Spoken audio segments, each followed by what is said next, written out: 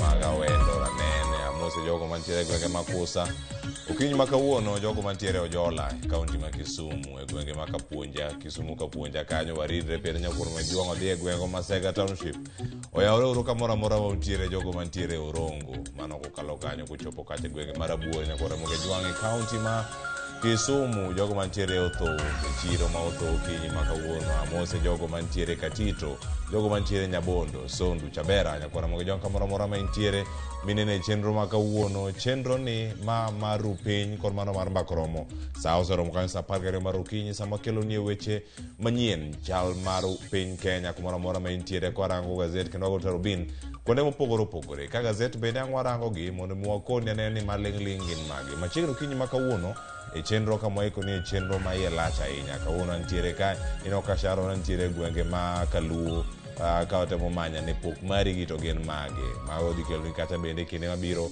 e juma ma wantiere to moko nyakwara moga jwang' weche thoth kaka wuono bende par ni chieng' wuok tich to ma en chieng' wuok tich tarik 7 dwe mar 8 higa mar 2023 odiochieng'no ma bende nyakwara moga jwang' wabedo kae kod chenro kidienje 3 chenro mar kaka wanenang donyo kanyo bang' kasekelo ni nonro mag weche mag tuke ma bende angwarango World Cup mag jok mamine ma koro sani bende ochopo wachne rounds of 16 ma bende koro dhi mana nyime korumo to donje quarters tiende nang'o timbe mag Afrika dhi bedo ka dash nade rounds of 16 ma koro sani bende dhi nyime ka go e pinyno mano mar Australia nyakoro monge nyaka sani gik mathoth ahinya osebedo kata timore ong'eyo bende pinyno mar South Africa bende osewuok oko e tukego mago mag World Cup ne gikedo mager ahinya mondo mi gichop kar kacha kendo gituge yo makare kata kamano ero koro timbe modong kata ma jo Afrika oting'o Morocco kachal koda timno mano mar Nigeria tiende nang'o ne jogo pod dong kar kacha kapod luo wechegi kama chelo be nyakora moge jwang' jatend piny Kenya pod dhi nyime kod timo limbe mage kar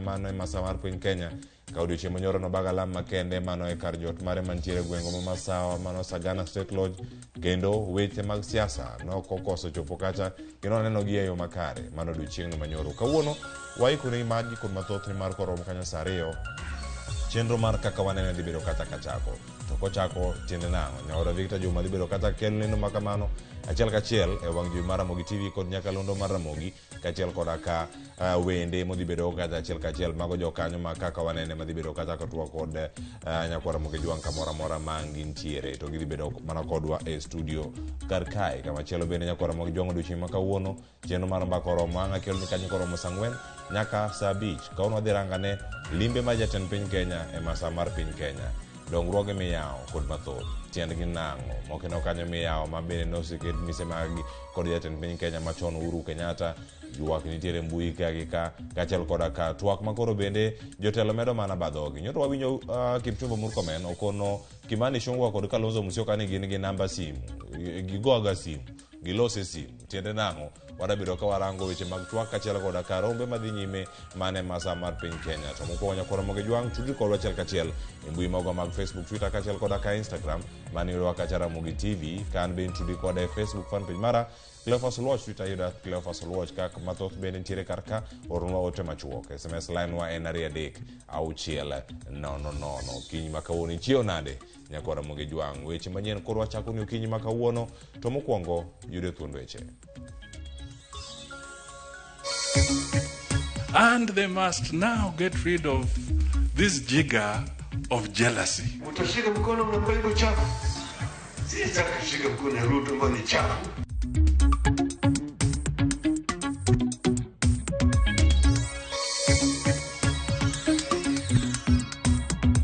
Wewe mtu awe ameua ndugu yako, alafu unaona prosecutor anakuja kunywa chai kwa nyumba yake, utakuwa na imani na yeye kweli?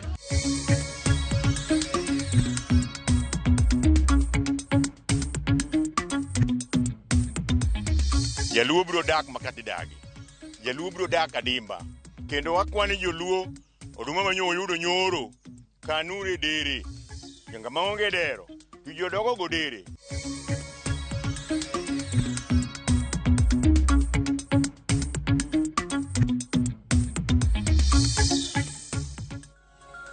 Achiri nyakora mogi jwang' yudo weche manyien mag chenro mar Kenya chaka chiel kama yudo kanyo ni jatend piny Kenya William Ruto koro medo golo chung' motegno mano mar chwalo dongruok e masawa mar piny Kenya mana kaka ne osingo e kinde mag kisera mar ombulu. Ruto kod jotelo mamoko bende ma Kenya Kwanza osingo ni onge thuolo mano ne kweth maketo piny owacho tesre mondo mi ok gidonje sirkal. Jafwambo mar Walt Nyambaga lerono wachno.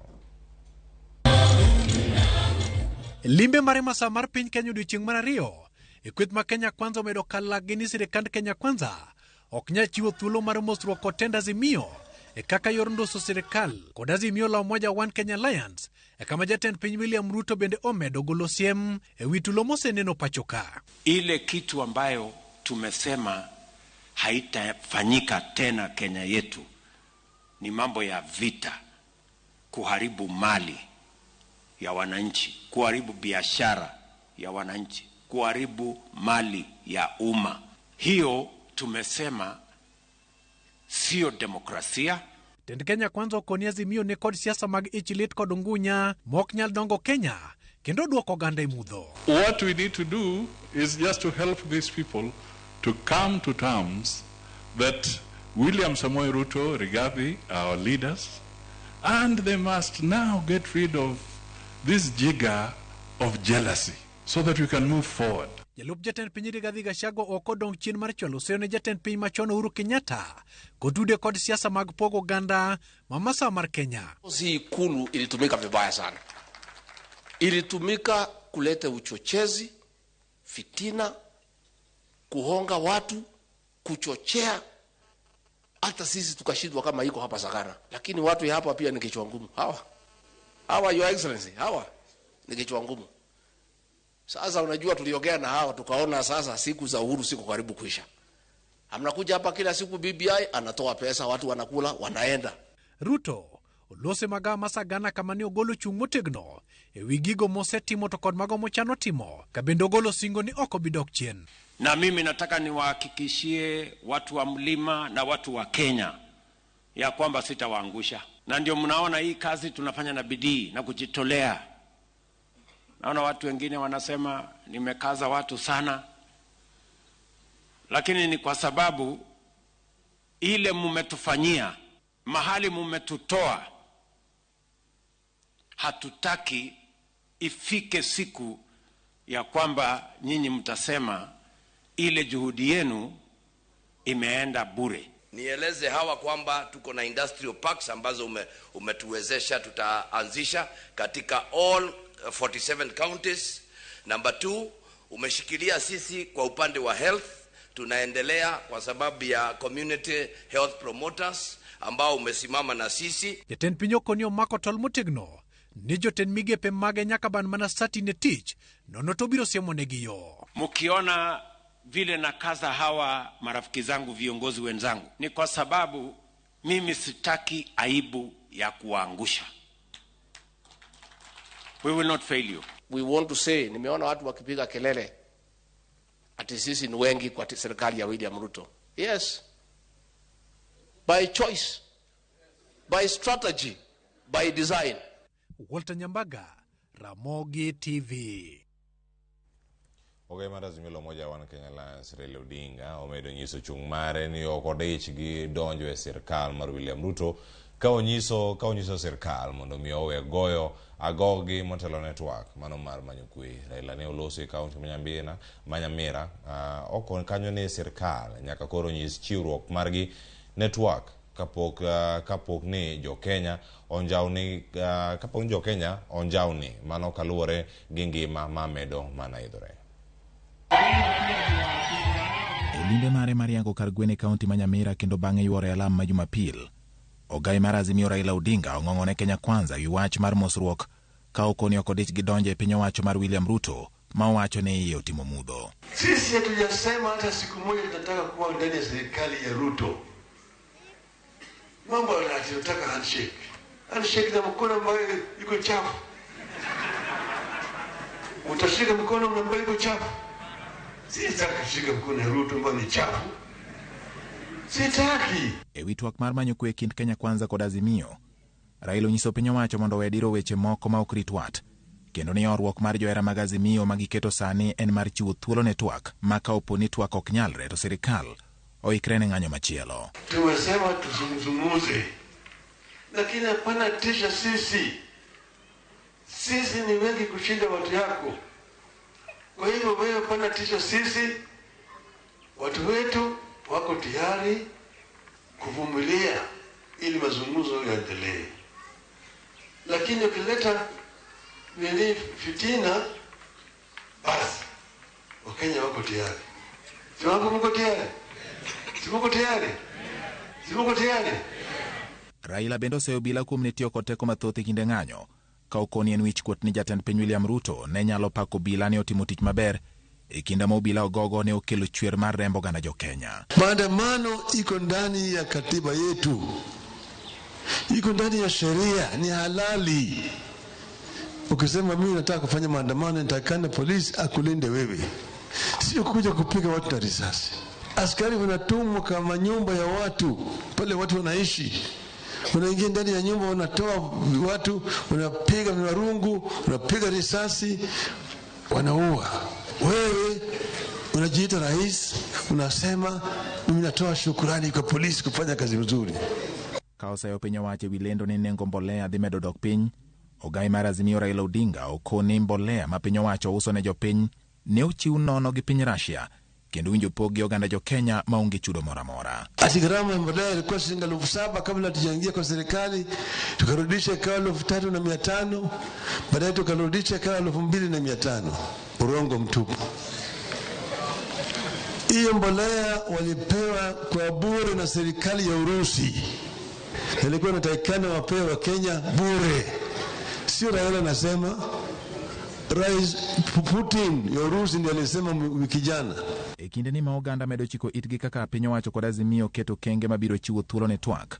Penjo en ka kweth ariyogo biro tiyo kanyakla ka giduto pod gimako chung' motegno kendo githir ni onge mosruok mora mora mabiro timore kindgi.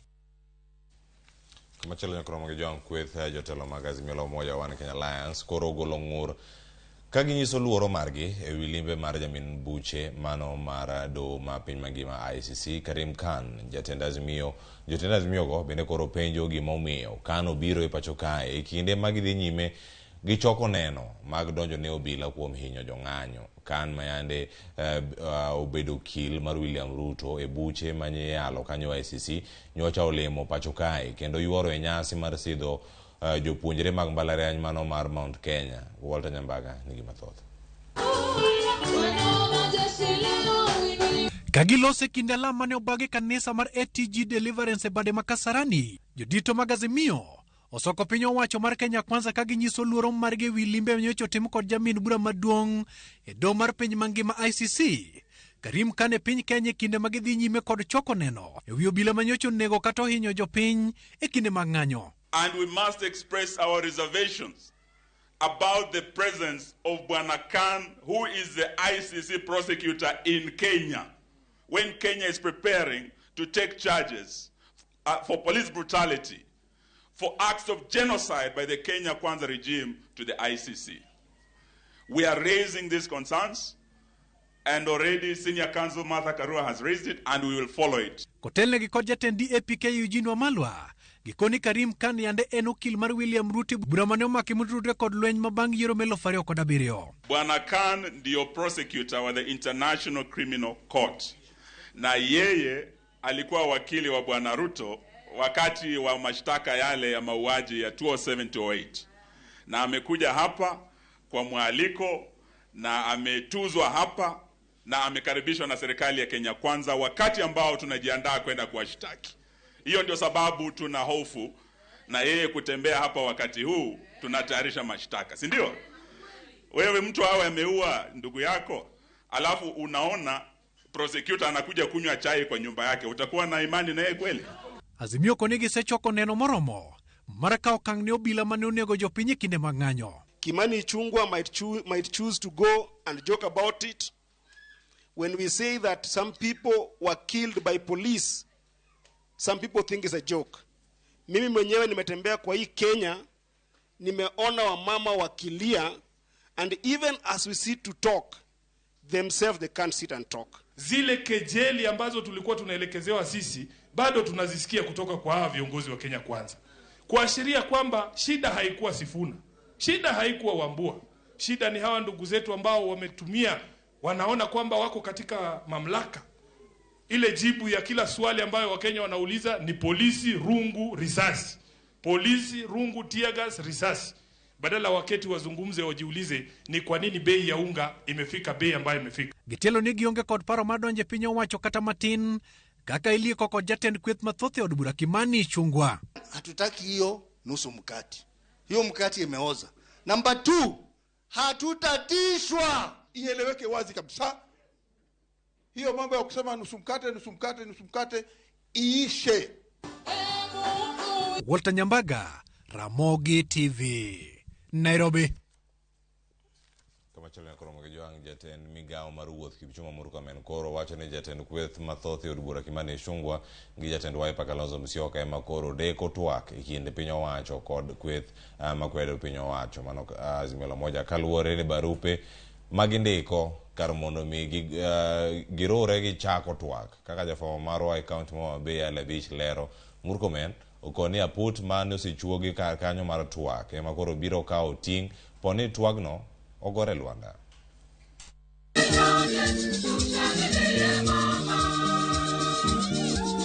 Jatend migao mar wuoth Kipchumba Murkomen mane en wendo modhial e nyasi machoko omenda kanisa kopere manyalienga e kar chud bura mar Angwe ne oseyo jatend kweth mathoth e od bura Kimani Ichung'wah kod jatend Wiper Kalonzo Musyoka kuom siko ndiko barupe mag dwokruok e wi twak e kind sirikal kod kweth makwedo kar mondo gichan romo mapiyo mondo twak makamano ochak dhi nyime.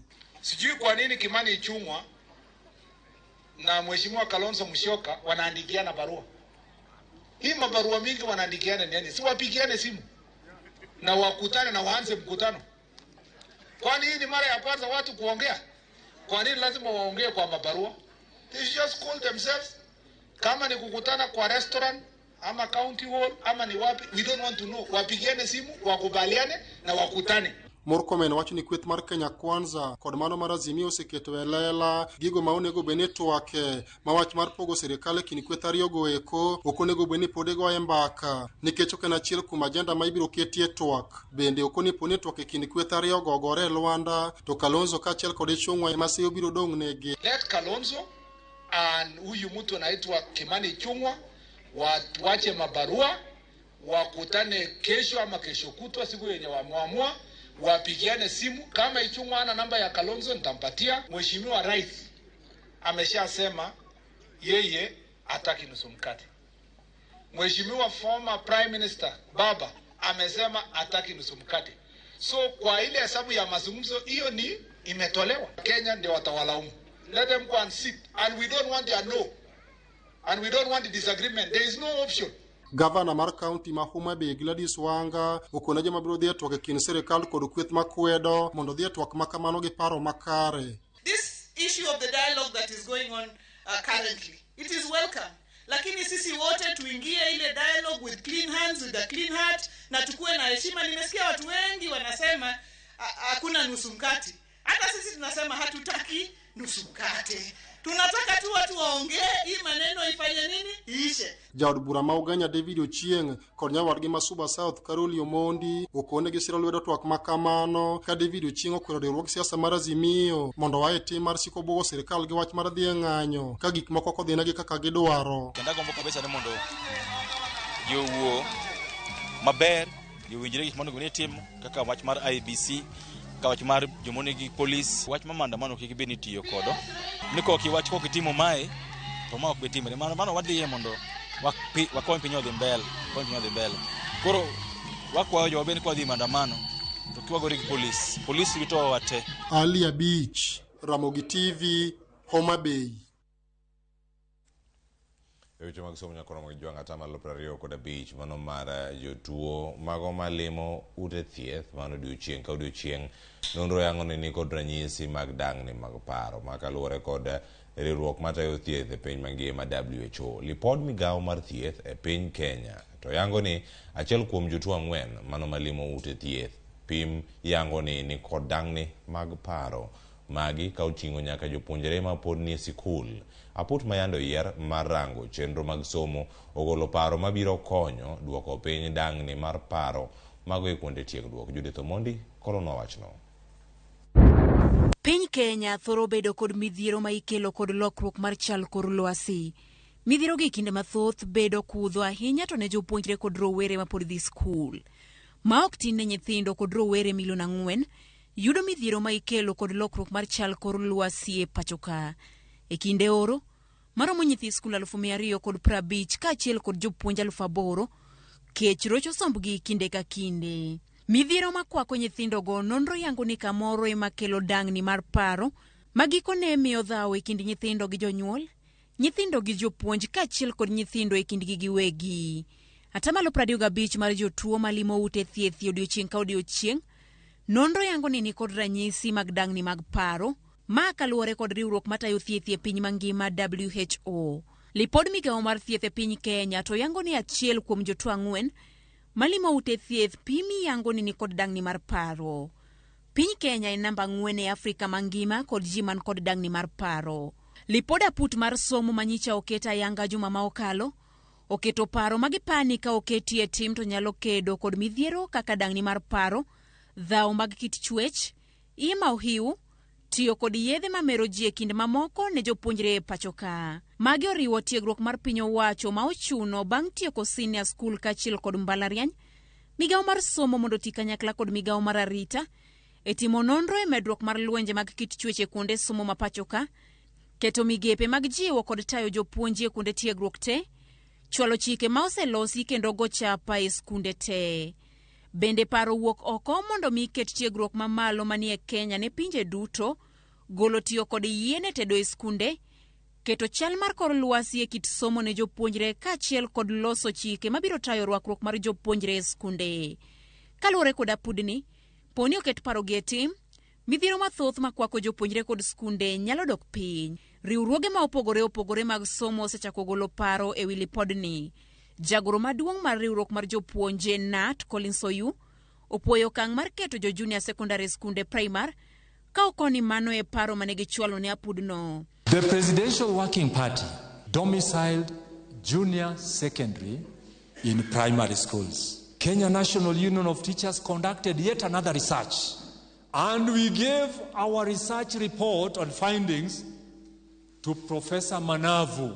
CBC now has grade 7, grade 8 and 9 domiciled in primary schools under one head. Moko kuom lokruoge ma bende otimne junior kod senior secondary en golo oko secondary nyingego.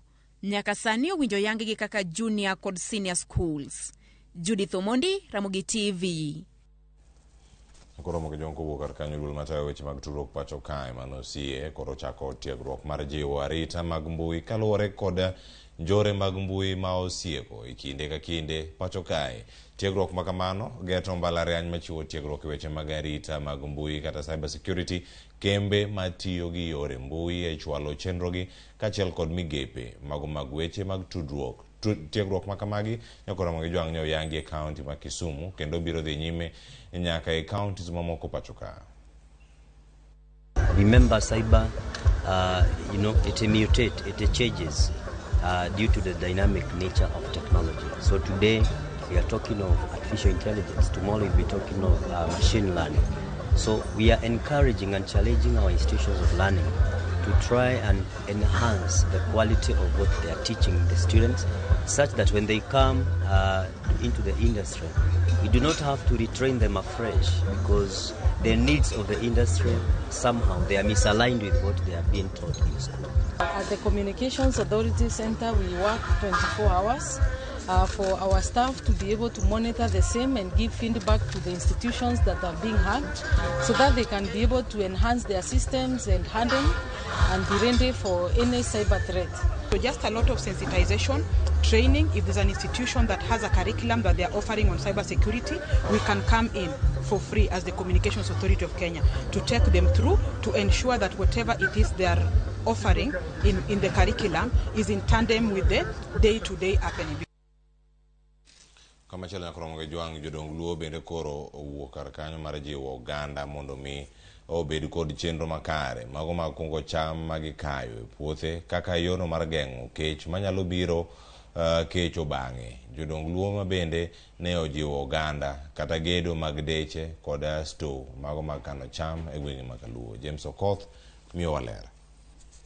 Kech nyalo bedo e piny to wan oganda luo nyaka nene ne pok oluongwa ni jokech nikech ne wang'e pur kendo ne wan gi dere. Mano e ote jodong luo makoro siemo oganda luo ni ochomre tir gi pur mondo gigeng' kech e kinde mabiro. Jodongo wacho ni nyaka nene oganda luo ne pok opango lai karito chiemb kony kaka nenore e kindegi. Gisiemo gi bende e uso cham ka gijiwo gi mondo giger deche mana kaka ne en kit luo kitgi gi timbegi. Kwabed joma geno ni sirkal okeli oduma moko mondo yudhe ogore. Joma geno ni sirkal okel gi moko oduma matin mondo chife opangwa e line. Mano ok nen koth jaluo. Bende wapani pok otimrega makata ka timre manya winjo ka timre cha ok nyal romowa. Ng'ama dwa timo kamano miwa mana fertilizer to miwa mana kodhi to wan koro wagomo walimo ni Nyasaye no miwa koth. Ne waselimo tich mar chiri wayudo matin. Kendo sama koth chwe ni iluongo no pon gi dholuo. Pururu kar romo. Kik ung'eng. Ne uneno ka ji odwa ywago kech nikech chieng' nomako piny to koro Nyasaye okelo koth. Kik udhengru. Mae giwacho e kinde ni machenro mag keyo dhi nyime e gwenge mag Kaluo, ka ote en mar neno ni cham okungi kendo kik usi e nengo mar lal. E kaunti ma Homa Bay, tend kaunti no nyose chako nyiewo oduma kuom jopur kaka nyocha osingi gi gavana mar kaunti no, kaka yor geng'o lal ne jopur kendo siro kar rego oduma makigoto. Komachielo e gwenge mag Trans Nzoia, ma en achiel kuom gwenge ma irango kaka mago machiego cham mabup e Kenya, jopur omedo kwayo sirkal kokalo e bad migawo mar National Cereals and Produce Board mondo onyiew cham kuom jopur giwegi ma ok okalo e lwet joma moko kaka yo mar duoko chien nengo cham. So tunaomba serikali iweze kutafutia soko ya mahindi na iweze kutuzuia kwa wale cartels wenye wanaingianga katikati, wanachukua mahindi yote wanaweka kwa store, alafu baadaye wanaweka bei ambayo wenyewe wanataka. Tunaomba serikali iweze kututetea hapo kama wakulima. Jopurgo ma Trans Nzoia bende opuoyo okang' mar sirikal ne chwalo mbolea manengone oyweyo magikone okelo negi ohala kipimo gi keyo mokalo. Tunategemea hii mahindi, hii ndio kitega uchumi yetu, so tunaomba serikali wasiweke bei chini sana, kwa sababu tulipata mbolea ambayo ilikuwa imepunguzwa bei, kwa sababu hii ndio tunategemea kama wakulima hapa Trans Nzoia. So tunaomba ya kwamba watupatie isikuwe chini ya shilingi 5,000. Ekinde mapinyo wacho temo duoko chien nengo cham kokalo e chiwo mbolea manengone ogonyore, jopiny moko to pod nikod luoro ni mano ok bi duoko pek mar ngima piny, kaluwore gi bedo ni nengo gik mamoko kaka mauta pod ni malo. James Okoth, Ramogi TV. Koro mogi jwangi report ma James Okoth no koro ageni bende wasomo gimoro kanyo. Bedru e makare gi cham ma bende uchiwo kar kanyo. Koro mane makelo we giko mag weche manyien okinyi ma kawuono. Erokamano ne jogo duto mositude kodwa achiel kachiel. Ne wachako okinyi ma kawuono nyaka sani akale ote mokari adek. Gideon Daya wacho kanyo ni Marogo Kabondo watching live. Wacho ni Pundo Apuoche Migori County Tuesday. Erokamano ahinya. Mano Daddy Cool Wodo Pundo Apuoche. Wacho ni David Oundo wacho kanyo ni awinjo yo makare kan Kisumu. Erokamano ya Jalango Otieno oyawre Movin Otieno kan Kisii daraja 2 watching. Erokamano ahinya. Kamachielo Lea Atieno Small Toy wacho ni Baba don't oteni no lal kendo mane kamichope. Carol Equity wacho kanyo ni awinjo yo makare. Barak Ndama Wood Kadem wacho ni kondani ka ntiere kacha wathong'er Kadem. Erokamano ahinya. Neni malera ahinya okinyi masani. Mano George Swao. Kamachielo Abandon Junior wacho ni kondani nyakwana mogi jwang' ote thoth karka okinyi makawuono. Fernando Uko, Ramogi TV. Ler nyowuoyo Kisumu Town West Kapuonja. Erokamano ahinya ju Kapuonja mane nichendo okinyi makawuono. Kotho uma mar Nyakach Koguta. Neni malera ahinya kantie Siaya Karapul. Erokamano. Mary Nicholas oyawre ndani from Europe. Erokamano ahinya. Barak Ndama erokamano te mar chopo kar kachiel gi jogo duto mane no okinyi makawuono. En poch gi pa kendo aduogo kae kod nonro mag Gaset ma The Standard nyakwara moge jwang' wacho ka gimomiyo Azimio igi owang' gi weche go mago mag Kenya Kwanza au kata Kenya Kwanza weche mag Karim Khan man jayal buche mago madongo mapacho ka piny mangima mano maka ICC Karim Khan mabere en okil mar William Ruto e bura mano maki ICC Azimio bende koro chwalo ng'uro margi ka piny ka nitie sigana machielo sigana mantiere piny kae en mar miyo moro mano osebedo kata kolal e thuolo mag dweche 9 nokotudre gi ng'ata oyud ringre ka chal osebedo oko kanyo nolal mano are higa mokalo dwe mar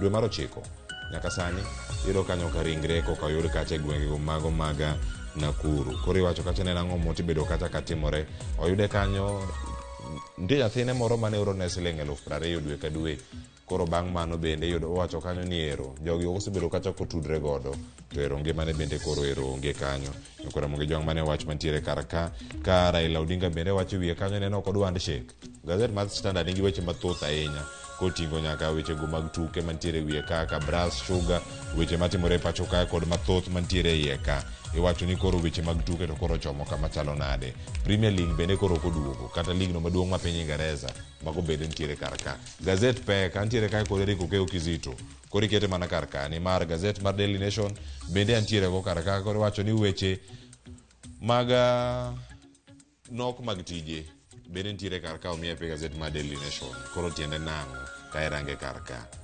aya mago kon mathoth wakelo ni mana chenro mabiro e kinde mang wabiro go kachiel mana bang' yuyo maka osani ka medo mana kono wan yudo wayo machalo nade mano ko kale mbui kachiel koda gimoro amora ma intiere go kar kanyo aus nyaro chola sagam ero kamana injire chenro wacho ni mora ni chenro mar piny nakora Ramogi jwang waka yuyo masani ka duogo wadhi nyime kod chenro kikiri mabor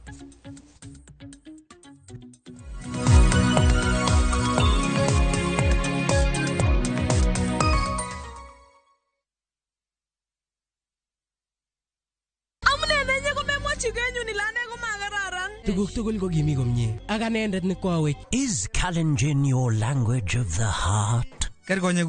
Then we have a sweet surprise for you. Wow, Sobetab Tai, a story of two hearts bound by undeniable love. A story full of secrets and lies that unfold into unbearable pain. Mama chininye, mama charusin, ako mama chaga ingwangine. How far will you stretch for the one you secretly love? Watch this heart-throbbing story, Sobetab Tai, only on Viusasa.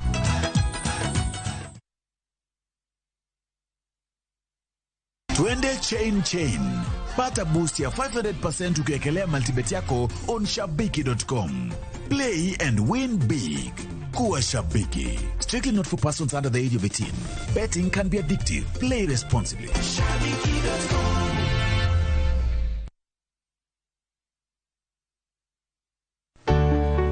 Pur mar maua, pidho jamni, magite gin yore mag pur. Be inyagori kod kute e puodho. Mchele nigi value addition. E pur gi ohala, walimo jopur ma opogore. Challenges ng'eny e pur generally. E gima jopur iluongo ne janeko. Ka wafwenyo ni yore makare mag pur kendo waduoko penjo mora mora. Pogruok mane malich kata maduong' kind dhiang' mar ring'o gi dhiang' mar chak. Motenore kod weche mag pur kod japur. Waseketo manyien to sama wapitho cha be nyaka wapith gi DAP. Wan nyaka gi kanuna. Manya pika mongo. Riuri kod alori nyaka Black e chenro mar pur gi ohala. Tich adek ka tich adek, saa 1:45 otieno.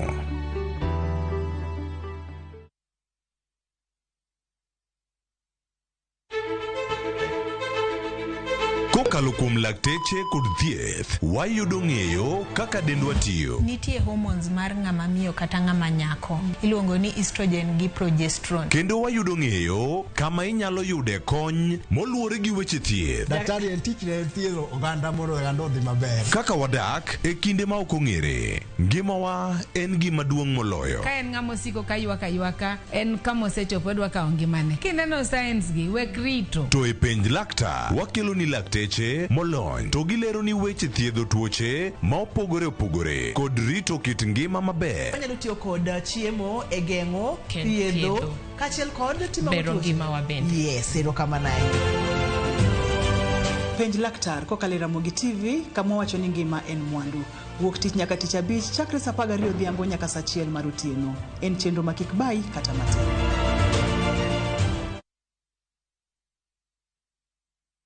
Finally, we have a report that speaks to the most important component of what defines Kenya. Chieng' tich adek, tarik 9 dwe mar 8 mar higa mar 2023, kuku mar wach nika.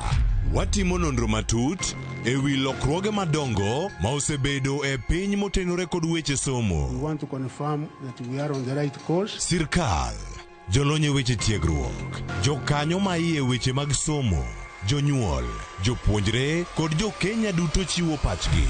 Kuku mar wach, achiel kachiel e Ramogi TV, Citizen TV, Nonro TV, Citizen Radio, Hot 96, to kod View Sasa. Chakre saa 1 odhiambo nyaka saa 4 otieno.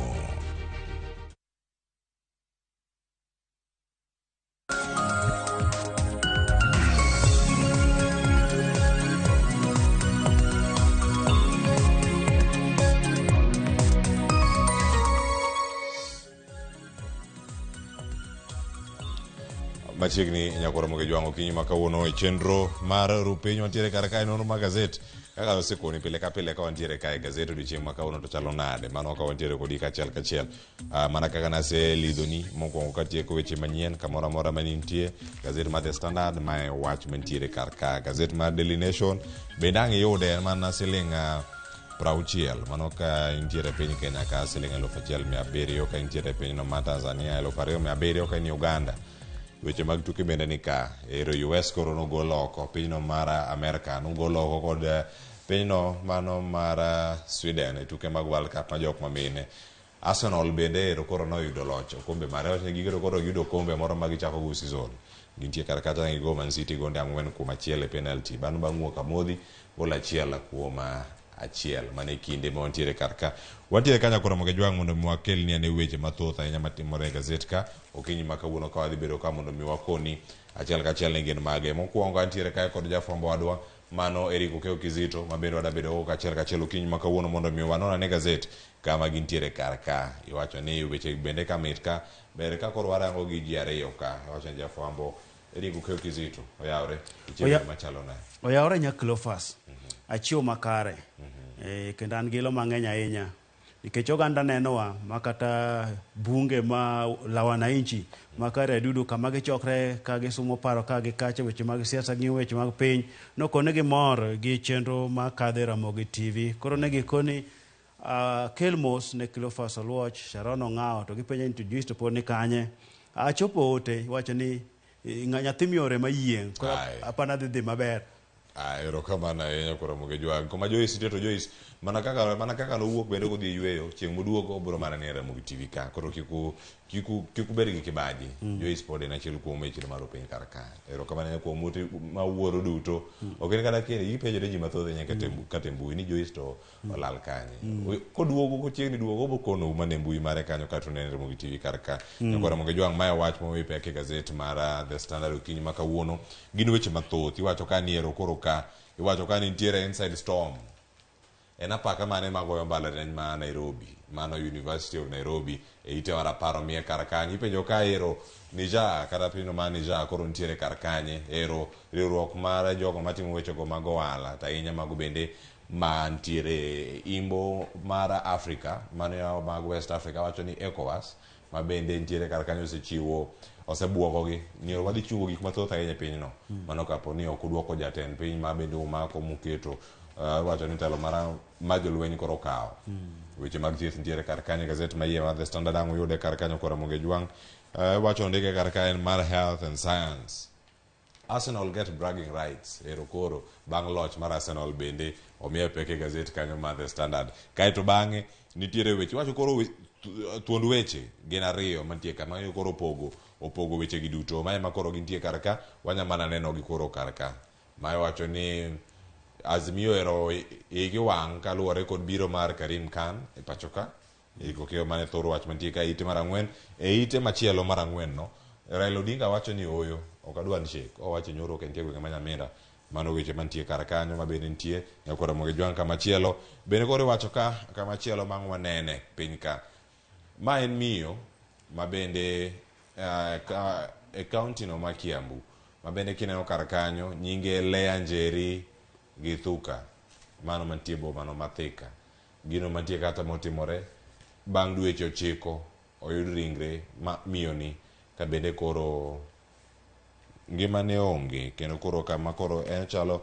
mana ng'ama nowe dala ne ntiere kar kanyo sigana no omiye peke ite mar adek agena ngwarangi kanyo riko kyo kizito mondo miang wagen nyako Ramogi jwang' ni gin gik mage mantiere igno sekalo 25 kane onyuol nyathi moro amora higa mar 1998 nyathino sani ja higni 25 odiochieng' ma kawuono nyathi maduong' mano chopo wechego mago mag bomb blast ma bende ne omuojo iwacho ni kama ne gintiere kacha jopiny Kenya mano yudo hinyruok bende oloso odiochieng' ma kawuono iwacho ka niero bomb blast babies speak on 25 years gigo duto mosebedo kacha katimore be nyanene kar kanyo kaka gigo bende osebedo kacha katimore mane omiye peke ite mar 16 ang'orange kar ka kachiel koda ka weche mag jopuonj mantiere kar ka Eric Okeo Kizito thor wach mantiere kar ka Azimio ero koro ther gi wach mara Karim Khan biro pacho kae Cleophas Karim Khan nyo nitie pacho kae Karim Khan nyo nitie pacho kae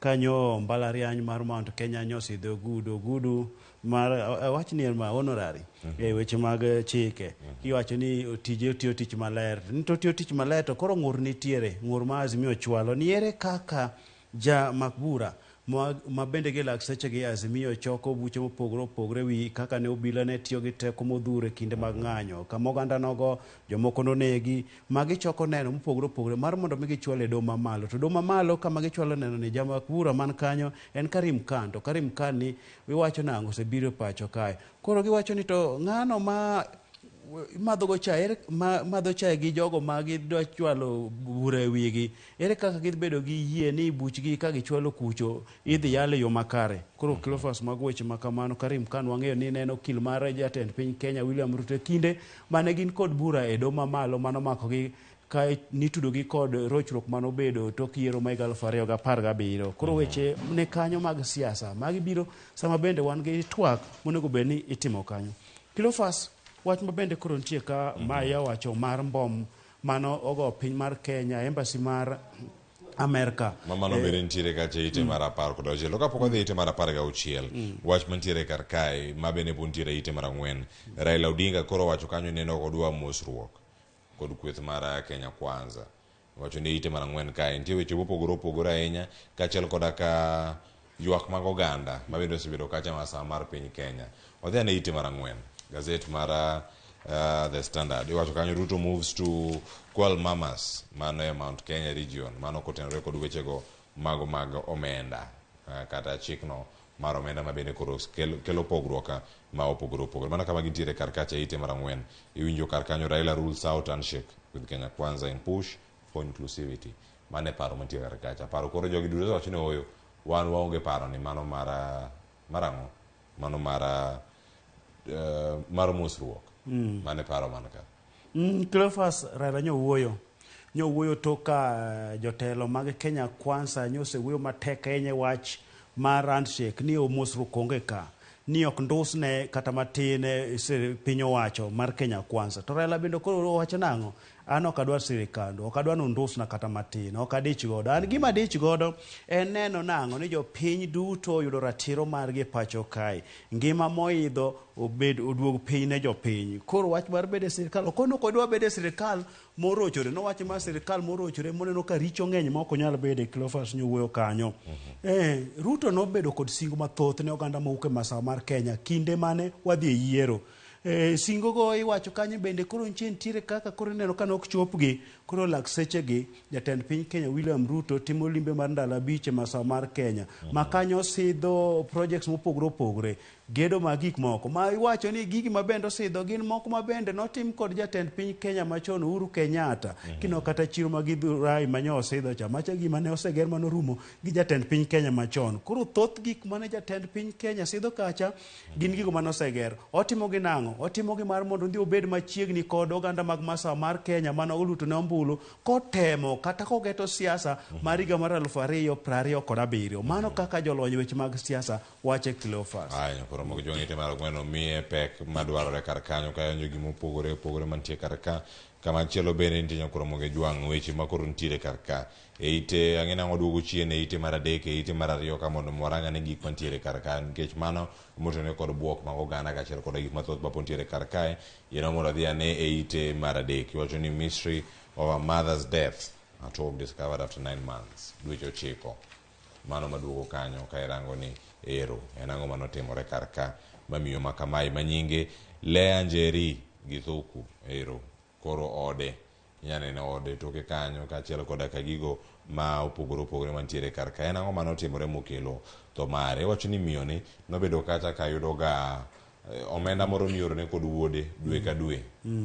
Mano omenda maromo 20,000 manobedo kacha ka yude ma en japuonj manosedhi retire kendo gino ma mako chuny oganda ahinya. Koro iwacho ni bang' timo nonro koro gino maliekore ni nobedo kacha ka timore. Iwacho ni nentiere ywaruok kinde kachiel koda ka jogo mantiere machiegni kode iwacho ni mago magina immediate family. Cleophas ma wach malit ahinya. Ka koro mama ma jagni 87 oyud tok dweche 9 kana owito ngimane. Oyude tie maembe to kama oyude ne oyudo ka choke mag guok, yani guok bende otho bute kanyo. Gwen moko be otho e dala no mang'eny. Gwen 20 oyudo ka otho, choke mag gwen tie dala no. Koro en dala ma gik moko otho kuom dweche 9. Koro penjo nitiere to dala ni kuom dweche 9 onge ng'ama ne dhiga e dala ni. Wuode en ng'ano mabende kineno kanyo en jariemb ndege. Senior pilot ma bende ne oronega dwe ka dwe 20,000 kanyo Cleophas Oluoch.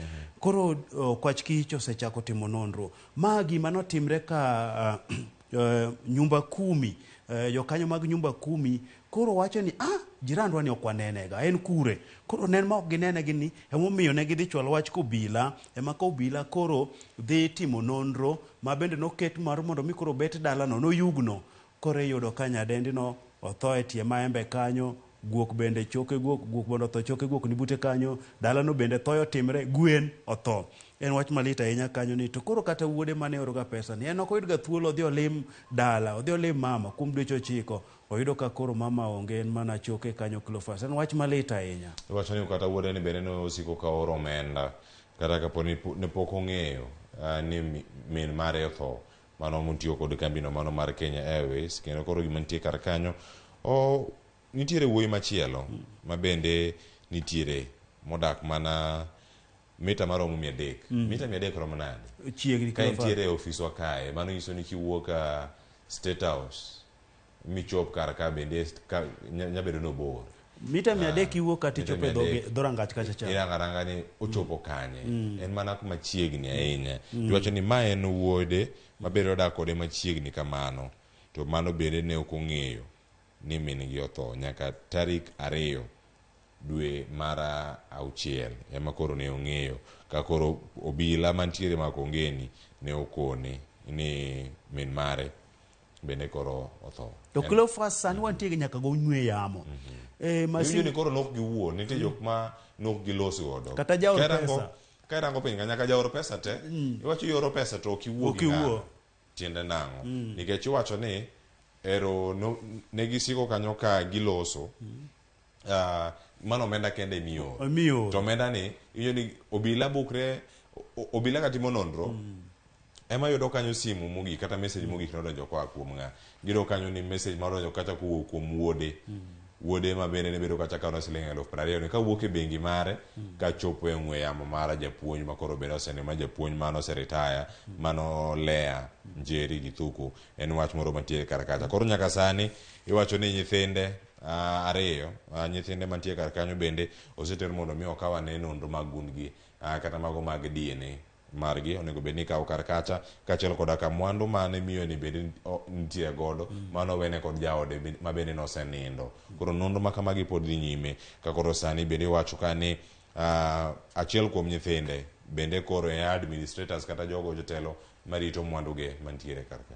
Cleophas anyuat malit ahinya. Koro nyithindo ng'e ni miyo en ng'ama lich, miyo ok timne kamano, miyo ok jwang', miyo kata bed ni oro nomenda tinyalo gone ywane tol ipenje ni tinare chiewo nade, koro kuom dweche 9 ka nenre kata ong'we yamo ok ywane ni fwenyo ni en ng'ama nosetho motop, en wach marach ahinya. En wach malich koro mag jwang' arang'ane kar kanyo kachiel koda ka weche mamoko matimore Londiani mantiere kar kacha kotenore koda omenda ma onego bed ni ichiwo ne jogo manoyudo lal. Nyakora moge jwang' in gi thuolo odiochieng' ma kawuono ka in gi janyuolni kamoro amora ma intiere, kik iora omenda, or omenda, go simu, ng'e chal margi. Kata kok ioro omenda, goga simu, ing'e dala dhi nade. Ok ing'eyo, sani gik moko jotimre ka gin jok moseretaya, to tuoche maka koda kacha bende donjo, iyudo ka lal mag ngima bende nyalo donjo. To kodonjo, keti kama chalo nade kaka nyathi mantiere ot kanyo, ibedo kod ng'eyo matut kantiere kar kanyo. Koro moge jwang' weche mamoko bende ma pod ntiere kar kae ma bende warango kar kae, weche mag bom gi ntiere kar ka kachiel koda ka ywaruok mantiere e mbalariany no mano mara Nairobi. Wadhi e ite mar ariyo, ndeke kacha ni echoes from the past. Gin gik mage mosebedo kacha ka koro inyo chuny oganda ahinya. Ayo odiochieng' ma kawuono nitie ji mathoth ahinya ma nigi birthday magi ka irango gi odiochieng' ma kawuono to koro nyaka sani en ang'o manotimore higni 25 bang'e. Magi gigo wanyalo nene kar kanyo kora moge jwang', mano mondo inena ni e ite mar ariyo mano wacho ni big bang that scared Kenya and changed cities skyline. Mane wach mantiere kar ka. Cleophas nomuoch ne niro marateng' mano weko oganda maromo 200 nowito ngimagi, maromo oganda 5,000 nohinyore. Iwacho ni en higni 25, higni 25 gi nitiere jogo manohinyore, to iwacho nyaka lek sechegi pok omigi chudo, pok gibedo compensated, ma koro iwacho ni sani nitie twak mar mondo mi ochulgi ma manya bedo geno. Cleophas ne en wach manomako piny, nokawo piny malich, notimre nyaka piny mar Tanzania kama embassy mar Amerika e piny mar Tanzania bende nomonji. Koro monj ma kama Cleophas pod ipare nikech en monj mane kidhi kata Bomblas kachacha iyudo ka oket ranyisi kata rapar jogo manowito ngimagi kondik nying-gi kacha. Koro en wach ma pod waluwe machiegni, pod omako piny mar Kenya, pod waparo kaka notimore. Ne en wach mane lit ahinya. Koro joma no tarik 7 dwe mar 8 sa ne en saa 4:30 ma bende odiochieng' manyoro no kacha lama no bag kar kanyo oganda osebedo kachopo kar kacha. Sigand chiwe Gaset mar Daily Nation kanyo ka gichiwo neno margi nyaka sani ngimagi ne olokore e yo machalo nade mano ka gintiere kar kanyo. Ka nyaka sani bende iwacho ni mane na jata tije maduong' mane bengi moro mane ntiere e orofa no mano Erastus Mureithi ma bende nochopo kar kacha ka manyo wuode kachiel koda ka secretary mare kod jating ndai mare bende kama ne gintiere kod bodyguard wacho kama ne gintiere kar kanyo, to giduto ne gin jogo mane ondiko. Kar kamano jogi gin achiel kuom jogo ma bende noyudo hinyruok mage kinde machalo kamano. Koro moge jwang' mago sigana mantiere kar kae kachiel koda ka weche mamoko nyakora moge jwang' warango gi ranga kar kae mondo mi walidhni ibeda ni kod ng'eyo ni gin to gin gik mage ma osebedo kacha katimore. Nyakora moge jwang' kiao ite mara 6 kod ite no mano mara 7 wach mantiere kar kanya ngisome sigana mano ma St. Stephen's Cathedral ang ibeda ni kacha mondo mi winja ne weche go mago maga siasa kachiel koda ka riwruoge mago mag jotije. En sigana maduong' ahinya mantiere kar kanyo mano manitiere kar kacha kochako higa mar 1950. Cleophas ma koro kanisa ni tudo bende kode mane chwal godo weche mag ratiro mag jotich ma koro kanyo Thomas Joseph Mboya higa mar 1950 ne gilemo kanyo. Wacho ni jotich ne leme kanisa no mano ter ma koro kete gweng mag Eastlands Nairobi kae. Koro kanyo bende manegi jotije lemo kuro, koro kanyo bende manegi yude thuolo makare mar jiwo jotich, nyiso gi ratiro margi kata chwalo ratiro margi. Kata king'iyo gi lak sechegi kanisni tiyo go yore mopogore opogore nyaka mano mag chwalo ratiro mag jotich. Koro kanisa ni obedo mongirore weche mag jiwo ratiro mag jotich. Koro jogo manotelo ne grube mag jotich kaka Thomas Joseph Mboya ko ji mopogore opogore ne lemo kuro. Jaramogi Oginga Odinga, Kagia Bildad gi Ri Nele Mukuro. Koro Cleophas en kanisa man gi nying kalure kod weche mag chwalo ratiro mag jotich kod josiasa madito machon ne lemo kuro kane gipuonjore kagi kacha gisomo paro kagi kacha weche mag chwalo ratiro mag jotich. Nyakoromogi jwang' mar sigana matie kanya ite mar 8 ite mar 7 kod mano mar 6 kaachiel kod ka sigana machielo mantiere kar kanyo ite mar 8 iwacho ni gimomiyo twak gi duto ma Kenya Kwanza dwaro kod Azimio kata Azimio dwaro kod Kenya Kwanza onge kama gidhiye. Odike kar kanyo ni the dialogue agenda part 3 why talks are going nowhere. Aje kanyo magi ketho mana sa mano kaluwore gi wach mondika ite mar 8 bed ni geno ntiere kanyo koso ogana nigi paro machalo nade mane wacho ni kochopo e juma ni igeno kanyo ni chieng' tich adek twag dhi bedo kacha Azimio dware kawuono Kenya Kwanza wacho ni kete chieng' tich adek chieng' tich ang'wen tich ang'wen ok dwadhi gi dwacho be koro wabie diere gichopo kanyo chieng' tich adek mano koro odiochieng' ma gigeno ni mano twak magibedo. Cleophas jandiko pimo weche kaka timre pacho kae. Opimo kaka oneno kaka Kenya Kwanza loso, oneno kaka Azimio loso, gi gik ma giwacho, gik ma wuok e dhogi. Gik ma wuok e dho jotelo gi, koro penjo nitiere to kara. En ang'o midhi wuoye wiye?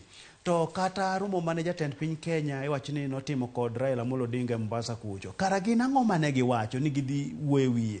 Nikech kaka jatend piny Kenya William Ruto nyo wuoyo sama entie limbe mag masa mag Kenya. Koro ji penjore to kara ang'o midhi wuoye wiye? Nikech joka wacho nang'o ok odhi wuoye wi ngima man malo, ok odhi wach mar chik mar omenda, ok odhi wuoye weche mag IBC. Koro kara ang'o midhi wuoye wiye? Koro ng'ani be ng'iyo kanyo kata weche manosewach chien kacha. Koneno nyaka mag BBI kaka notim kuma ne gichope. Giwacho ni ne ogore Luanda.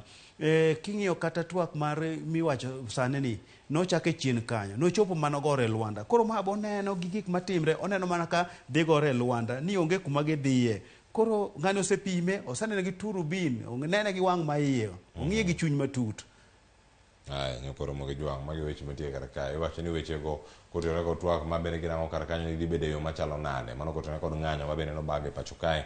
Ondike kar kae Gaset mar The Standard. Iwacho kanyo weche go mag pek mar ngima Azimio wacho ni mano achiel kuom gigo madhi bedo ka watwake kaachiel kod ka mago mantiere weche go mag chik mag omenda kaachiel kod ka loso IBC kaachiel kod weche mamoko mantiere kar kanyo kod ma Kenya Kwanza bende nitiere kar kanyo wacho ni two-third gender rule tiende nang'o mano ka gintiere kar kanyo en twak moro mabiro chopo kar kanyo mondo mi orangane. Nyakoromogi jwang' odhi ne ite mar 10 kod ite mar 11 kanyo mantie sigeni mag weche go mag somo mbalariany nitie telo ma ilaro kar ka. Iwacho ni koro sani Vice Chancellor mano Professor Kiama kaachiel kod ka telo mamoko mantiere kar kanyo wabende koro wache yo machalo nade kotenore kod telo mago maga mbalariany mano kama gintiere kar ka achiel kachiel. Nitie paro mantiere kar kanyo ma ineno Professor Kiama wacho kar ka kod ma bende en jakom mar University mano University of Nairobi Council chairperson jakom machon mano Professor Julia Ojiambo bende loso kar kanyo. Professor Kiama wacho kama Eric Okeo Kizito wacho ni noko dhi bedo piny kendo wacho ni kae bende nitiere to rangaranga bedo piny to ne ane ni mbalariany gi kata okawa ndara moro ma ok ni kare mano wach mantiere kar kanyo okawo chiwe kanyo ka aero Professor Ojiambo wacho kanyo ni mondo mi weche odhi makare bende e mbalariany ni gik mage monego bed ni timo nitie gik mathoth mano moting'o loso kata kanyo mawacho ni professional heads ma bende koro biro bedo ka report ne CEO kata Chief Operating Officer ma bende duoko penjo mago mag Vice Chancellor mbalariany ni mondo mi weche mag mopogore opogore bende kik bi kacha mag ywaruok kod mag ywaruok weche mag telo. Cleophas ywaruok makoro mienjo e mbalariany maduong' mar Nairobi e pacho kae en wach ma ok masani. Inya paro chien kanyo ka bende ne ntiere weche mag telo. Ineno ka koro kanyo kaka Julio Jambo wacho nang'o ni jotelo mag migepe mopogore opogore e mbalariany no ntiere kama onego bed ni gichwalo report megi nyiso nang'o weche mag telo kod tije koro ywaruok nitiere ni an monego bed ni atimo ma, ng'ato bende an monego bed ni atimo ma, ng'ato bende an monego bed ni ma birona. Koro weche makamagi ema timre kanyo, chien kacha ne gisetimre. Weche makamagi Cleophas ka chopo ka to giketho mbalariany mathoth okethore pacho kaka lure kod ywaruok mag laro telo kagi kacha, laro lemo mag mbalariany kagi kacha. Koro gitim mana wachni yo makare, nikech mbalariany kanyo en kama somo timre, kama oganda yude tiegruok, to tiegruok kanyo be en ma wich bedo gi gima ting'o ma wich nyalo tiyo godo. Sani oganda manyo tich mana gi gima wiyo ting'o.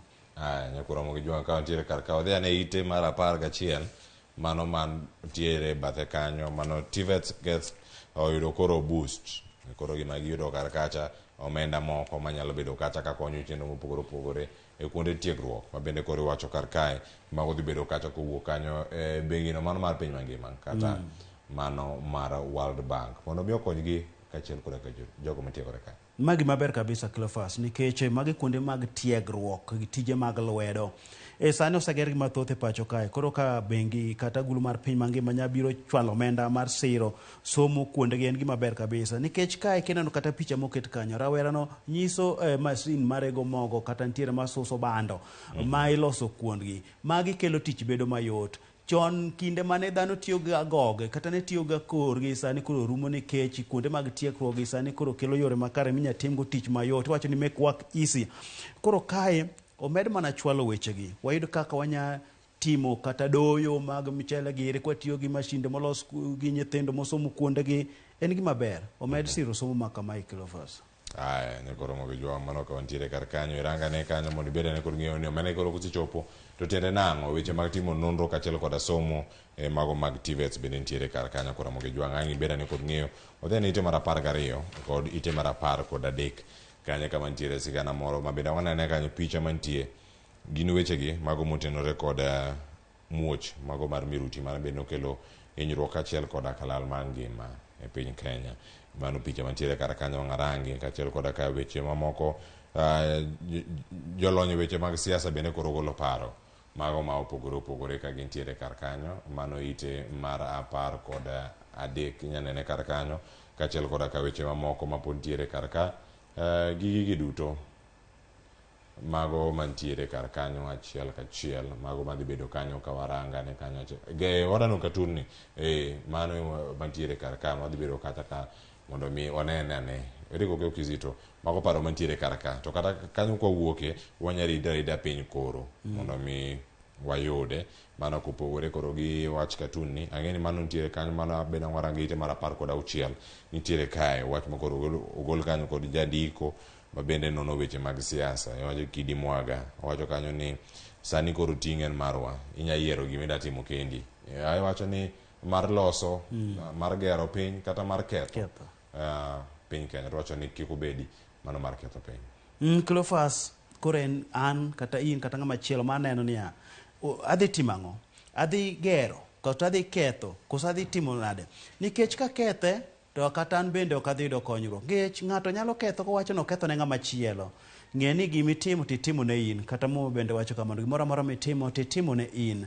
Koro jakenya moro amora nyaka ne ni otimo gino magero, gino maketho, nikech nitiere gik moko mosetimre ma ng'ato timo to neno ka rochruok ema bedo duogo chiene, wacho ni gino duogo honte. Koro wabed jogo magero, ni kwagero eka bedo maber, to kwaketho to bedo marach. Kinde ma waketho Nyakuro Ramogi Jwang' paro tie ka mabende wada bedo ka warango ka to bang'e wadonjo twak e weche mag tuke mondo anene ni magi mantiere kar ka madhi bedo kacha ka miyane pek odiochieng'ni ma kawuono. Mano ka wantiere kar ka, paro mantiere wiye ka, paro mantiere e wiye mano iwacho kanyo ni should retirement age be reduced to 55. Mano paro mantiere e wiye kanyo. Iwacho ni paro en paro ni igole yo machalo nade Kizito? Cleophas, paro mantie ka ma wuoyo ni kinde mane monego bed ni ng'ato dhi retire, ni onego duoge higni 55 kech na winjo kanyo ni chwal nyaka 60 kucho. Cleophas, ng'eni ng'ama nitie tich to dhi wacho kik duoge, to ng'ano maonge tich kaka moro matindo to wacho nang'o gino duog piny mondo joko dhi yue mondo giyud tije. Koro paro nitie mopogore opogore. An koro kaka wan jogo ma bende ng'iye kanyo paro nitie kanyo mopogore opogore Cleophas. To Cleophas machienglo mani keto kacha cha. En mudho mineno kanyo kamara teng komako ot ma gorofa mabor mano kanyo masani oting'o bengi mar Cooperative Bank kanyo e Cleophas. Gino notimre kiyo nokirre nobare maboyo boyo kacha kane ng'ado oganda mach ne liel. Cleophas odi ne ochung' kanyo motegno nikech nogere gi gigo motegno. Kendo wacho ni ng'ama nogere ne en ng'ama nowuok e piny mar Uganda ma odno ipimo gi ot mar National Media Group gi wach mag ute mochung' motegno ma kata ka gik moko yiengo gi to gigodo piny. Omiyo ka odno ochung' to kiyo to nowuok to ot to dong' kochung' motegno. Koro joma gedo oged mana kamae. Koro mojwenya bedo kata keranga achiel kachiel. Weche mag dini bentie karka iwacho ni yes nitie jok madwaro tije ka gisechopo higni 55 koro ji onego bed ni wuok e tich. Mano mantie kar kanyo. Wambui wacho ni en oyiere kode ka Mutiso to wacho ni oyo wacho ni mage jok ma gin experience to pod gin gi teko tiende nang'o nyakoro moge jwang' pachi bende nyalo mana oronwa achiel kachiel kama ntiere kar kae. Ng'eni ite mara 14 ntiere wechego mago mag somo kama gintiere kar kanyo ka koro wacho ni ero kapok ochak ng'eto mago mag NSSF onego bed ni choko pach jopuonj kaachiel koda ka riwruoge mopogore opogore mag jopuonj mago kama gintiere kar ka. Tang'eni ite mar 15 kae mantie weche moko magin ang'warang'ane kaachiel kachiel. Wacho kata ni scramble for gold in Rongo town. Wadhi ane ite mar 15. Ite mar 15 mane mantiere wiye kanyo miwinjo wacho ni mano en Readers Corner. Wacho ni The Standard kae koro nitie paro mopogore opogore. Nitiere jo Kenya manogolo paro niero koro kinde ochopo. Ang'e nang'o ane kaachiel kachiel kaka giwache to pachi kantie kod weche gi duto onyalo bedo nade. Nitie weche mag iwacho ni hot on Twitter kaachiel mawuok e mbui bende nitiere kar ka.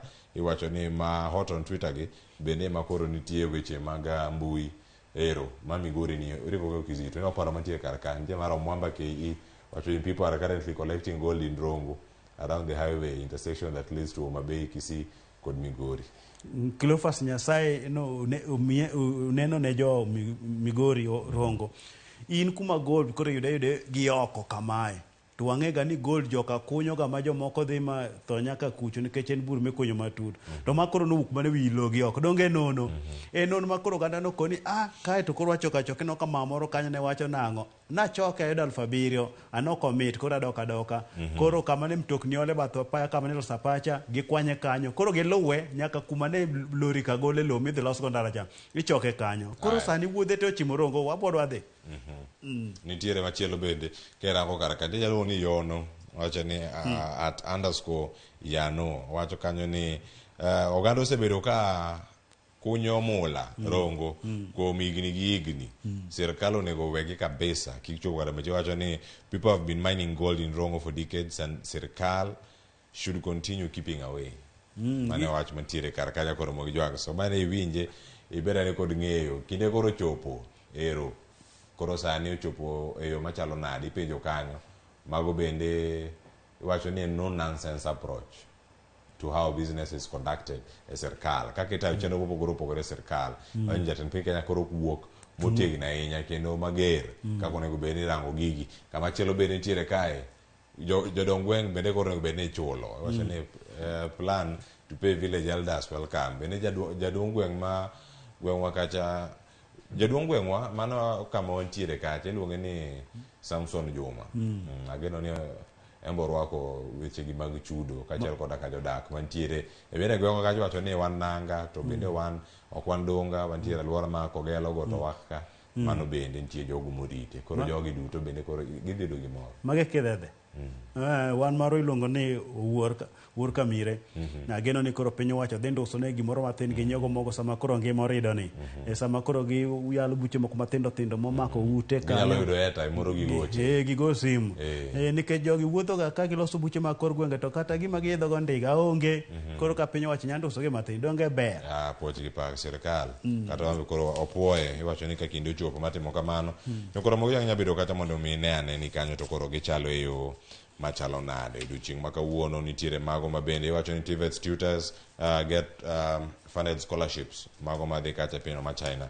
weche gi thoth ang'eni ka wachako nochako mako gite okamo tieki iwacho ni weche mamoko bende mantiere kar ka season manyien chako ayuda ni pachi koro motenore kod gigi duto mag wechego mag tuke in kaka inene weekend bende yo machalo na Gaset mar Daily Nation okang'o ma kawuono kata kamano Arsenal okawo kombe odiochieng' manyoro ka watieko Kilofas oluoch season ochakre ka koro Arsenal gi Man City nyorakre odiochieng' manyoro mano FA Community Shield en mipira ma bende kane ng'iye Arsenal ne weth kanyo nodine negi pap ahinya ne go mana kodgi nus pap mano logi kanyo to hawi Nyasaye no menyo negi giyudo mpira mane gichulo godo makoro chuno gi gidhi e mpicha choma mipicha choma onge wuon go koro kanye mane giting'e gimor ma koro en hilo giyudo sand ongen ga sand koso ilona en sand koro kamidhi kwan jok madhi ka otigo kombe season Arsenal bende koro sekwani wang'ni wayudo gima wakete kabat nkech nche gi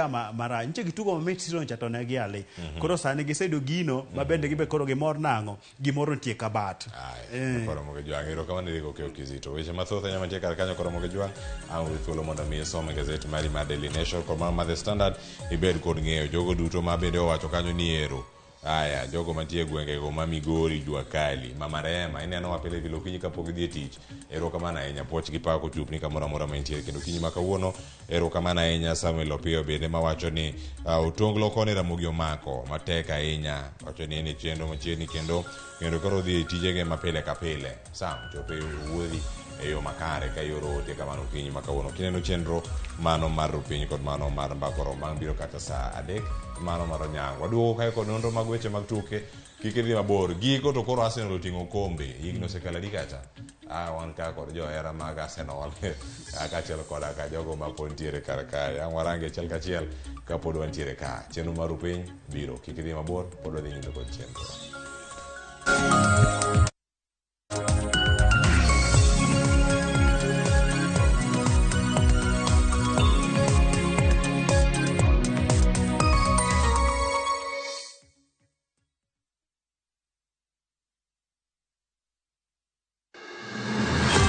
Sama otimore, kama otimore. Wananchi wako na uwezo wa kusema enough is. Joma otime. Kwani baba ni wanani? Hata baba ni wetu. Kaka wanene.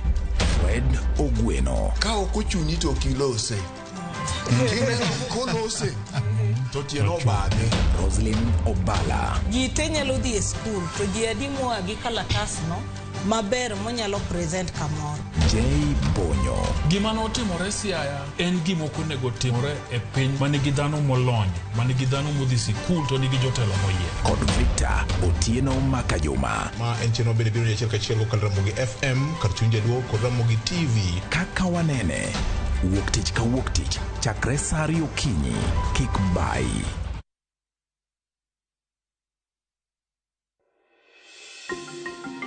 Thoth kembe magero ji ute, jobago romo gi jonyiepo, kata jogo madwa nyiewo ute, chiwo puonj, kata lero maling'ling kaka ng'ato nyalo oro kwayo mar yudo ot. Chak kungo ne deposit mar atamalo 10 madwarore mondo ibed gi thuolo mar bedo gi ot ma oluongo nyingi. Ndikri ka idiyo *832# kata gol mbui mar www.bomayangu.go.ke.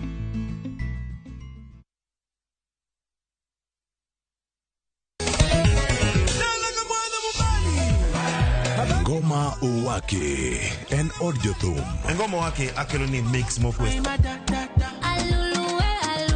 Reggae, ja, Rastafari. Always listen. Twak gi jothumbe nyakura mago janka kumora mora magintie. People crave is the different. They crave the exotic. Yeni kila thum ni kare. Kama nene edition. Benga kaluka Cha beach nyakura magajuang sukus kamwati memana kama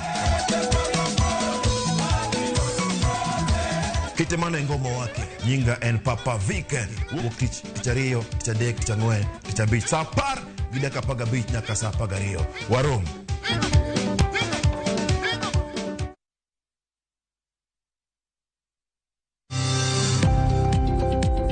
Ohala gi mwandu wakelo ni jolony e weche ohala. It is important mondo wan kaka joluo wabed gi dongruok. Wafwenyo ni adiera matut mag timo ohala. Tijni kidwa time en mana mashin mar luoko to gi kuma inya yude pi. Wawuoyo e wi yore makare mag timo ohala. Kisechopo level mabedo brand, mondo bed ni gimoro amora mitimo en gima timo ang'o makelo pesa. Wakonyi dongo ohandi ka wamiyi yore mag kano mwandu. Investment group kawache mana gi nyinge no en choko pesa kasto ikete kamoro kasto golo nyinyo mabiro konyi e kinde mabiro. Omiyo wakwayo ni ji duto ket pesa gi e savings mondo wapuonji kaka gibiro tiyo godo. Riwri kodwa chieng' tich ang'wen saa 1:45 otieno mana e Ramogi TV.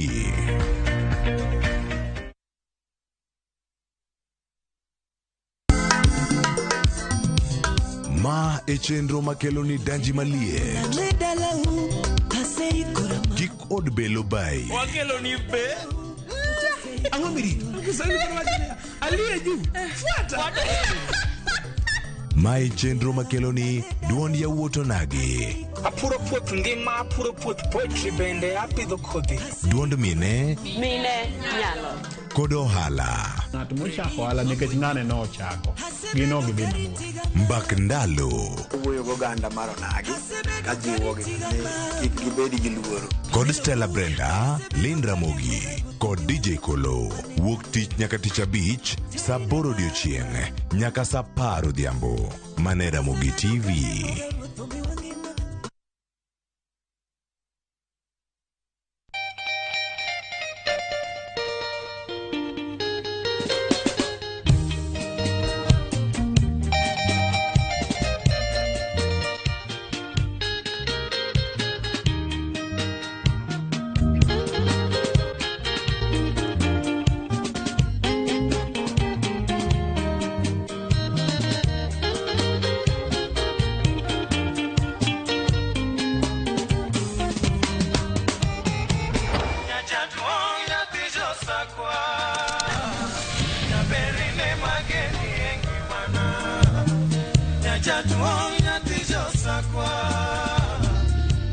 Radio Ramogi, Cartoon Jaluo. Radio Ramogi.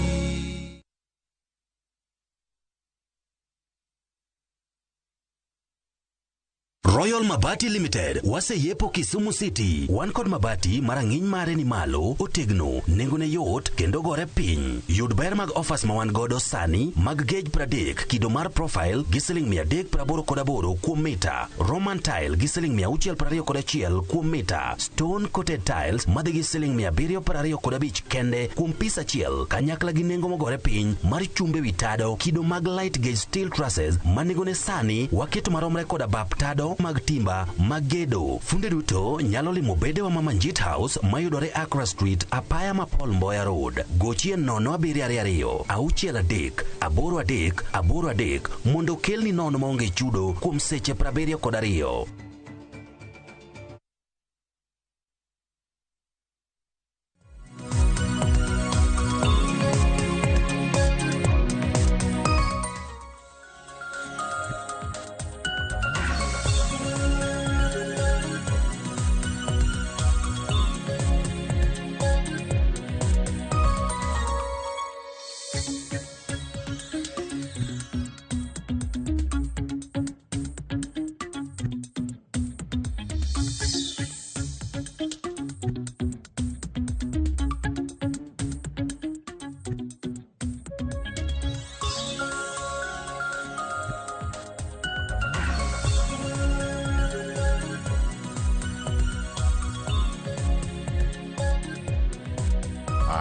chiegni nyakoro moge jwa wantiere kar kae nonro mag weche mag tuke koro nie yamo ibede kod ng'eyo ni gin gik mage mosebedo kata timore achiel kachiel mano okinyi ma kawuono ka wantiere kod kae mondo ibed kod ng'eyo ni gin weche mage mabedo osebedo kata kae miyo pek weche mag tuke to koro osebedo e yo machalo nade adhi te chenro kinyi ma kawuono an nyinga Cleophas Oluoch ja Kisumu kanya kwaro mokeo nyaka Chisango owacho kata na moso mana jo Migori awe jo Ndori aweyo jogo mantiere gwenge mage opogore kata kamano kamoro amora miyudo asene jogo mantiere Utonglo jogo mantiere Kisian joka puonja na semoso mago jogo mantiere gwenge mago Jola erokamano ahinya kuno aneno chenro ma kawuono nono mag weche mag tuke chalo nade kama intiere kar kacha Arsenal oyudo kombe giko nyakwara muge jwang' en achiel kuom welo man go kawuono akane ka an bed gi teko soyo kata achiel kuom welo biro mana korwako law Arsenal wachone gi chako maliet koso chalo nade mano ka mantiere kar kanyo koro mogo jwag bedo koda nyaka gi koda bedo kaka kel nonro mag weche mag tuke warange ane ni Arsenal kako chako ne kako dhi kode wacho koro sani daka ukombe auchiel kane auchiel gida do kanyo koro mogo jwag wacho ni gigolo mana Man City e weche go mago picha choma kata penalty nakoro mogo jwang machiegni chenro antiere kae kod wenda okinyi makawuono kantiere kod wenda okinyi makawuono Rafael Onono wacho ni oro mos kachalo koda ka mos mare wacho ni nogombo chopo cheno kata kamano kodhi chopo kalure gi dich moko momake ka gipango weche moko mag cultural event mago matimore county ma Kajiado wacho en Kajiado kama entie kacha Rongai mano ka entie kar kanyo koro mogo jwang wantiere ka kod Willis Odembe Willis machiegni chenro okinyi makawuono ero kamano nyakleo wiko osebedo malach kapok wanere to weekend mara bende nyo tight matin Saturday nyochi an ka nyochi an Ramogi radio wane wan gi Lydia Sunday nyoro kana mano kogalo time nyoro kana achiew gi Injili kalo kochopo bang' tadhi e church kaka ing'eni an ba an jatele church to wan gi crusade moro piny Kano sidho iluongo ni kamoro no nyalo biro bo Archbishop Juno Bare wan gi crusade maduong' next weekend kana duogo aneno pitch nyiri mar 16 mala 16 mar US gi Sweden nya neno ka for the first time nya neno ka nyaka technical bench yuak nya neno ka nyako moro yok malita ahinya technical bench mar US kanyo gol gi penalty nikech gine defending champs nyo gineno malit kabisa ai bang'e kendo achaka nyamo ni kuro nyoro nyadhi kaka nye game nyen team maduong' mar Arsenal gi Man City nya wacho na dog e route na dhi mta piny Kibira kama na achake dak ma nya neno kanyo ne ntiere screen ariyo nya neno friendly moro mar Manchester gi Bilbao mabe kendo magwa nyoti mo blanda moro kanyo ma kendo golo chako donjo to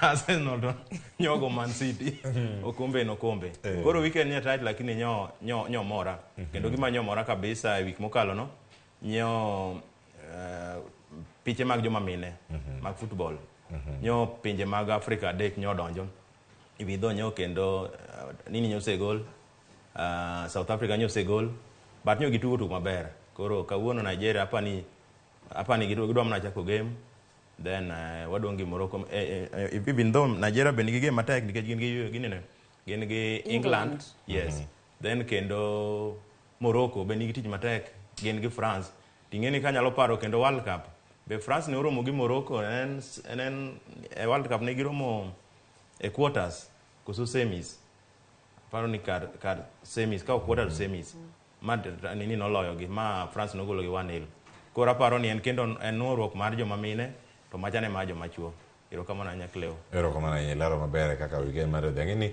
weekend mar ok nyadhi maber kok ineno picha Manchester United kata ki Arsenal kamano wacho ni mar manuni be nyakirang mondi ko kata kijuoge ine opich man urakul kod team mar Man City kata kamano pochi pak ne Arsenal utugo yo makare en tugo moro mamita anyemit even though nyua niniga Cleo Manchester City en iluongo na a well oil team team chagocho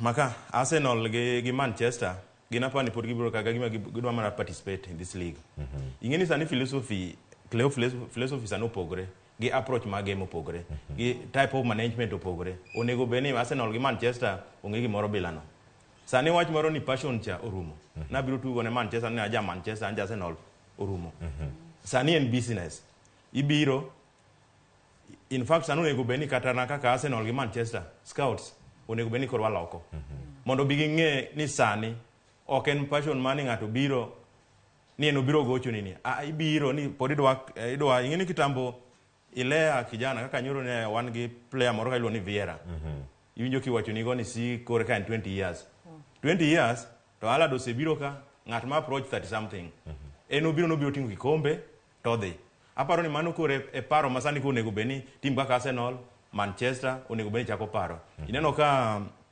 EPL ka ne Mourinho biro, Abramovich okawo Chelsea. No okelo Mourinho to okelo gi paro mopogore. Ikiting'o kikombe tidhi. Ineno gino nyotimre ni Man City. Ikawo kikombe tidhi. Sani koro Newcastle. Naneno ko kawo nyaka kikombe moro kiluongo ni Hela Cup. E piny gine kucha, e piny Spain, apa ni Spain. Gigojo kamna 4. Ineno to no bet namba 4. Matine ni sani koro onge style moro mani ng'ato chako wacho gane ni wakuza. Ni wakuza talent nini. Kidwa kuza talent kita academy. Us players. Kelni mano gima ineno ko hinyo kata sani Barcelona. Mano kata Barcelona sani ok nyal bedo threat to the world football. Nikech odwa kuza mago gin style machon. Kata na nyalo paro ndalo mane my early late 90s, early 2000 kane an team manager. Inge team manager mag team mag Mtage. Ine michala ka sponsor. Na ayudo ka nyalo tingo players gi pick up. Wadhi gocho technical, wago Coca-Cola Cup. Wadhi technical, lutingo gi pick up to giduogo nyaka fans. Ndalo no kuro serumo. Sano chopo ma player dwaro gana ang'o mikete mesa. Ang'o mikete sani onge wach moro ni passion. Team moro luongo ni Slam Totos. Masani en ohala. Sani en ohala. Sani onge wach moro Cleo. Maka poni Arsenal gi Manchester. Pod gin gidwago passion mag Wenger gi Wenger gi Sir Ferguson. Mano koro updated. Mano sani koro gimok nyal tiyo. Aya, erokamano ahinya. Weche gi amwa yudo gima thoth nyaka koro Ramogi jwang' kaka ne gitimore. Bende kaka ne okar kan gi nyadeni machielo ma thuolo mare mokwongo mobiro e Ramogi TV chenro mar aro piny to ahinya weche gi mag weche mag tuke. Ka wadatimo mana nonro, amiye mana thuolo ni mondo mi okone oganda. Karo ka mar thuolo ni mondo ore kata okonwa ni en to en ng'a. Ero an ang'e nyinge ero en an Okong'o. Koro an Okong'o kama intiere kar kanyo in kaka jatugo kaka thuolo ni mondo mi ikone johera mag Ramogi TV kinyi ma koro ni an Okong'o to nyakanye to lony mar weche mag tuke ni kanye machiegni. Erokamano ahinya. An iluonga ni an Okong'o. Anya game Gotregea. An atugo football. To an coach be. Igwa adhula kanya sani? Asani ago Wadau League, atugo Simba. Koro sani bende inono weche gi mag tuke kachiel koda ka in bende kenja lonyo weche mag tugo. Weekend mari obedo yo machalo nade kirango weche gi mag tuke. In ng'ama nyadendi nintiere kacha wacho ni timbe mag Afrika mosechopo e rounds of 16 mago mag World Cup mag jok mamine ne gin adek e achiel ero koro nosiwuok mano South Africa banyana kamachielo bende kamachielo eno koro timbe modong' Morocco nitie ka kod mano ma Nigeria akia ka Willis Odembe ankonwa ni Morocco chabo ka Afrika konwa Baro mabiro kata kamano weekend mari obedo nade weche mag weekend nato bedo maber.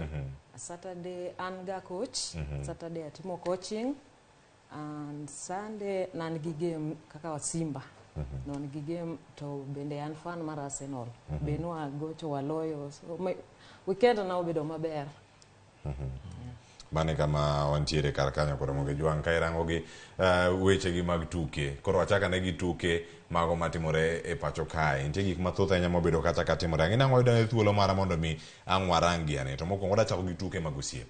Wano kacha ka timbe ma Kenya moko nowuok odhi gocho e pinje maoko. Wano timbe moko ne gocho pacho ka.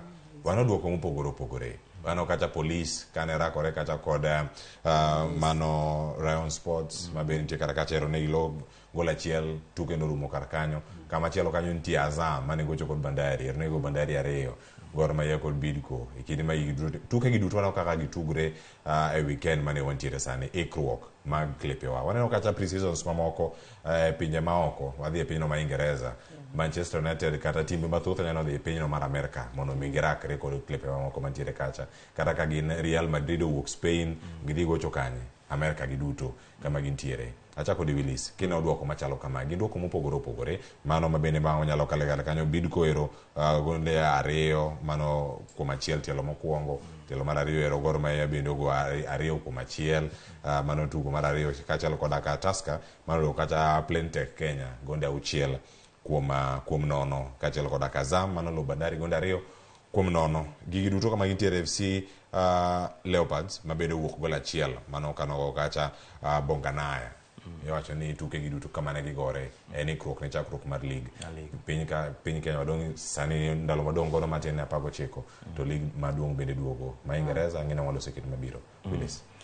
Ayero kama na nyakleo gima timore en ni mokwongo nitiere playoff manyo dhi mbele e kind Zoo gi Nairobi United ma coach mare iluongo ni Paul Okatwa ga Nairobi United wan kod technical bench mar Klondeng Original in vindo mpira nyok orumo nya winjo ne nye gilo 1 dakika 80 then mpira orumo but ang'eni koro mano bro dhi e do mondo ne kaka kitime kwa dhi e friendly aparo ni friendly kudwa chako kaka timbe ma team kaka eneno kaka gor aparo ni wachake maber nikech onego be ni kungu chake e piny komondi kor kitemo gauge player nikech ing'eyo kidhi ineno kileo kaponi dhie kaka sani ne wabedo ni players wa moko wuok makoro wachalo joma loso team kaponi dhie chako gi friendly man malo to onyalo yudo ko naro demoralize players nikech gineno ni ogidhi ka gidhi Azam ogogi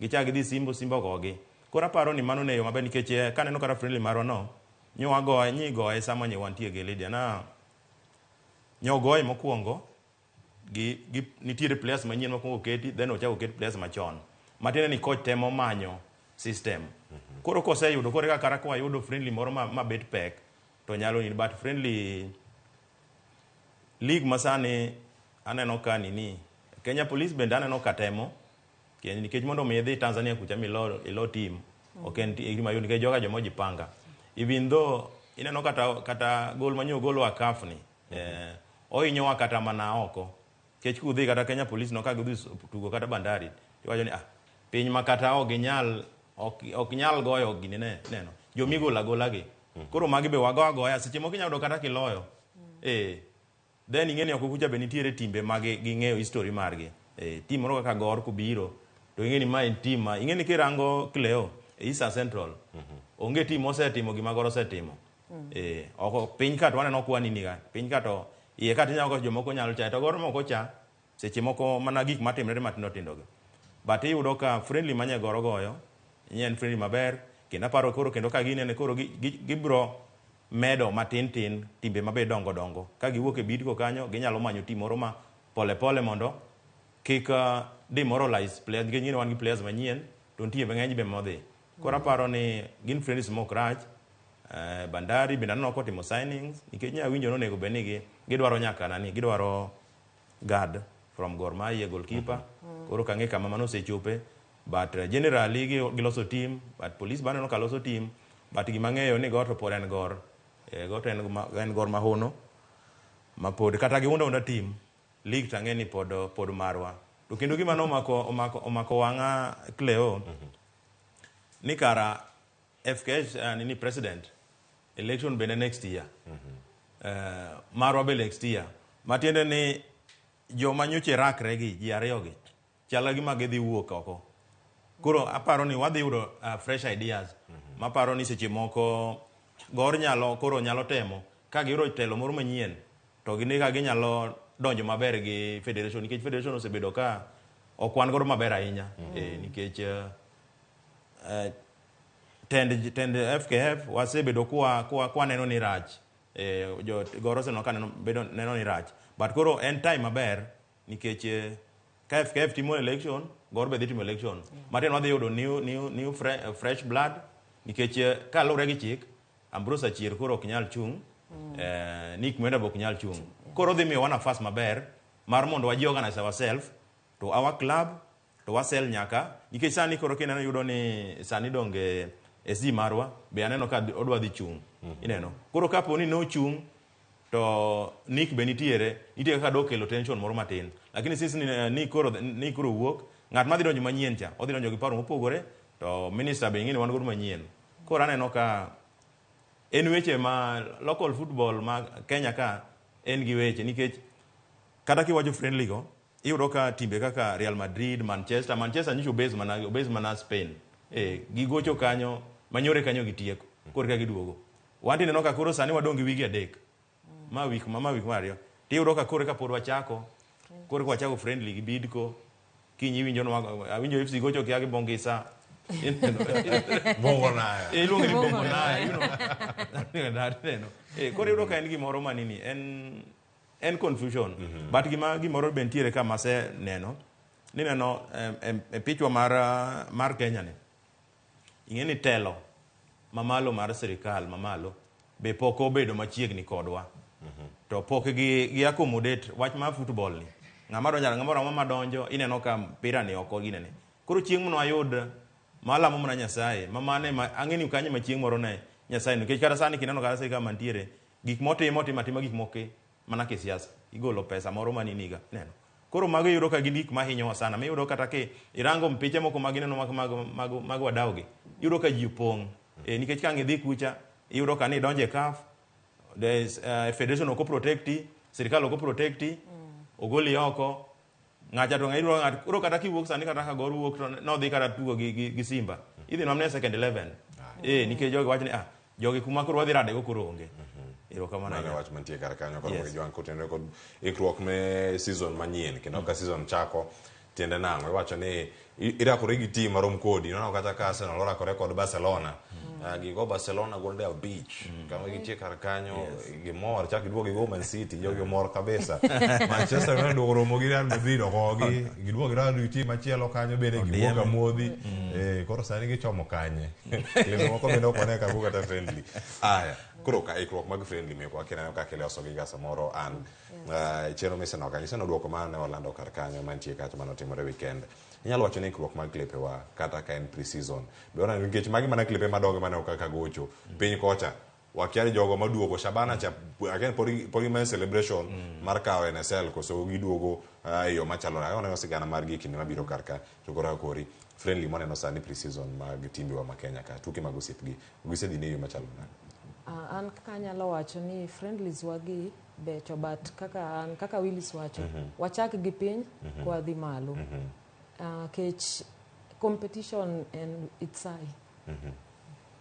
mano koro ka giwuok piny giwuok kanye timbe man piny timbe ma tugo division ma piny gi kech division ma piny gin gi competition matek molo malo ka koro kaka tim mar Gor Mahia podo manyre gi Bidco koso dhi omany Tusker koso Tusker odhi omany jok moko mopogore wano kata ka Arsenal nogocho gi Man U mago jok manotieko namba 2 namba 3 e kinde mane gintiere kar kacha koso rito manya ka season chakre eko kwane ka Tusker rakore kod Gor piny ka nitie timbe mabecho kabisa machielo bende nitiere ka iwacho ni e kinde maduoko gi donjo kendo iyudo gi ka moko timo ikruok kendo nyiepo klipe moko timo yo makare wang'eni Zoya Sugar bende oseyudo kocha margi manyien jotugo mathoth bende osewuok kar kacha e kinde magintiere en ranyisi machalo nade kaka nyarango ikruok mag clubs mekwa ahinya ka koro waduogo e season manyien wadhi neno piem machal gi manotimore higa mokadho e season mokadho koso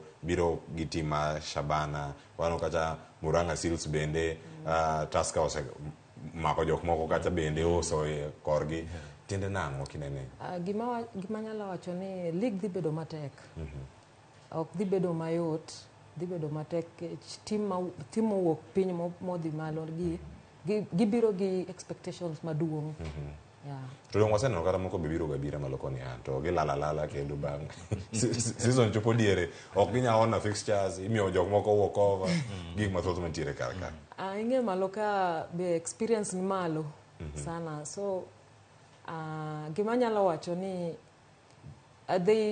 ginyalo temo maintain a position gi young there in league kanyo ka gibede mitebo kajo bende bedo yo makare kiwacho ni kigidhi ahinya gichopo gidonjo ligi kama chak giwuok ka gidok piny kama gintiere kata kileo ni yudo ka nwachako twaka ni winjo ni Sabana ne wacho ni ok gidwar players ni ok gibi sign Murang'a Seals ni ok wabi sign ineno ka jogi mabeyo osekaw what do you expect is a Premier League ok mana kaka winjo ka an wache otek ineno ka Ines El kacha opek mar mondo idonj to kisedonjo ma koro level man malo na nyisi nitiere players moko ma en kata ka timo odhi e lum to en orito otege atu en otege atu ni club moro dhi kawe koro mpira migoyo malo ka Cleo okoyot ma Sabana gini ineno yudo ka gino bendo omayo gi rhythm gichako wach ma kedwa los pap kiti mango onge mpango magise kata friendly pok igoyo.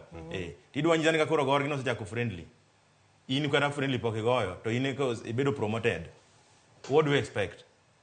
Dongena nagoch. En mana kaka an owacho ni gin joma koro dwano maintain ni gibede kik duogi piny. Gi maintain mana kanyo nikech adier gidhi kelo no fan base. In fact higa season mabiro ni to fan base mar Savana dhi bedo malo molo kata Gor. Ing'eni jogor sani ng'eny gi yudo ni ng'eny gi gin jo internet. Nodwaro miya link. Release orna link. Gine adhula Facebook live. Odwano neno Gor, to neno Manchester, to neno Arsenal. Ineno at the same time. Koro yudo ka ni joka to gin ma endi chiegni history mar Savana enigni mang'eny sana. Maka giduogo ele moral mabiro bedo kanyo ni malo kabisa. Koro gima ng'eyo ni Savana nyaka gi sign players maber. Mabro go league. Mana kaka nyisi Cleo. Piny kuja gigo passion. Gigo ni wago badge. Ni magirwa. Sani gichopo ka onge wach ma obilano. To kendo mane mimi yudo ka ing'eni kineno Kenya Premier League. Ng'ama no set standard mokwongo en Kalekwa. President Marin Masvapaka. En ovunjo bank. En mojako wach ma signings. Imi 1.5 imi 2 million. Dalo moko jogoro dhi ni dwaro player moro. Kendo niluonge ni ng'a. Ne ja Congo. Be ochako duogo bedo nyaka citizen ma Kenya motugo nyaka national team. Ni dwaro kuma 10 million. Koro from there to ne gidonjo dongino ka igo nyaka CAF. In fact ne gikawo nyaka league. Donge. Koro ka Kalekwa no nini mane kara Ambrose Achier wood game chairman ma Gor Mahia. Ing'eni en ng'ama thuon kabisa nikech gik mosetimo dongo. Kata ko wuodo gik mosetimo dongo. Obeno ochako vunjo bank. Onge league na asemana kaka senyisi ni sani nyaka walok our philosophy and our approach, our mentality. We have to change. Mano mar keto adhulo bed kaka. Mondo bed kaka. Momiyo ka ng'ato wacho ni kiwinjo ka ng'ato wacho ni ere tene mondo wanyiew foreigner. Foreigner nyaka nyiew nikech one business. Kidwa tugo gi local players kende. Kata na maju. Iwa nyaka lazima. Dogi nyiew gi to chulgi. Kichulgi. Yes, koro okay mane nini problem na nyisi mana ni timu kaka Kenya ka cartels. Ngani akelo ni jatugo. Antie ndalo moko mana adhima atero ne asete bedo ka tero players. To chieng' na tero ne jakom player. Mwa winjre kode momie down payment. Jo player no kano wuok kanyo to the FC. Wan wamie 250, jo FC odhi mie 350. To no wamie 100. Ko chopo kacha niluonge ni pinches opiyo nyapa nyo retire gine City Stars. Kano chopo kacha no nyisa kama to oro na message ni Willis aneno ka goro ka bidhie wuoyo gi jakom mo adwoko pesa. Ineno mane gima ni to ke yuro ka cartel kotimo gimoro bilano pesa no ok nyal duoko. Ineno koro cartel sema hinyowa zaidi. Koro mo jogo weche thoth ng'eni an chima chalo mondo dwa wacha ni season koro kachako. To gin gik mage mantiere kar kae. Koro mo gejwang gik moko ma pontiere kar kae ng'eni warang wikini mabiro sano dhi ane warangane Shabana FC koro yudo pap ni tiende en gang'o. Kano gik mathoth nyaka timore pap. Ang'eni an kangi wacho ni ng'ato yudo pap. Tiende ni odhi yudo osuru mawuok kar kanyo choko magigi timo nade unu kaka kocha ko jolo weche mag tuke kaachiel kod ka jatugo yuto mar pap ni en gang'o. To Shabana ne manyo pap ne gikwayo county ma Narok mondo mi okonygie ge pap manya bedo kanyo kineno nyakora moge jwang en pap mano ma Narok ma bende osebedo kar kanyo ka itimo tuke mopogore kendo koro sani ka giyude tiende nang'o. Ang'eni an ang'imia pach kod man to bende wang'eyo kaka jokanyo kata jokom mano mag Shabana bende nigi paro mopogore kotenore kod pap makoro giyudo makoro gidhi yudo kanyo ka gigoche kendo en mor ne jo club no iwacho ni ne gidhi tugo Gusi koso ne gidhi bedo ka gitugo kanye e lig mapacho kono kaka Gusi ne chalo awinjane. And our teams zile zinacheza Div 2 regional league and county league will have benefit of watching those matches and get some experience kutoka kwa the teams that will be playing here.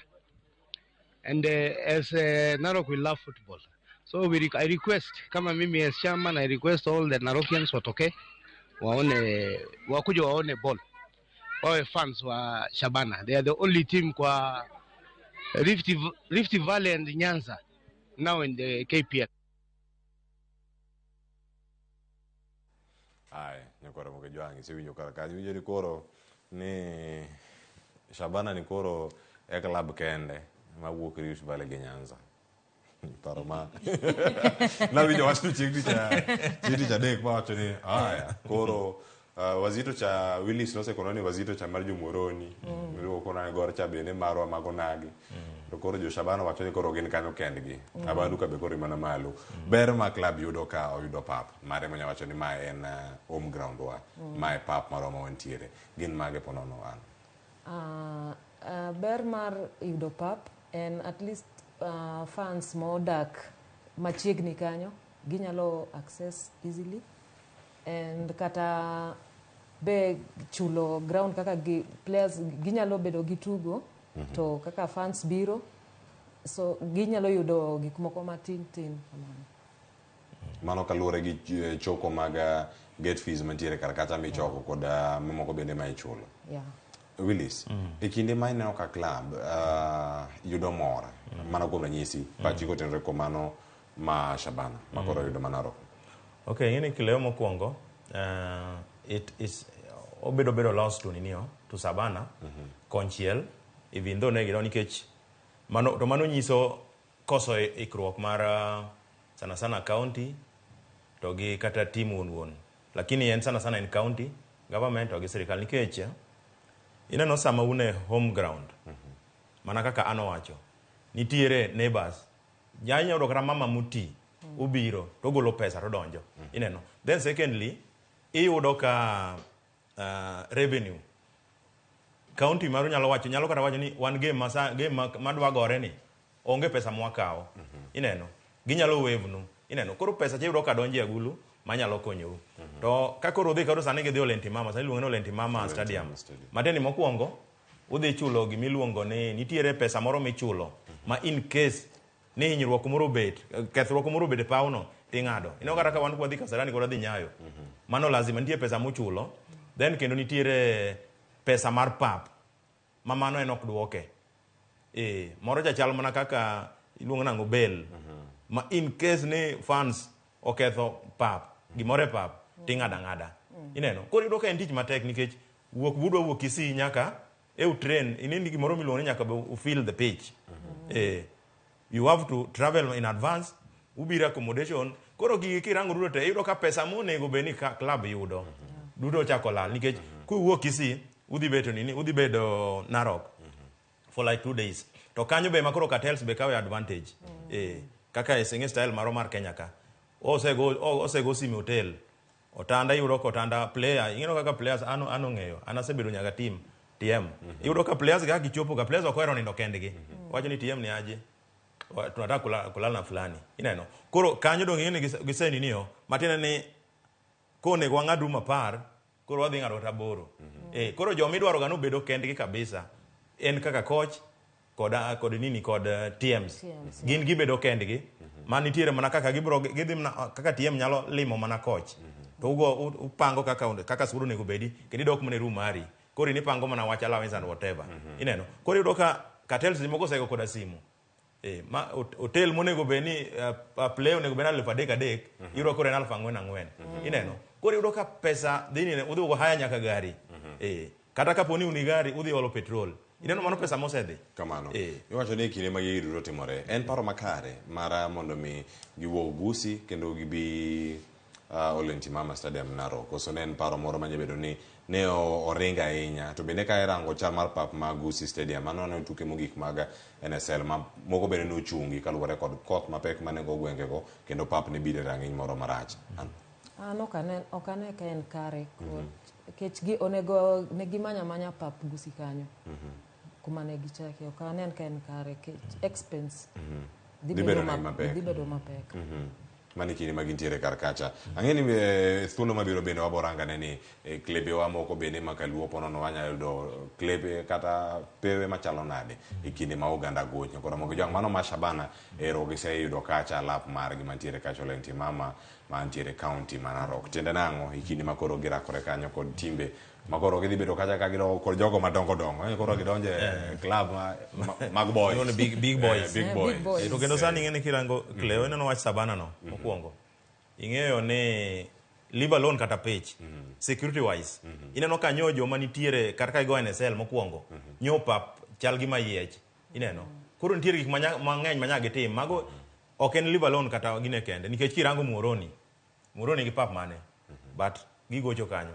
mateni fan base mar Savana sani ni malo kabisa ma security no very very important nikech awani koro Savana dhi gocho gi gor giwacho ni gin en capacity of 15 gor ka ng'ato bro gocho go all the way from Ugenya Lego wapi kamora mora joni niti bro pongo pap koro paro ni mano bende gima girango kabisa kopogre wach manini wach mar pap en wach security very very important wach darita ko bende nego bende chwalo e moro makare mano kamoro moro magitinyo kora moge jwang ka ukinyi makawuono wadhano kang machielo mae kama chiegni kod Willis kendo mano club mare kawuono biro ko represent a full kendo kora moge jwang amanane picha no mano mar Arsenal koting'o kombe koro wacho ni okombe ni koro Arsenal ero koro giyude ka giyude to koro tiende nang'o mano kama gintiere kar kanyo koro wantiere kar ka Arsenal ochako maliet koso iyude yo machalo nade mano kama gintiere kar kanyo ng'inagi to tugo maber ahinya mane Arsenal obedo go odiochieng' manyoro kaachiel koda ka Manchester City en paro machalo nade wano gigo motimore kane giloko pap mani Man City loko pap majo koro ka Walker koro nogolo amban to miyo KDB De Bruyne koro obedo kanyo kaka koro captain to koro tapa pino kaka pogruok ne chalo lokruok mag tugo kata un bende Arsenal tugo nolokore mana bang' ka oseneno ka ukelo Trossard kaka nodonjo kar kanyo gik mathoth maotimore kar kacha mokwongo puoch gi pak kuom Arsenal pachi kotere kod okombe ma jok moso wacho chalo siling 5 machon siling 5 mar moi kamano ang'e ni kawuono Rafael onge ka Rafael benyoni ni sana nicho wachno kaka wanyiewo gine but gima onyalo wacho Cleo even though mpira nyo wakao kikombe but Manchester City machi luongo na well oiled team gimanyo kocha temo timo ing'eni Guriga nosewuok modhi Barcelona ai nyo temo timo ni Haaland ka De Bruyne onge bo nyalo neno mano gimanyo temo timo ineno then kogolo Haaland to ing'eni nitiere striker moro moyudo kanyo kodwa ga uso en ga ja Argentina iluongo ni Alves koro mano gimanyo iluongo ni Julian yes Alvarez koro gimanyo temo timo kanyisomo game no dinyo gi hinyowa first half lakini gimanye Guardiola temo timo ni otema ne ka bwana cha osewuok to De Bruyne benika Haaland nyalo neno nyo temo oyudo ka okuneno nyo olal gimoro 7th minute then ogol Haaland orwako De Bruyne odwana ni combination ka Haaland onge ing'eni macha coach mariek coach cha osomo gine mar Holland osomo FIFA en gini ni te osomo ochal ng'ama osomo Biblia mar mpira koro ineno ka nyo orwako De Bruyne to orwako Palma tineno mpira ko change within a short time ba osewuok mano manyise no gima ne nyise ni injini mar team en De Bruyne ok en kata Haaland mane gima notemo somo ineno kinde giduto wacho ni tuke gi bende kama ne gichakre kendo ne gidhi kata achiel kachiel mano kind tugo mane nitiere kar kanyo kitugo mano to nyaka ang'wa migi amiya giduto tugo kata kane gibedo kacha ka gimake thuolo mokwongo kacha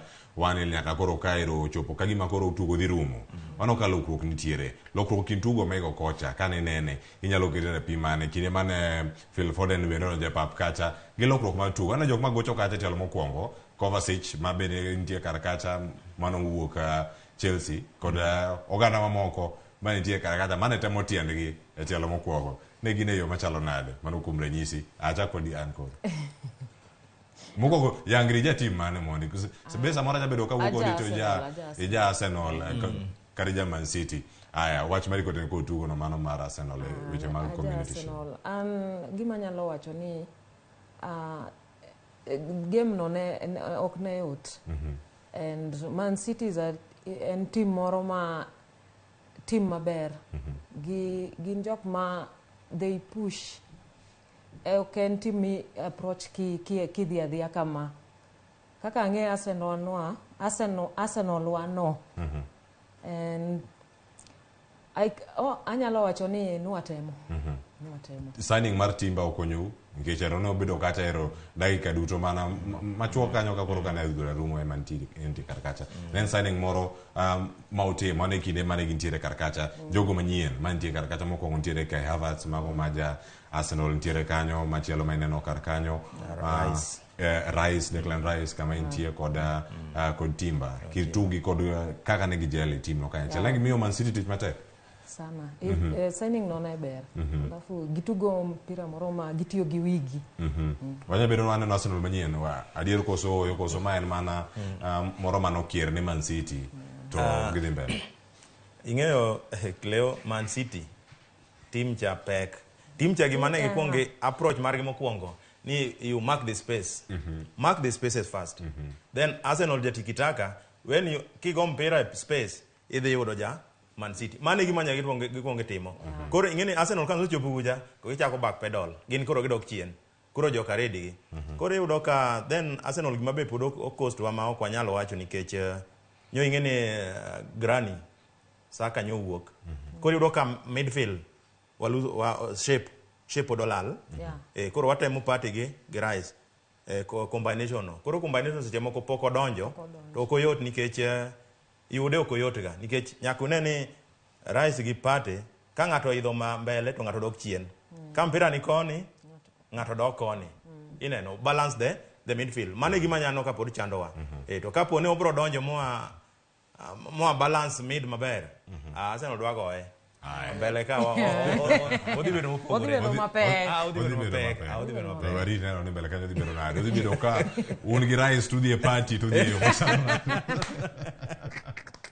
aya jokoro moga jwa ke kinde montiere kar kanyo ka watieko ng'eni nitie paro mantiere kar ka mopogore opogore ka sano do mandai ka dei kanyo to watieko daer mana mar winjo paro kotenore kod World Cup mag jok mamine mano koro imedo gi wach mari mogik mane kinde mantie sani tugo mane kinda England kod mano mar Nigeria chako saa 4:30 mano okinyi ma kawuono kendo nitie paro mopogore opogore mantie Banyana bende nosewuok tim ma koro dong ka Nigeria kod mano man Morocco ma bende wageno kar kanyo kadhi rakore kod tim no ma France gidhi bedo kacha yo machalo nade wach mogik kotenore kod chal mar World Cup mano ma joma mine masani dhi nyime duoko osebiro mopogore opogore nyoro Sweden kod pino mar America kane girakore nen moro minyawacho ni Sweden nokotugo moro makare ahinya 90 minutes kaduto kata kamano ne gichopo e penalty to ka ginopicha choma jalocho bedo Sweden America otugo maber ahinya kendo malong'o possession gi gimoro amora pero ginok gisudo gidhi nyime paro mogik kotenore kod weche makamagi mag World Cup mag jok mamine gi wach mari mogik odiochieng' ma kawuono achako di an anyalo wacho of course kawuono ana support Nigeria and Nigeria ginyisowa game maber ma an gi hopes kawuono gidhi go England prediction mari adiko madi 2-1 2-1 en mar Lauren James kosonga wano ng'ama dhi loye one not akia but ang'eni Ashola gachiel kanyo mare aya we warita ne wawinja ne kaka ber kanyo dhi bedo mana mapiyo bende buonyire gi 30 wach mari mogik e World Cup mag mine mane mosemori to odiochieng' ma kawuono irigeno machalo nade okay Cleo an gi geno kendo ne abscess ntiere nikech ni yudo ka Brazil no goal Italy owuok gi time madongo but an gi hope ni Nigeria mana kaka ano wacha binga support Nigeria kendo asiola na anyisi chieng' moro ka wuok tich classic goal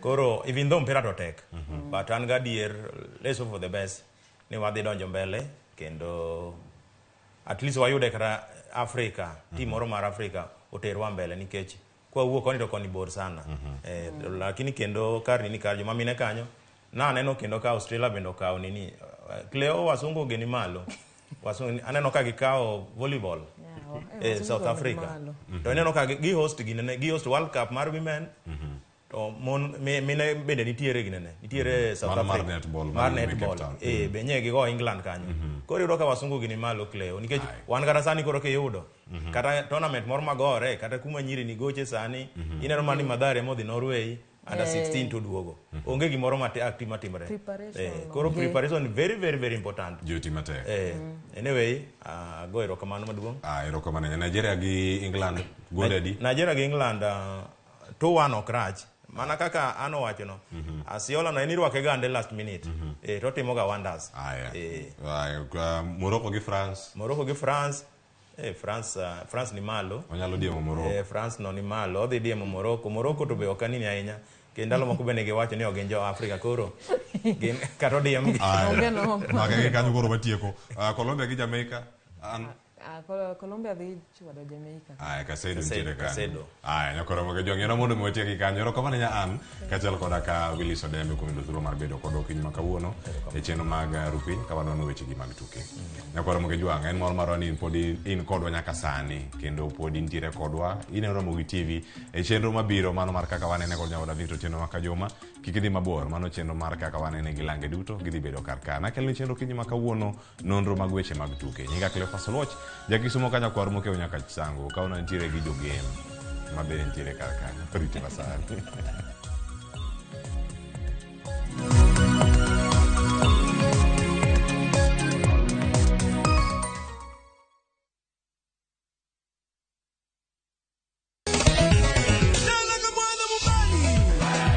Ngoma Uwake en od jothum.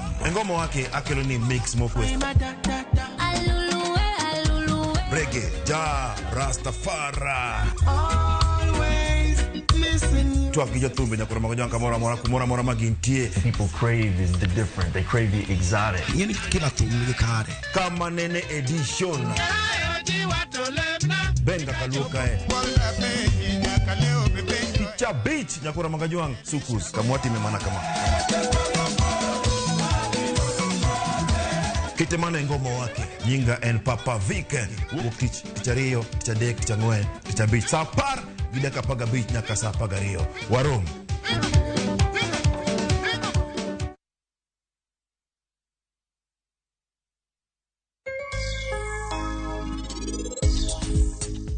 Resna nyathina akwai ni mondi resa. Mehero ngi gimora mora mabotimre ni nyathini.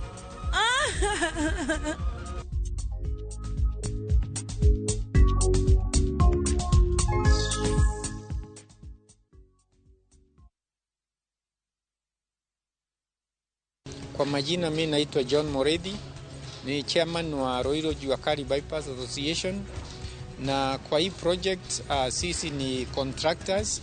Tumepewa kazi ya kutengeneza madirisha na milango na grills, na kwa sasa tumeweza kutengeneza milango na madirisha ya sample house ambayo tumemaliza, na tunaendelea kuongea ndio tuweze kuendelea the main project, na tunashukuru serikali kwa kutupea hiyo nafasi, kwa sababu vijana wetu watapata nafasi ya kupata ajira na kuweza kuendeleza kazi zao. Usipitwe, chukua hatua, ujipatie keja yako leo. Boma Yangu is a government affordable housing program.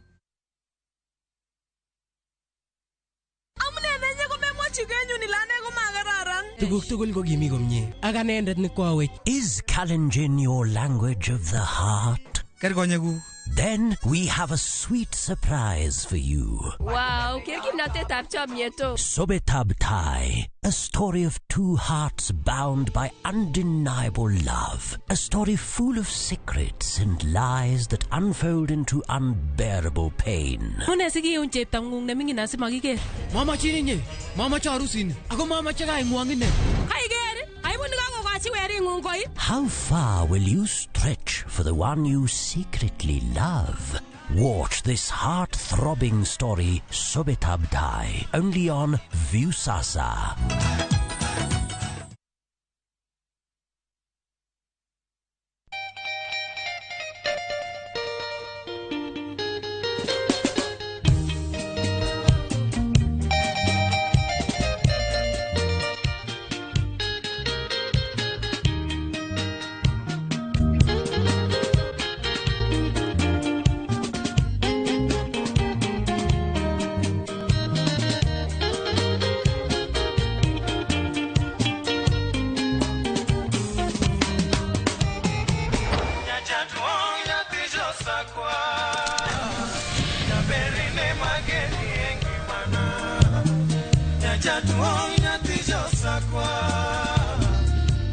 Radio Ramogi, Cartoon Jaluo. Radio Ramogi.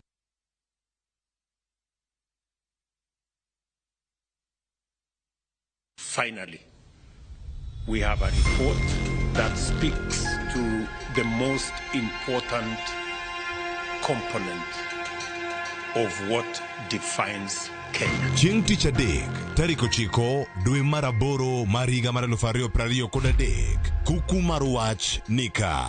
Watimo nonro matut ewi lokruoge madongo ma osebedo e piny motenore kod weche somo. We want to confirm that we are on the right course. Sirkal, jolony weche tiegruok, jokanyo ma iye weche mag somo, jonyuol, jopuonjre kod jo-Kenya duto chiwo pachgi. Kuku mar wach, achiel kachiel e Ramogi TV, Citizen TV, Nonro TV, Citizen Radio, Hot 96, to kod View Sasa. Chakre sa achiel odhiambo nyaka sa 4 otieno.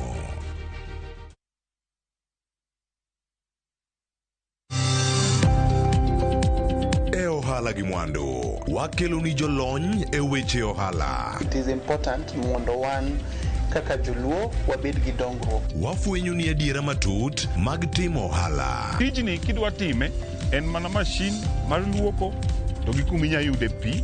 Wawuoyo e wi yore makare mag timo ohala. Kisechopo level mabedo brand, onego bed ni gimoro amora mitimo en gima timo makelo pesa. Wakonyi dongo ohandi ka wamiyi yore mag kano mwandu. Investment group kawache mana gi nyinge no en choko pesa kasto ikete kamoro kasto golo nyinyo. Mabiro konyi e kinde mabiro. Omiyo wakwayo ni ji duto ket pesa gi e savings mondo wapuonji kaka gibiro tiyo godo. Riwri kodwa chieng' tich ang'wen sa 1:45 otieno. Mana e Ramogi TV.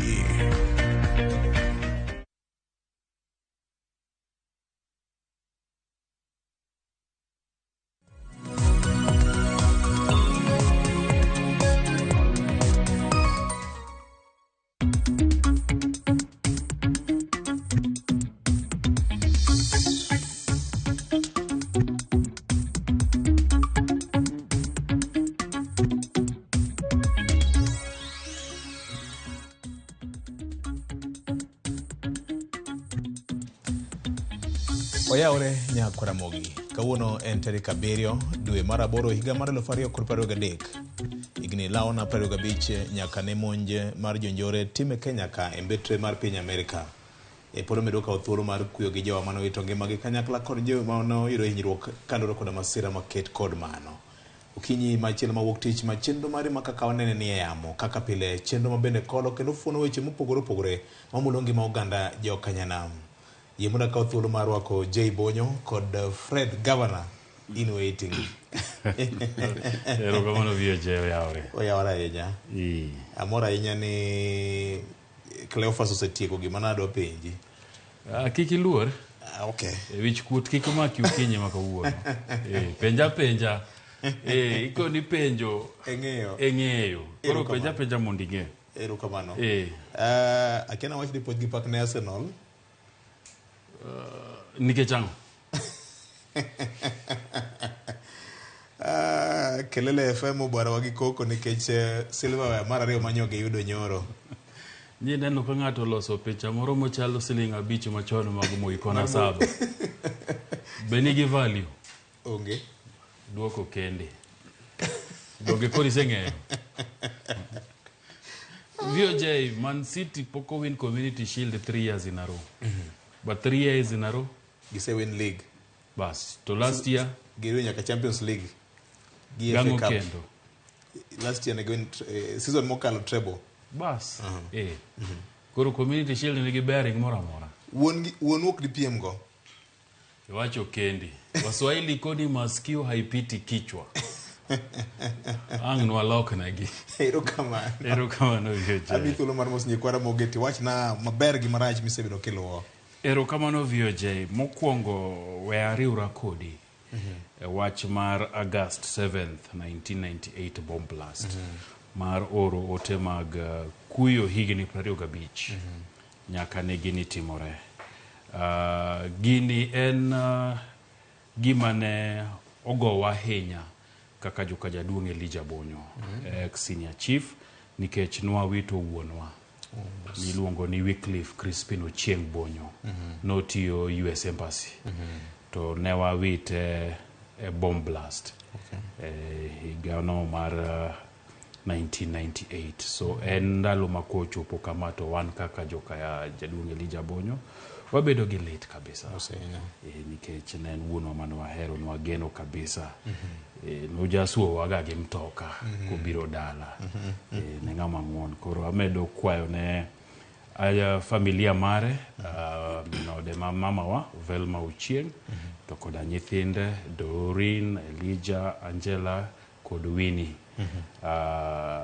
hocho makende gi kwe mana mar Nyasaye ma nikech higni 25 ng'eny to mang'eny osetimore ma bende kaka nyuola igombo ni do bedi one okang' ma familia osebedo. Koro en mana lamo kod kwayo negi ni gibed gi kwe mana ma Nyasaye manyalo miyogi. Ka kamano Weche to weekend no dhi maber nyane na wuotho ka gi kacha nyana chego nyadhi neno jaduong' mondo wang'e ni to chenro chalo nade to kuro nyayudo pastor ma jo AIC ma chego iluongo ni Pastor Randa nokona kel mosne kabisa to gi Deacon Mrs. Amolo to gi Margaret ma bende wan go kanyo to kuonde mang'eny bende kana wuotho Weche to dhano kone kanyan bondo udhi kodgi maber. Kwayo ma ji nigo en ni chenro ni miyo samoro tich ok chakre sama chon ki. Koro gavana ang' nowacho ni to wabro timo nang'o, wabro konyo jowinjo gi joneno nang'o. Gikoni ka okayo sa 2 to koro chalo ka gima tich dhi ka gima chung'. Joma pok ochako bende chake moleo. Koro wabro neno kaka ibro tim. Kamano. Erokamano. Fred. Yes. Erokamano ahinya Victor, oyawre ahinya. Amor ni Nyasaye omiyowa thuolo kendo mondo mi wabedie kaka wanene kae okinyi ma kawuono. Amor kuom neni kendo kuom neno Senior J kata mana Nyarawile bende kamoro amora ma entie kata doko ni ok onyal bedo kodwa kawuono nikech mok nyal geny, lakini chunye wan wang' achiel. Yimondo bende achaka mose nyikwa Ramogi kaka pile kamoro amora ma gichiewie kor gwenge ewi gode dwaore jogo mantiere kuonde mopogore opogore bombe madongo gi matindo ni en odiochieng' maber ma Nyasaye omiyowa thuolo kendo ne jogo ma kamoro nigi weche mopogore opogore bende wakwayo negi hawi mar Nyasaye. Aparo ni bang' mano to an bende yie mondo lu mana kar dhogino to gi dho Senior J ne kao hawi kwayo hawi makende ne jogo mane owito ngimagi kata mane oyudo hinyruok mopogore opogore bang' monj mane otimore pacho kae ma wadendo gi dho ngere ni bomb blast 1998 nyaka sani. Ngima dhano en gima wawacho pile ni biro dichiel. Koro ne jogo man pod gi hinyruok kata doko ni higa no dhi mathoth lakini pod gi paro. Koro wakwayo negi mana hawi mar Nyasaye. Victor, kiwacho kabire wach manyo komora wach gimanyo mora en wach manyo otuche gwenge ma Migori, weche mag Goldi ma nyowuoke nwaneno gima dhi mbele gwenge ma Migori. Aparo ni gima na omora en neno ni wan gi mwandu machalo Goldi gi kendo kane idayo dho jomo pogore opogore to ne gi confirm injo ng'ato wacho ni gini nitiere kendo ana setero mara ayudo gima chalo kamae. Penjo maduong' mamiyo wani to migawo mochung' ne mining pacho kae bende osetimo research moromo kuonde machalo kamagi nikech wang'eyo ni gwenge machalo mag Migori weche mag gold gi osebetie mathoth. County government nigi department mag mining, national government bende nigi department mag mining. Bende osetim research mondo wangi mwandu ma wan godo pacho ka nikech king'iyo pinje mantiere gi gik machalo mwandu machalo mag mo mabuo, mwandu machalo mag kidhi pinje machalo kaka mag Kongo, mwandu gin mwandu mamiyo oganda yudo yuto kendo yudo konyruok. Kora paro ni maino mathoth mar research ahinya e migawo mar mining onego gin to gwenge manyalo bedo ni wanie gi gik machalo gold negi to bende poni wanyalo bedo gi minerals mamoko bende e gwenge wa kata mana kibiro Homa Bay gi kuonde mamoko manyalo kelo yot ne oganda. Wach machielo ma nyoko mora en wach ma nyocha ne owuok juma mokalo cha ma county ma Homa Bay ma bende nchane jomoko wuok kae to dhi chwachwa dhok gi pala. Aparo ni neno ka bende ne lipod no otimo bende Ramogi ka madhano wuok ng'ato dhi chwo dhiang' gi pala nyaka nene chiaye ok en gimi chwoyo. Tido ka jogi no wuok gidhi e dala moro to gichwachwa chiaye kata ka ne in gi chwanyruok gi wuon chiaye to chiaye ok nyal bedo god. Mido ka dhok mathoth nchane jowito ngimagi. Kora paro ni magi gin gik ma ok ber ma ok onego bed ni waneno ka timore kata matin. Dhiang' onge ketho. Erokamano. Dholuo lo wacho ni en tim juok.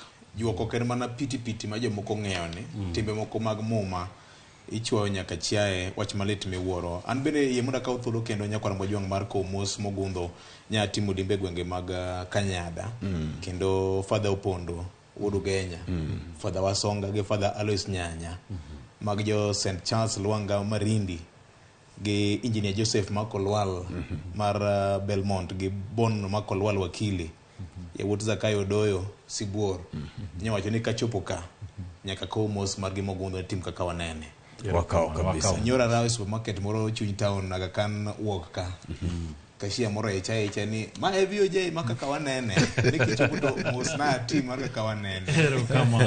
Akao Victor ka wipoko wila Jaduong' Ominde en former treasurer mar Gor Mahia. Jaduong' Ominde mincha ka waromo kamoro ma wajaro omiega mokadwa wacho to Jaduong' koni gokinyi kapod ok owuok e kar jote mare ma Nairobi ka to gimokuongo neno nokuongo tikore gi kaka wanene kendo wacho ni research ma watimo tut nono mwatimo tut gi kemo ma wakolie wechegi.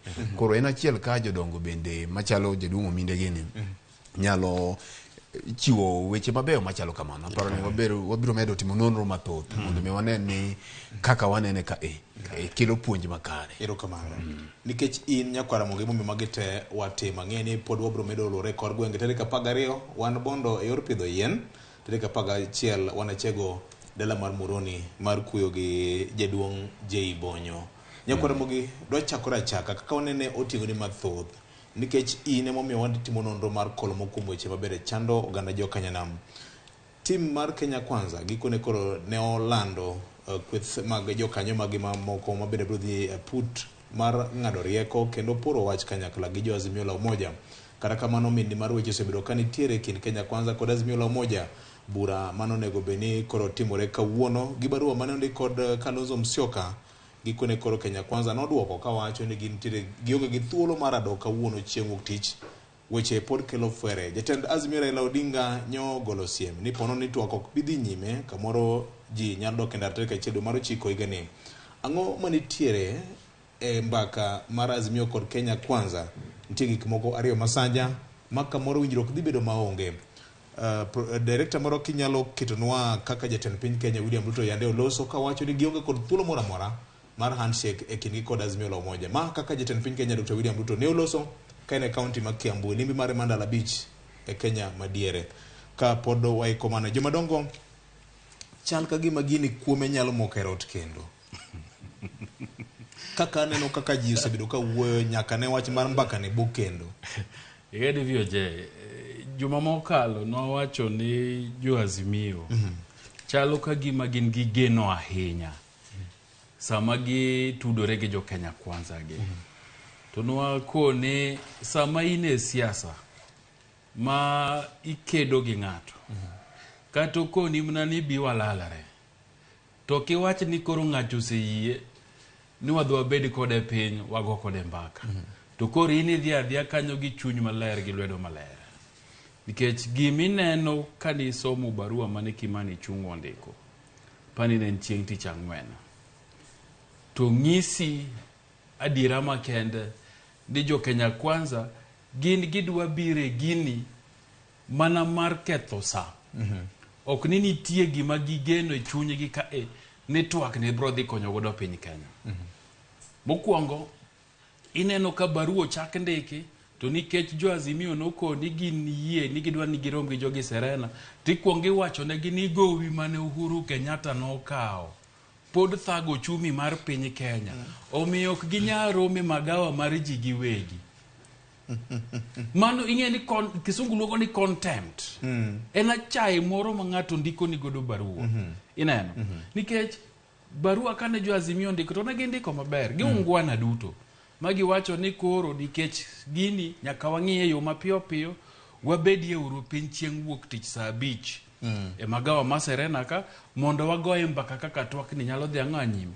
To jogi kawo ndalo adek to ka giduoko to gikwongo gikoni gitemo ng'iso jo Azimio ni shida ma Kenya kale mokwongo en mar chairman maru ma en Uhuru Kenyatta. Ni ema nokawo gowi. Emomiyo wan ok wanyal dhi bet e hotel nikech serikal onge gi pesa mar chulo hotel. Then gibiro giduogo giwacho gik ma gidwa timo magikoni wan magi gik mwadwa dhi ng'iyo. Azimio nokone gini gin gikawo kendo gi respect kendo gimiyo luor gik ma Kenya Kwanza noketo ni gibro timo ang'o gibro wacho.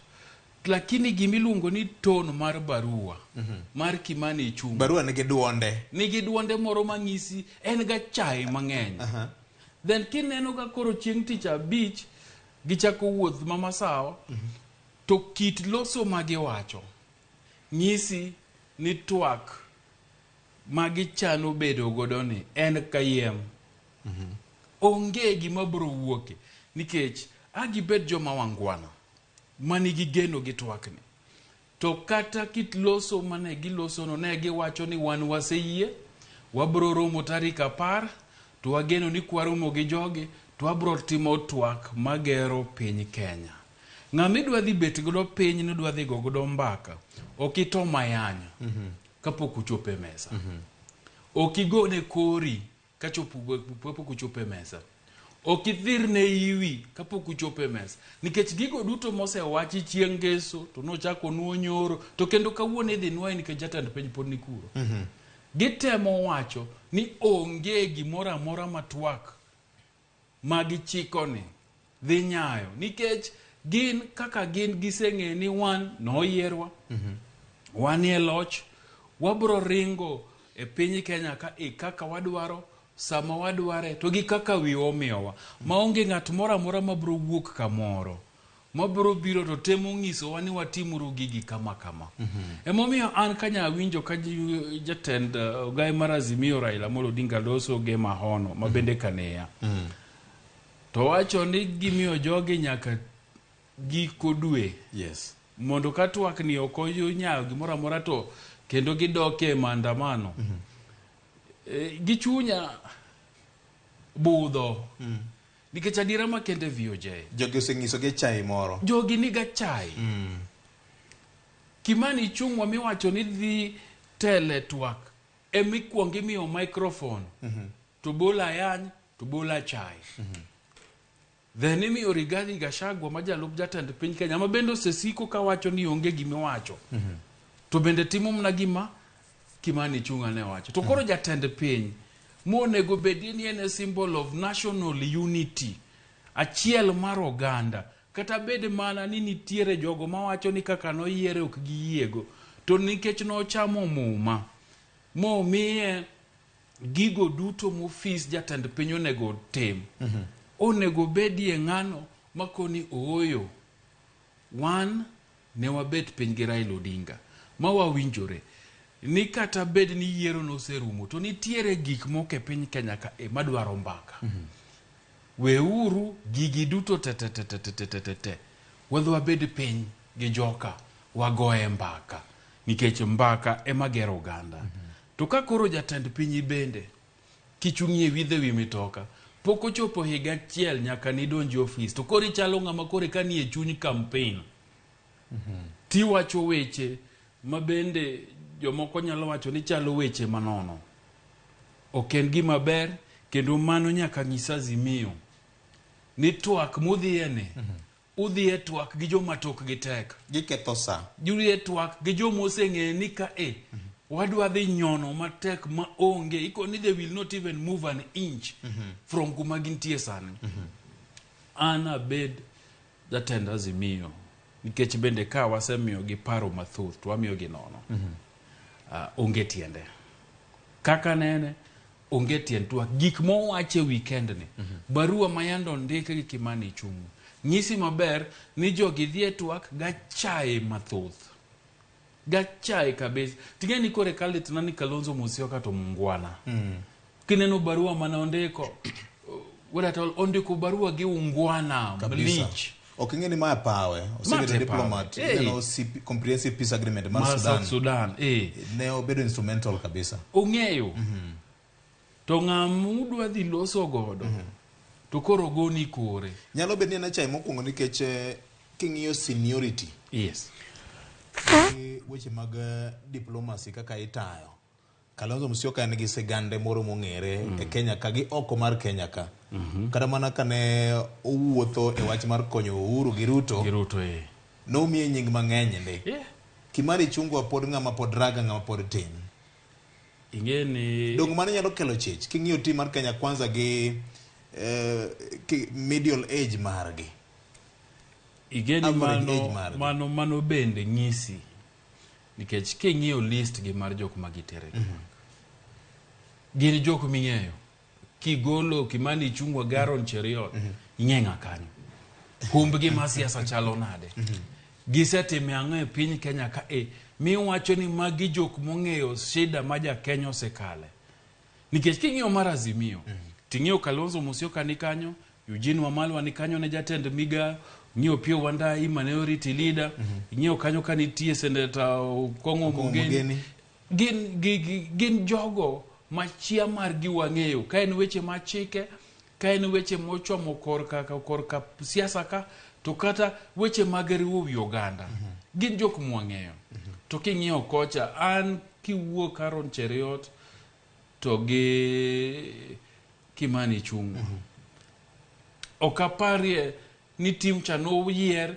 ni giyiero jogo mong'eyo shida ma ja Kenya kale jogo manigi chuny Kenya mong'e ni japiny Kenya sani ni kama rach maka wadhi e twak to wayie walosie nikech wadwa konyo oganda gin ne giyiero yiera nikech ne ji osewinjore ni kelru ji abich ariyo kik bed jood bura adek obed jood bura an mane kaka ng'onne gikoni wapong'ura ponga nikech koro structure nosewuok ni leadership ma National Assembly leadership ma parliament emomiyo gikelo Garon Cheriot majority leader Senate to koro gi Kimani Chungwa ka majority leader National Assembly koro modong to ni ng'ama nigi thuolo ng'ama nigi nafas wadwa dhi loso gi joka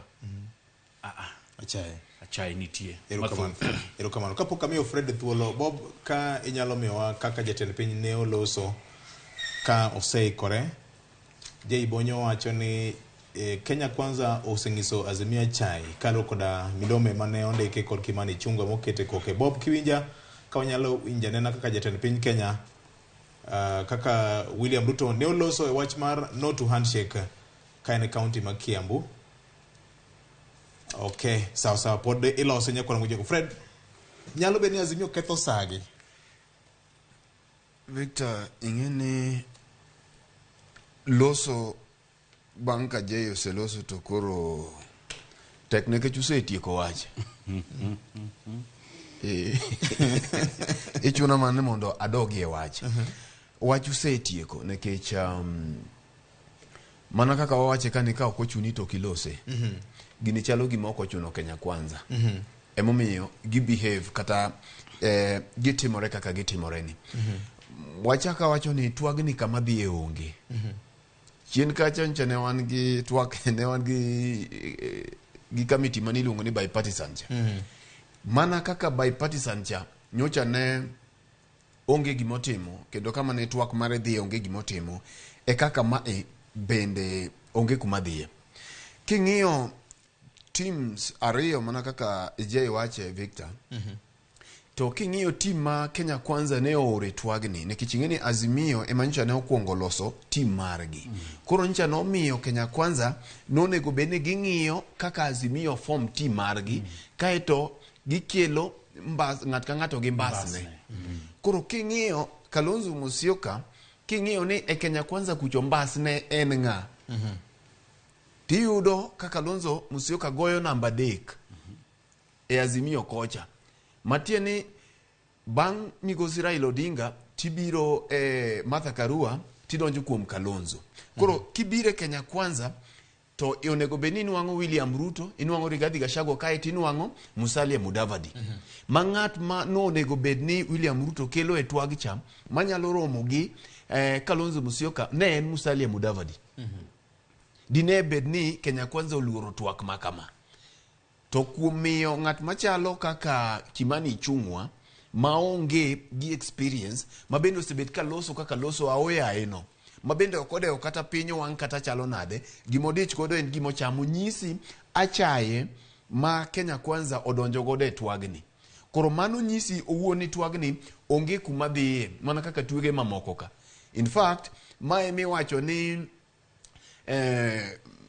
yena mondo atigi ma gira nyisi ni emiwacho ndalo moko Pielo Lumumba ne wacho e Supreme Court ni nyathi motho kapok onyuol. Mae koro e twagno kata nyathi motho kochopo hospital ni pap. Koro mae e twagno. Victor, ing'iyo weche ariyo mabiro e wi wachni mikuongi penjori ni to nyicha ni iwacho ni mane jatend piny machon mar Nigeria Jaduong' Olusegun Obasanjo ne mane mediator e wachni kata mane jathek e wachni. Tipenjori ni to kuom sani gi gik mwawinjogi nikech twak mora mora emomiyo giwacho ni structured dialogue. Tiende ni twak mong'ith, twak mopangi. Mediator ni en kanye e twagni. Nyocha ne obiro to keto mana William Ruto romo gi jakom kaito bang'e odok. Nekech twak mora mora mobedo structured ntiere gik ma ipango Victor ka twak pod ok ochakore. Achiel kuom gigi en wach mar tudruok kata communication e twak mora mora. E twak mora mora ma ji beti iwacho ni mae e kaka wadhi loso. Ka wadhi loso gi jofwambo to wamiyo ng'ane gi ng'ane kata ka Victor ema dhi loso e lowa. To mae gima nyako wachi to wache sama kama. Kae to pod kar tudruok ka entiere tudruok mabedo e kind kweth ariyo mayuaregi. Nyaka gibed gi structures mawacho ni ka gidwa tudore to gitudore e yo makama. Tiyudo ka tudruok mantiere e kind twege ariyogi, e kind kweth ariyogi mondo mi ng'e ni kuma gini onge, gitudore e yor ute mag fwambo. Giwuoyo ok giwuo kachiel nikech barua cha ka Azimio ne ondiko barua ni to bang' dakika matin ineno ka barua ni e social media. Barup Azimio cha mamano bende ne makosa. Ineno ka bang' dakika matin barua ni osedhi e media. Ang'o momiyo gitudore kokalo kuom jo media? Ang'o momiyo gitudore kokalo kuom jofwambo? Sama twak ntiere kama iking'o kata mana twak mar Kofi Annan nowacho ni koro ng'at ka ng'ato nyaka ling' an ema wuoyo e wachni. Koro ng'at achiel ema wuoyo ta ahinya ng'ama wuoyo en ng'at matayo twak. Koro king'iyo mokwongo iyudo ni ng'at mane tudo gini onge ng'at mata twagni mana kaka nwawacho ni penjo juma mokalo nto nyaka wabed mana gi ng'at moa e piny ma oko moluor. No onego bed ni ng'ani ema loso e wi wach twagni. Mar ariyo mondo ing'e ni onge structure ka en ng'at mane monego bed ni luongo meeting e twagni. Magi gin gik ma nyaka jogi winjre ka twak pod ok ochakore. Nikech ing'e niya king'iyo barua mane Kalonzo ndiko neno ka gima Azimio dech gi mediation talks gi molo Kenya Kwanza neno ka gima okwaro muru chieng' wuok tich mondo walalre ni to ground rules dhi bedo na. Very good. Koro ground rules no ema temo wacho. Ground rules ka twak pod ok ochakore nyaka giwinjre ni twak ntiere ng'ama luonge. Mediator cha pod ok wang'eyo ni Obasanjo cha nobiro mana dichiel kamacha to dhi koso pod obiro bedo e twege mabiro. Mano bende gimoko ong'eyo nikech kadine ntiere to en ema no onego beno summon jogi.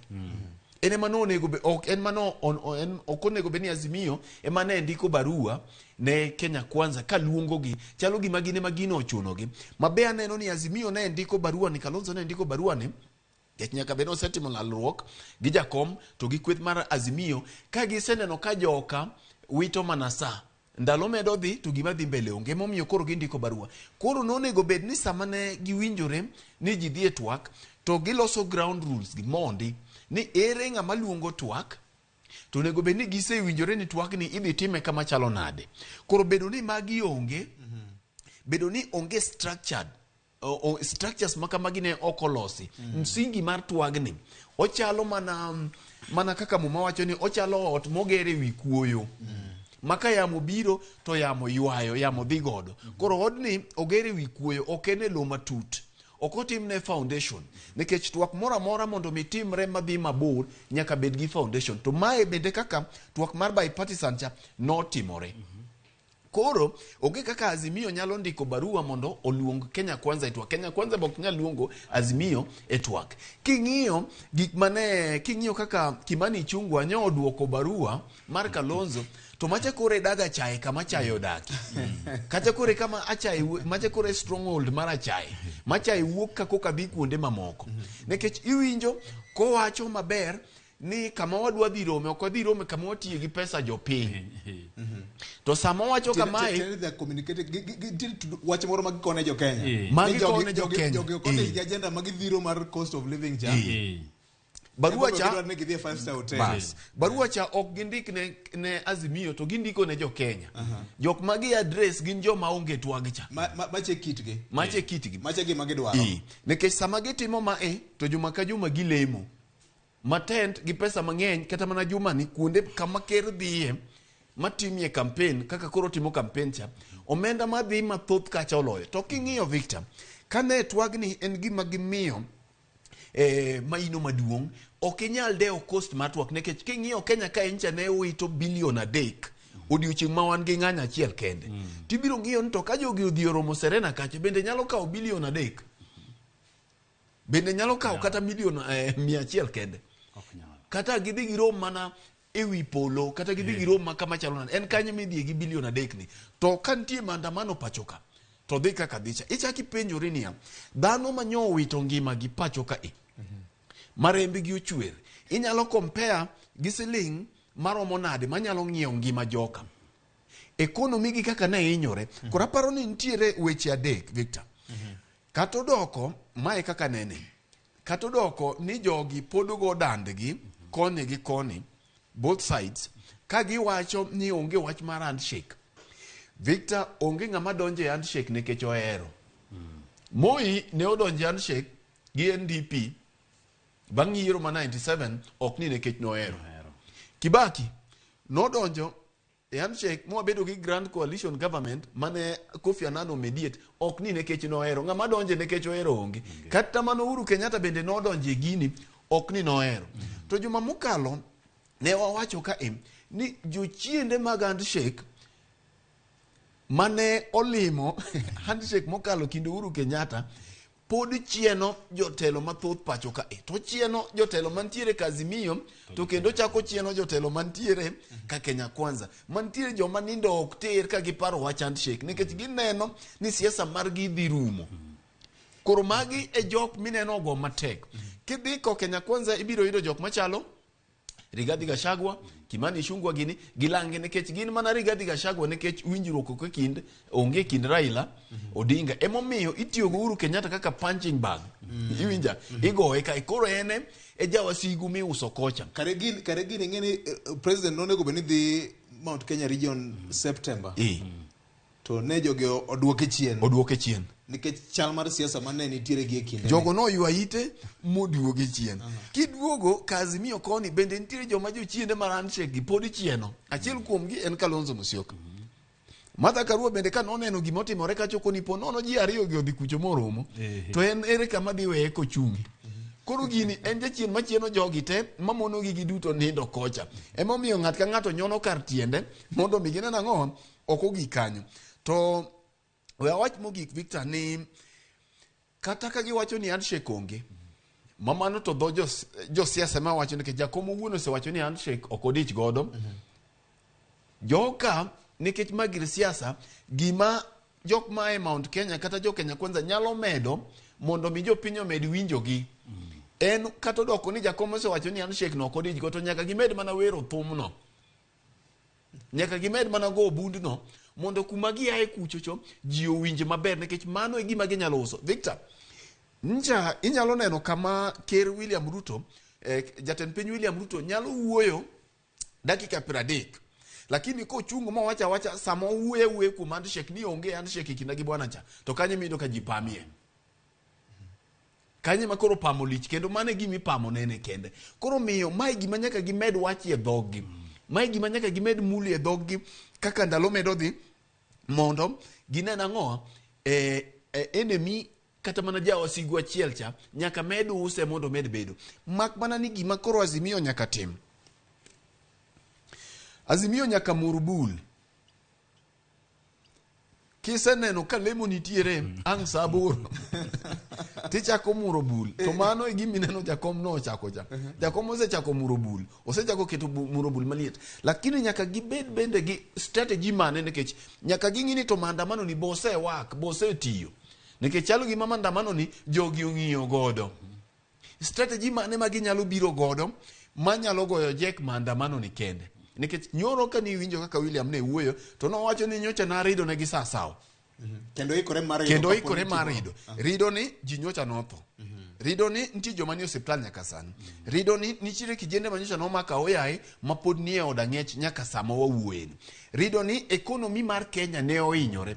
Koro anto ok apar ni mano gima jatend piny nyalo bedo godo no mor godo ni dhano nyocha ne owito ngimagi, ni ekonomi nyocha ne ohinyore. Mae e kama koro nego bed ni jatend piny Kenya koro nyiso gimiluongo ni telo. Nikech en ye jatend piny. Jok modong' gi te kata bed mana ni chalo nade ok dhi gole loch mondo mi ng'at manyaka tur manyaka bi.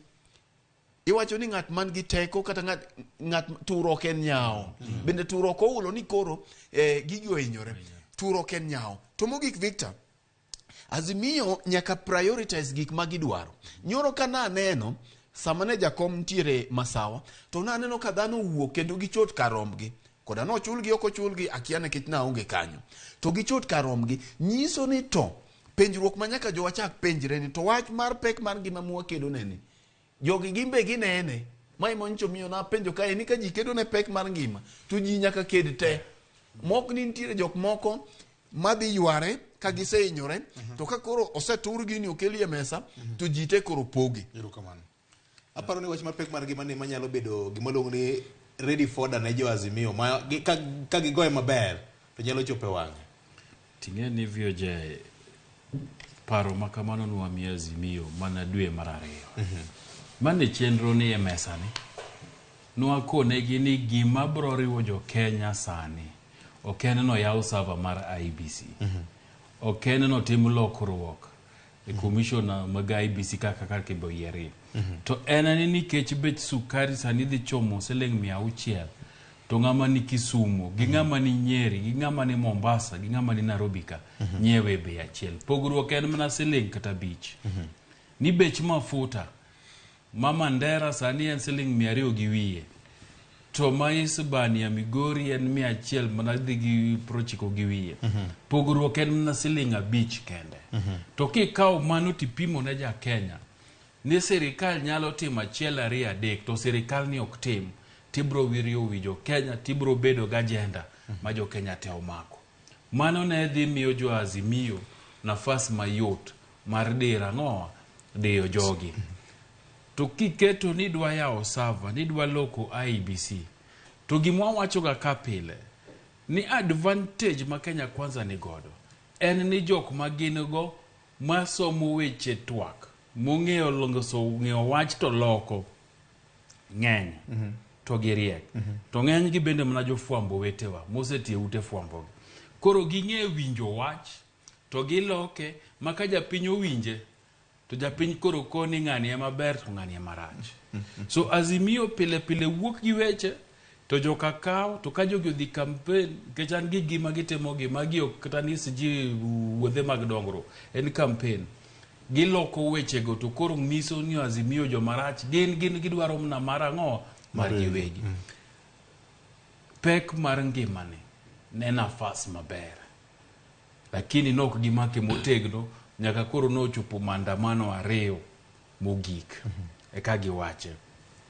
Sani gimonego gitim en ni Azimio onego manywa kinde duto madegi nyalo, grube duto madegi nyalo, mondo dhi e doho e wach Finance Act, chik mar omenda makoro dhi dio ji mang'eny. Nikech samutero gi petition kata mnaromo 100, ting'e ni japiny to ywak te, to japiny ng'en adiera Azimio gimomiyo gitero gi nie doho nikech gijaliwa gideowa. Koro kata bedo mana ni twak gidwa dhiye to gin to gisewacho ni weche mag pek mar ngima nyaka wache twak ka. To Kenya Kwanza to sekonegi ni mano to kwa bi discuss nikech wan gi plan giring gidhi e doho. To doho kae kikaw petition gi tere mang'eny to bende gibiro neno adiera ni to ang'o miyo ji mang'eny pok waneno kaka ang'o miyo jogi te complain ni gino rach. To gibiro neno lokruok to gibiro neno ka japiny bende ma ok nogone gi kura ng'iyo gi to kona adiera jogi jali maslahi mag jopiny. Emomiyo mana kaka wawacho ka nyaka gidoge piny to ging'iye ni to strategy wa mar maandamano ne ang'o giri kendo madwa time nikech adiera mang'eny dhano bende ol gi maandamano. Nikech kidwa ng'e ni dhano ol gi maandamano VOJ to chieng' maandamano koserumo kinyne idhe pikipiki tipenje ja pikipiki ni to nyoro chalo nade to boko ni jogo ne waringo go kinyi lakini karomo kar saa 6 kanyo to kori ng'eni nyaka ing'e ni tangi dokot gang'o. Neno ng'isi no bendo dwa dhi maandamano adier lakini nyaka ng'iye ni to ang'o dokot gang'o godhiambo ka onge to bro bedo ne matek mar medo dhi e maandamano. Emomiyo strategy nyaka loki. Inyalo go maandamano tikete mariek mikete ni oken kata ndalo adek kata dichiel to bedo maduong'. Titime mamuol. Itime mamuol ma jo ohala ma bende neno ni weche mag osuru gi dhi dio gi ohandgi kanyo bende wen courage tikone ni kawuono waloro dukni waloro dukni mondo sirikal kik yude osuru moro amora kawuono. Jomtokni bende uloso godo ten gimitimo mondo jogi one ni to kumwadhiye ni wadhi kanye. Bro konyo matek moloyo to wacho ni waluongo maandamano asto nitiere an gimoro ni maandamano ni wacho ga ni nitie jo maundu madonje. Nyalo bedi to nitiere jo siasa moero maundu no magin sama ji andamanano to bernegi ni nogo ng'ato no to gir ng'ato nikech sama ngodhigo kore ni neno kaka joga nyotimo neno kaka joga no dure. So jo siasa kweth gite Kenya Kwanza gi Azimio nitie mohero maundu ma en sama ji dhi andamanano to rwake joge ma jo maundu go to kone gini ka ng'wachopo kacha to kethna uru macha astang na ne ubange. So vijana gini ke nyaka gidogi gimore udi ang gidhi gitim na gimang'o waja siasa ni nokelo. So adira makende en ni VOJ twak to kuma dhiye mabor pokwa neno. Sani kaka en ni pokwa neno gimang no konyo twak di en ni Obasanjo kaka ne giwacho nwa ni ne giwinjore go Obasanjo manyaka ng'uduog Kenya ka to bed piny kendo gi ji ariyogi to kone gi ni kone uru jou ni wan koro wadwa kawo twak to wadhi godo mbele to miye secretariat motiyogo ma gimoro amora ma jogi dwa wacho titere secretariat to secretariat ng'iyo to secretariat loso gi jopiny e wi tim matwa to kokothimore kamano to Azimio bro wacho mare to Kenya Kwanza wacho mare to twak ni okubikalo jumba ariyo hotea bas. Victor kama ene hotea ni ing'eyo ni lweny ka ugoru angum gi nyawadu to nyalo gik sama ng'ani oromo dandi gangum migomb jathek migomb ng'ama thegi tiende ni ok idwa weyo lweny mondo kik neni ni ng'ani oloyi kik neni ni nyap koro ka jathek chobiro to imbende inianori aniana ka gima ok idwa no thegi ting'eno konyi. Koro ipenjori ni kind Kenya Kwanza gi Azimio ere ng'ama ne jathek okonyo sama ne maandamano nitiere cha ere ng'ama ne kore ochwakore ahinya iyinja kind piny owacho gi jogi piny owacho ne kore ochwakore ne weche mag uchumi pacho ka gin ne gidwaro jathek. Azimio bende jogi ne osaso korgi nekech Victor sustaining maandamano ndalo adek ok en gima yot nekech king'iyo gima koro ineno wanyiso wamiyo Azimio paro yor nono ni nyaka gimany strategy machielo manyalo wuothe bath maandamano maka maandamano fail to strategy machielo ni work nekech ing'eyo ni maandamano bende gik kama koro bedie mapek othuyo Azimio gi jo ohala nekech jo ohala bende ka koro neno ko ohala chung Nairobi ka endala dek to koro neno ka gini chak tuo gi jopiny. Koro saminyiso gini jogi maketho mwandu. To gineno ka dier jawala gima ka loro dukane ndalo 3. Samoro bende jonjore gi ochako dhi moturo dukane. En okia kata piny owacho ema noketo jomoturo jogo kata josiasa ema oketo jogo. En gima ong'eyo ni loan mancha en go mane onego bed nochulo ok ochul. Koro iyudo ka ndalo 3 gi dhano korgi ochwakore ma ji dwa ni bende gigoe muya matin. Koro aparo ni jogi te Azimio gi Kenya Kwanza korgi no ochwakore momiyo sama ne jatheko biro gitene giwacho ni we wayue matin. Mak mana ni sami yueyo ni to kama ne go wadunya ngumcha kue. Tiite mani bole adhong moro mochiek maber kue. Ineno koro kose kue tido ko gamo muya ochako otima ngo kata kani iole kamano to chako wuok ni gine emo mineno ka wega dhano gore maber mo yware maber king'iyo gine maber to luor betie mak mana ni sama luor betie tiwacho ni sama jogi gore malo to joma inyore gin jopiny kae. Victor Mogik okapar asewacho kae ni okapar ni en interest mar Azimio mondo bech ngima oduog piny. Iwinja nekech bech ngima kuduogo piny pek mar ngima ni kuduogo piny kabisa to onge gima Azimio nyalo bet ka wiro kendo tango ne Kenya Kwanza ni ineno mai gima ntiere.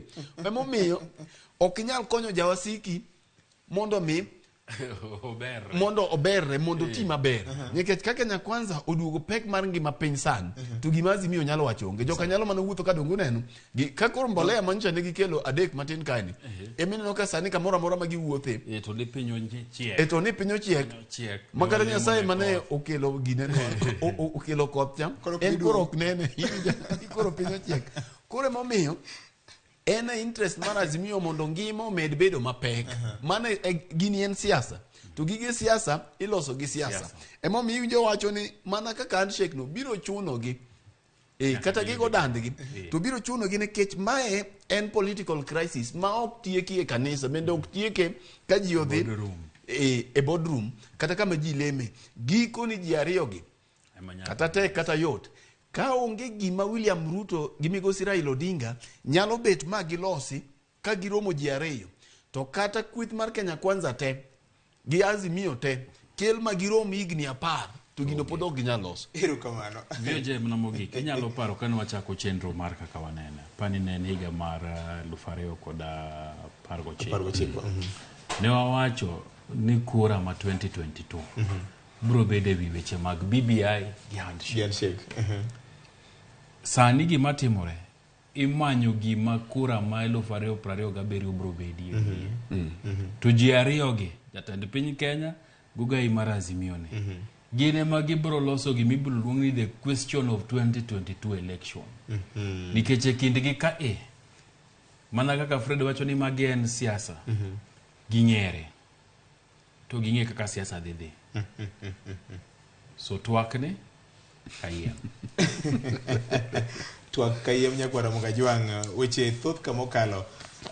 Bob kinyalo miyowa clip mar Raila ka wacho ni en handshake okodwa ma kama ji oaye gi wach mar handshake ni en bedo dhiera kama kaka noloso kane gwenge magema hono. Sema hata siku moja tunataka kuwa ndani ya serikali ya Ruto. Mambo tunataka handshake. Handshake na mkono ambayo yuko chafu. Utashika mkono ambayo yuko chafu. Sitaki kushika mkono ya Ruto ambayo ni chafu. Sitaki. Siwezi kushika na kuingia katika serikali na wewe na wezi. Nitaharibu shida yangu. Mana kamano nyakwara Mugajwang mupogore kod mano min buche maduong' mado mar ICC Karim Khan yande wendo piny Kenya ka kama ne dichone ogudu mar kondo kod mbaleny mar MKU. Wach masani osechwako lit mar siasa e kinde ma Azimio osebedo ka wacho ni gichoko nonro mar donjo ne piny owacho kuom tiyo gi teko mathoth mar kweyo jong'anyo ma oweka kwan ji malawo na 30 gi wiye ne jowito ngimagi nyakwara Mugajwang. Ma en gima osechako kelo lit kendo prosecutor maduong' mar ICC ne en okil kamaloka mar William Ruto jaduong' mar ICC.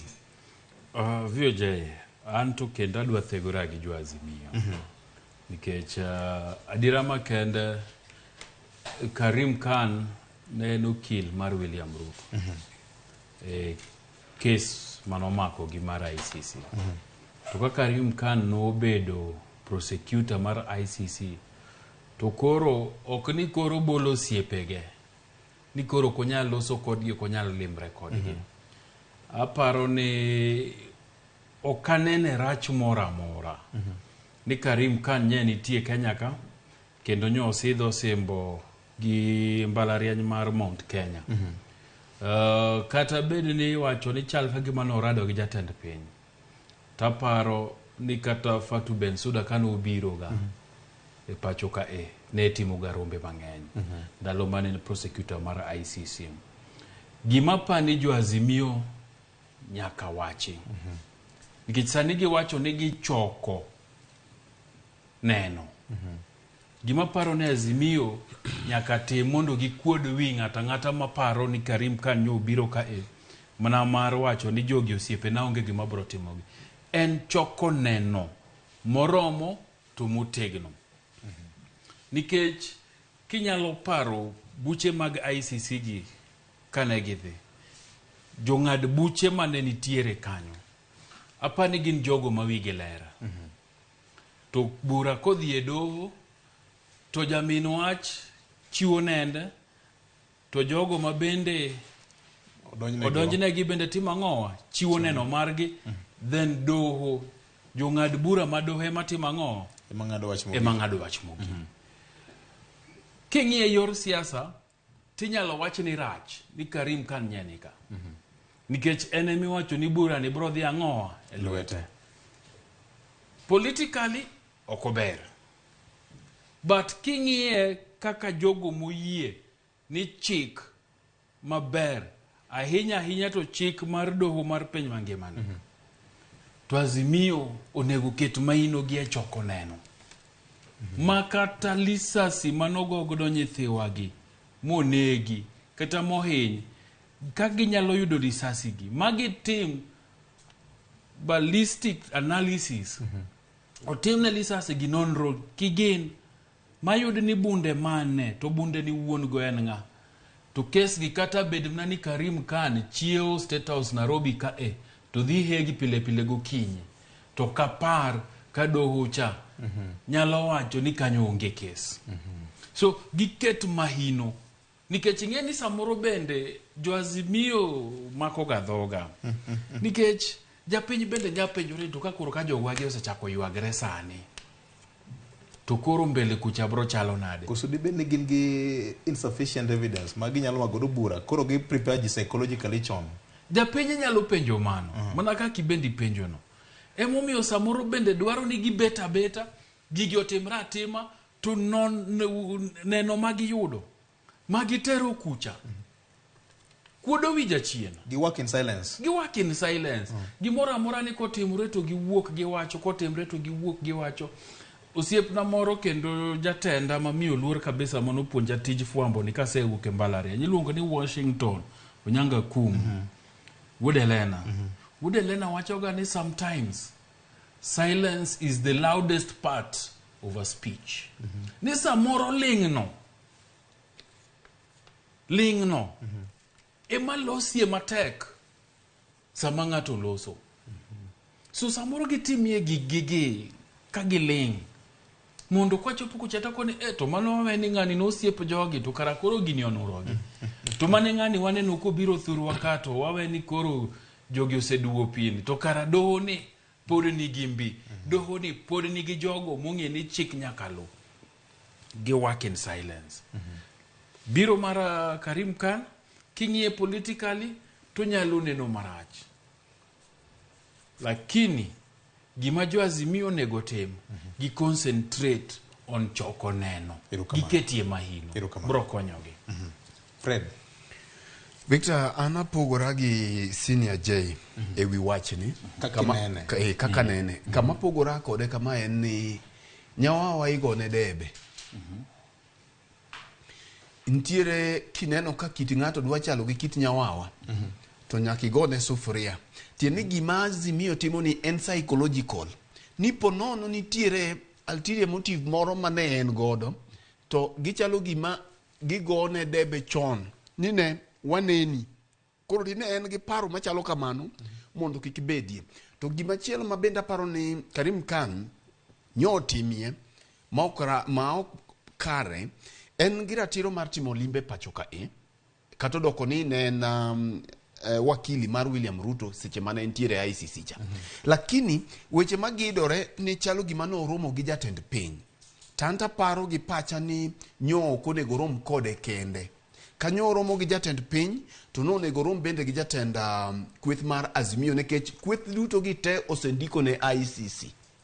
Koro kata doko ni no nyalo romo kode kaka osiepne, lakini ko romo kode kaka osiepne to osiepni ni ntiere jok ma yware kode kacha. Ingeni tabu manitiere ka Fred gi JB no biro e capacity mare kaka the prosecutor mara ICC koso private bas koro no nego koro no biro kano biro kaka private e yore mane ubiro gi Mount Kenya University no nego tiek gi kacha ma ponono kech podok wanwango evidence to liekore ni no romo gi jatend piny. Koro kano romo gi jatend piny mae e kama koro wach ni bedie marach nikech gima giwacho gi jatend piny sama giromo to yudo ka Azimio ndiko barua, Kenya Kwanza bende ndiko barua. Iparo ni jo Kenya Kwanza ne nyalo paro nade ka giwinjo no romo gogai mar Azimio to ko romo gi jatend piny. King'iyo kata mana Obama kane obiro pacho kae bang' kosea e telo kata ka ne ni e telo gi jolimbe duto madongo tiyudo ka giromo ga gi number 1 civil society, giromo gi jatend piny to bende giromo gi jatend kweth mar opposition e sechego. Koro chich moro ok bedie ma ng'ato paro ni wakia gima wacho kocha nikech number 1 mano obedo wakili ne. Erokamano. Mantiere erokamano ahinya. We mos kum ng'adi iparo ni weche manyien lak saa deko chiegni ka Ramogi FM nyakwara muga jong obro mana ng'uke gi kanyo mana matin mano med mana kete kaka en gi penjo mora mora wach mora mora in thuolo mar oro achiel kachiel ka Fred abro duogo iri kendo bang' weche manyien ma saa dek nyakwara muga jong ma en kaka wanene kokal Ramogi FM gi Ramogi TV.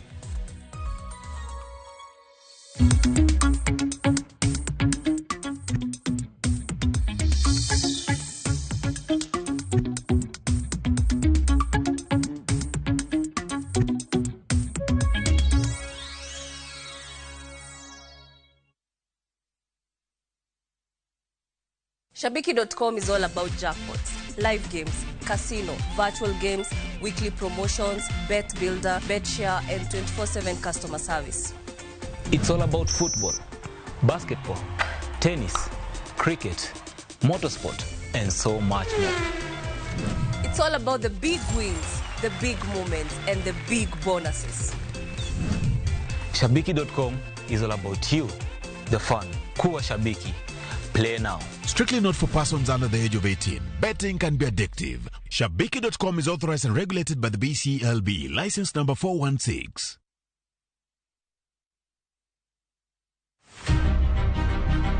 Jok mamine gin singo mar oganda. Nyakwara Mogi Ajwang' piny sani olony. Wawuok e ndalo machon ma ng'ama miyo ne en mana ng'at mabedo e pacho.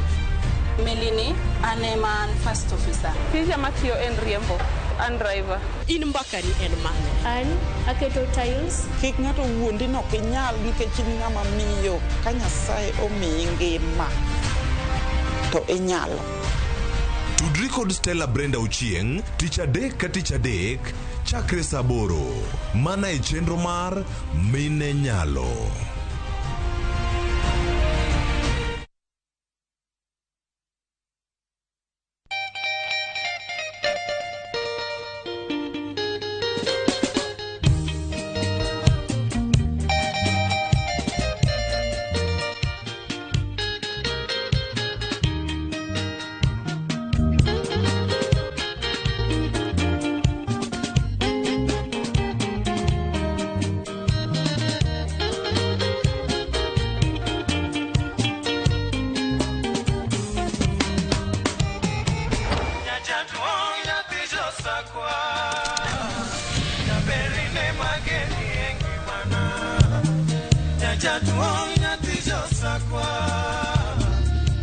Radio Ramogi, Cartoon Jaluo. Radio Ramogi.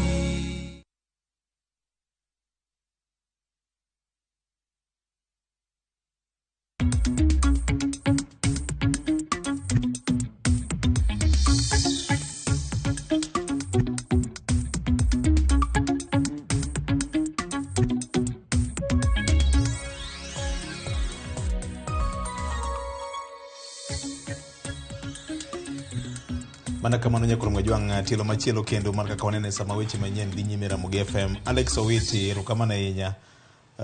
Mano wuon Jerman Masin oyawore uru nyikwa Ramogi piny igero gi mbaka owacho kamano. Mano boda wan wuod daktari. Wuod daktari. Kalefigo wacho ni Jay Bonyo ipingo yiero mar Kenya Kwanza sana chungwa kod Cheruyot. Ichungwa kod Cheruyot. Nyiswa ni farm mar tumechoka bende nigi geno Azimio chando serikal nono. Mano Caleb Figo. Erokamano. Victor Marende erokamano ahinya. Iwacho mana ni imbe se yore machiegni maka juma mbaka ema gero piny kendo amora ahinya gi twak makawuono nyinge en Josiah Kiboge. Erokamano ahinya. Mboya Tom kawuok Dandora area phase 4. Raila to wuodwa kabisa ma oseketo joluo malo e piny mangima ma pinje ong'eyo. Joluo gi politics marwa eni wahero ratiro tok mibadhi. Ratiro marwa osehinyowa. Telo ok mi ng'ato tele kao penjo mar bedo kamano nikech ma en Uhuru Kenyatta mane jatend piny Kenya mane omakore gi jakom makata onge power mane Ruto nyalo bedo go nobedo nade ni gino chako paso e lwet jakom. Ayie gi wach ni nyawawa nyaka gone debe ka jo Azimio ling to ji ma midhiero gi chandruok omako biro paro ni gisego bargi piny makoro giriwore gi Kenya Kwanza. Victor ayie gi Jay Bonyo jogi nyaka we twagno giwe sirikal odwenyre adwenya nikech ne gidwa sirikal githemba ka githembo ni chieng' moro jo Kenya biro ng'ado ne gi bura. Lazaro Kanyambok Raila mondo o cancel bipartisan talks nyaka Ruto show some respect to Raila mondo o upgrade his struggle okay Lazaro ateno gikidi jakanyada Ubolombo erokamano adonge mano ka konene erokamano wana ka konene makmana ni nitiere mamoko ma chik utamowa ni ok wanyal dhi mopogore gi atua makamano. Victor oyawore Kenya Kwanza bedo insincere. Mar ariyo Azimio pok ong'isowa ni gin gidwaro ang'o hie. Secondly ni Azimio chal gi ma twak ochuno gi molo kaka Kenya Kwanza ochuno gi. Mae momiyo jo Kenya Kwanza boro ne gi wach onyalo gi kabisa. Nyinga en Frederick Odhiambo Ohango kani dala mar Imbo Senge. Mogik masomo ka Victor threshold ma owacho mar ICC no pok ochopie. Deber ka Azimio omanyo migawo moro mok mar piny owacho mondo dhirne gi gino nikech ka Azimio donje to odhi neno ne en gi political face mare kendo bedo mayot mondo ji dismiss. Azimio must be very strategic giwe weche mag siasa mar somo gazeti tieng'ow. Mago gin pa jopiny uparo nade kaka jopiny neno Jay Bonyo? Wakwonga wache na mar threshold moriore gi kama sama waonge amo ma wawacho ni ICC oketo rea moro manyaka neno mitero chopia. Emomiyo an kata Fred apogore koda kamoro kanyo akone gigone nyawawa sufria onge makosa lakini giketie chir ewi japiny mane giwachone ni gidhi choko neno to mana ka ng'ato chako wacho kanyo ni gimanye migawo moro mok mar piny owacho mondo gitigo bro bedo maber ka nitiere jok ma gitiyogo nikech ing'e ni samoro bende jo Azimio giwacha ni gichoko neno to kochopo kuma koro neno gi openjgi to gin kanye tinyalo yudo ka onge. Emomiyo nyaka gi concentrate ni to wamanyo neno risasi manogo Nairobi Mlolongo manogo Kitengela mogo Emali Dereyo risasi mogo Kisumu mogo Kisii mogo Migori mogo ballistic tests mwatimo ogolo nang'o joma no hinyoregi report mag daktache tetetetegi ni kanye report wacho nang'o jogi bendo ndike statement magi wacho ni an nogoya katimang'o kadhi kanye ne wane maandamano mamuol nwatimo achiel ariyo adek nikech threshold miwachono oreyano mar ICC ni malo kabisa to bro bedo gimarach ni okter kes kata bura doho mar ICC no to mna the first day to jogi koni neno gi okoromo doguru timo ang'owa uom neno moro emomiyo Azimio nyaka ket mahinogi emanyo neno nikech ok tiang' bedie gima ber noneg nyithind ji ohiny nyithind ji oketh gik ji mang'eny oroch ratich ji mang'eny to bang' higni 5 to onge gima osetimore lit ga ahinya kwa paro wach mar nyathi maniluongo ni Samantha Pin mano bilo donje odgi to go jonyuol ne to goye motimo ang'owa motho ka nyaka sani jonyuolgo neno gik matimore tete sani to onge kata ng'ata achiel obedo bila obed jasiasa mosedonjne motere doho maneno mna kaka public inquiry chano ogolo ni nitie jok mane oro bila manogoyo jogi manyaka kawnegi chik to onge gima osetimore bro bede marach gikaw nenogi mondo for the first time wane ka ng'ato odonjne motwe nonego nyathi ng'ato kayiem. Fred kapok abiro iri wasome mamoko masanja ka Victor challenge ma Azimio nego en ni gi lack communication strategy wach mar inclusivity ma is one of the key things maging'iyo e talks gi jo Kenya kwanza interpret mopogore ni gidwaro handshake mane genesis mar gigi duto nobody in Azimio osewuok oko mar lero weche gi duto what they mean by the term inclusivity. Then secondly gikawo ni en nature mar jakom ni yiero koluongi kata kobage kamano to koyie duoko to manyo yore mamoko mar tiyo machiegni kod sirikal. Donge ma biro bedo ne matek ahinya moving forward e puodho nyinge ne oganda jo Kenya. Onge tiende owewe gini awacho osejogore gi lak nyinge en Michael Odhiambo Odwa wacho kama ne ote mareka. Fred Tulumari. Victor an gipacha to kapani nitiere gima ICC nyalo konyowa godo.